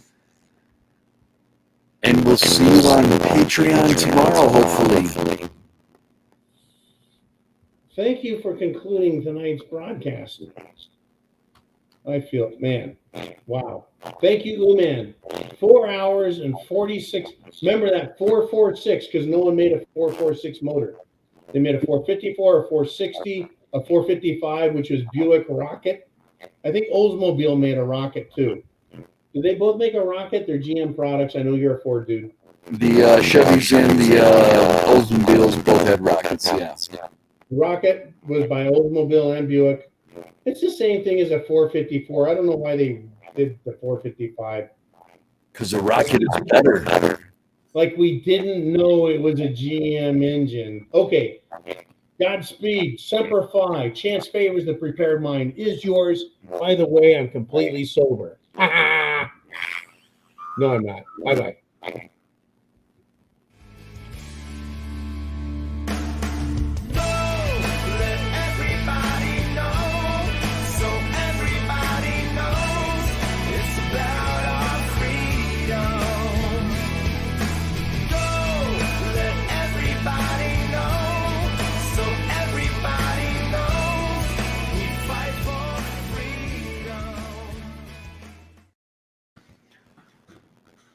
Holy shit.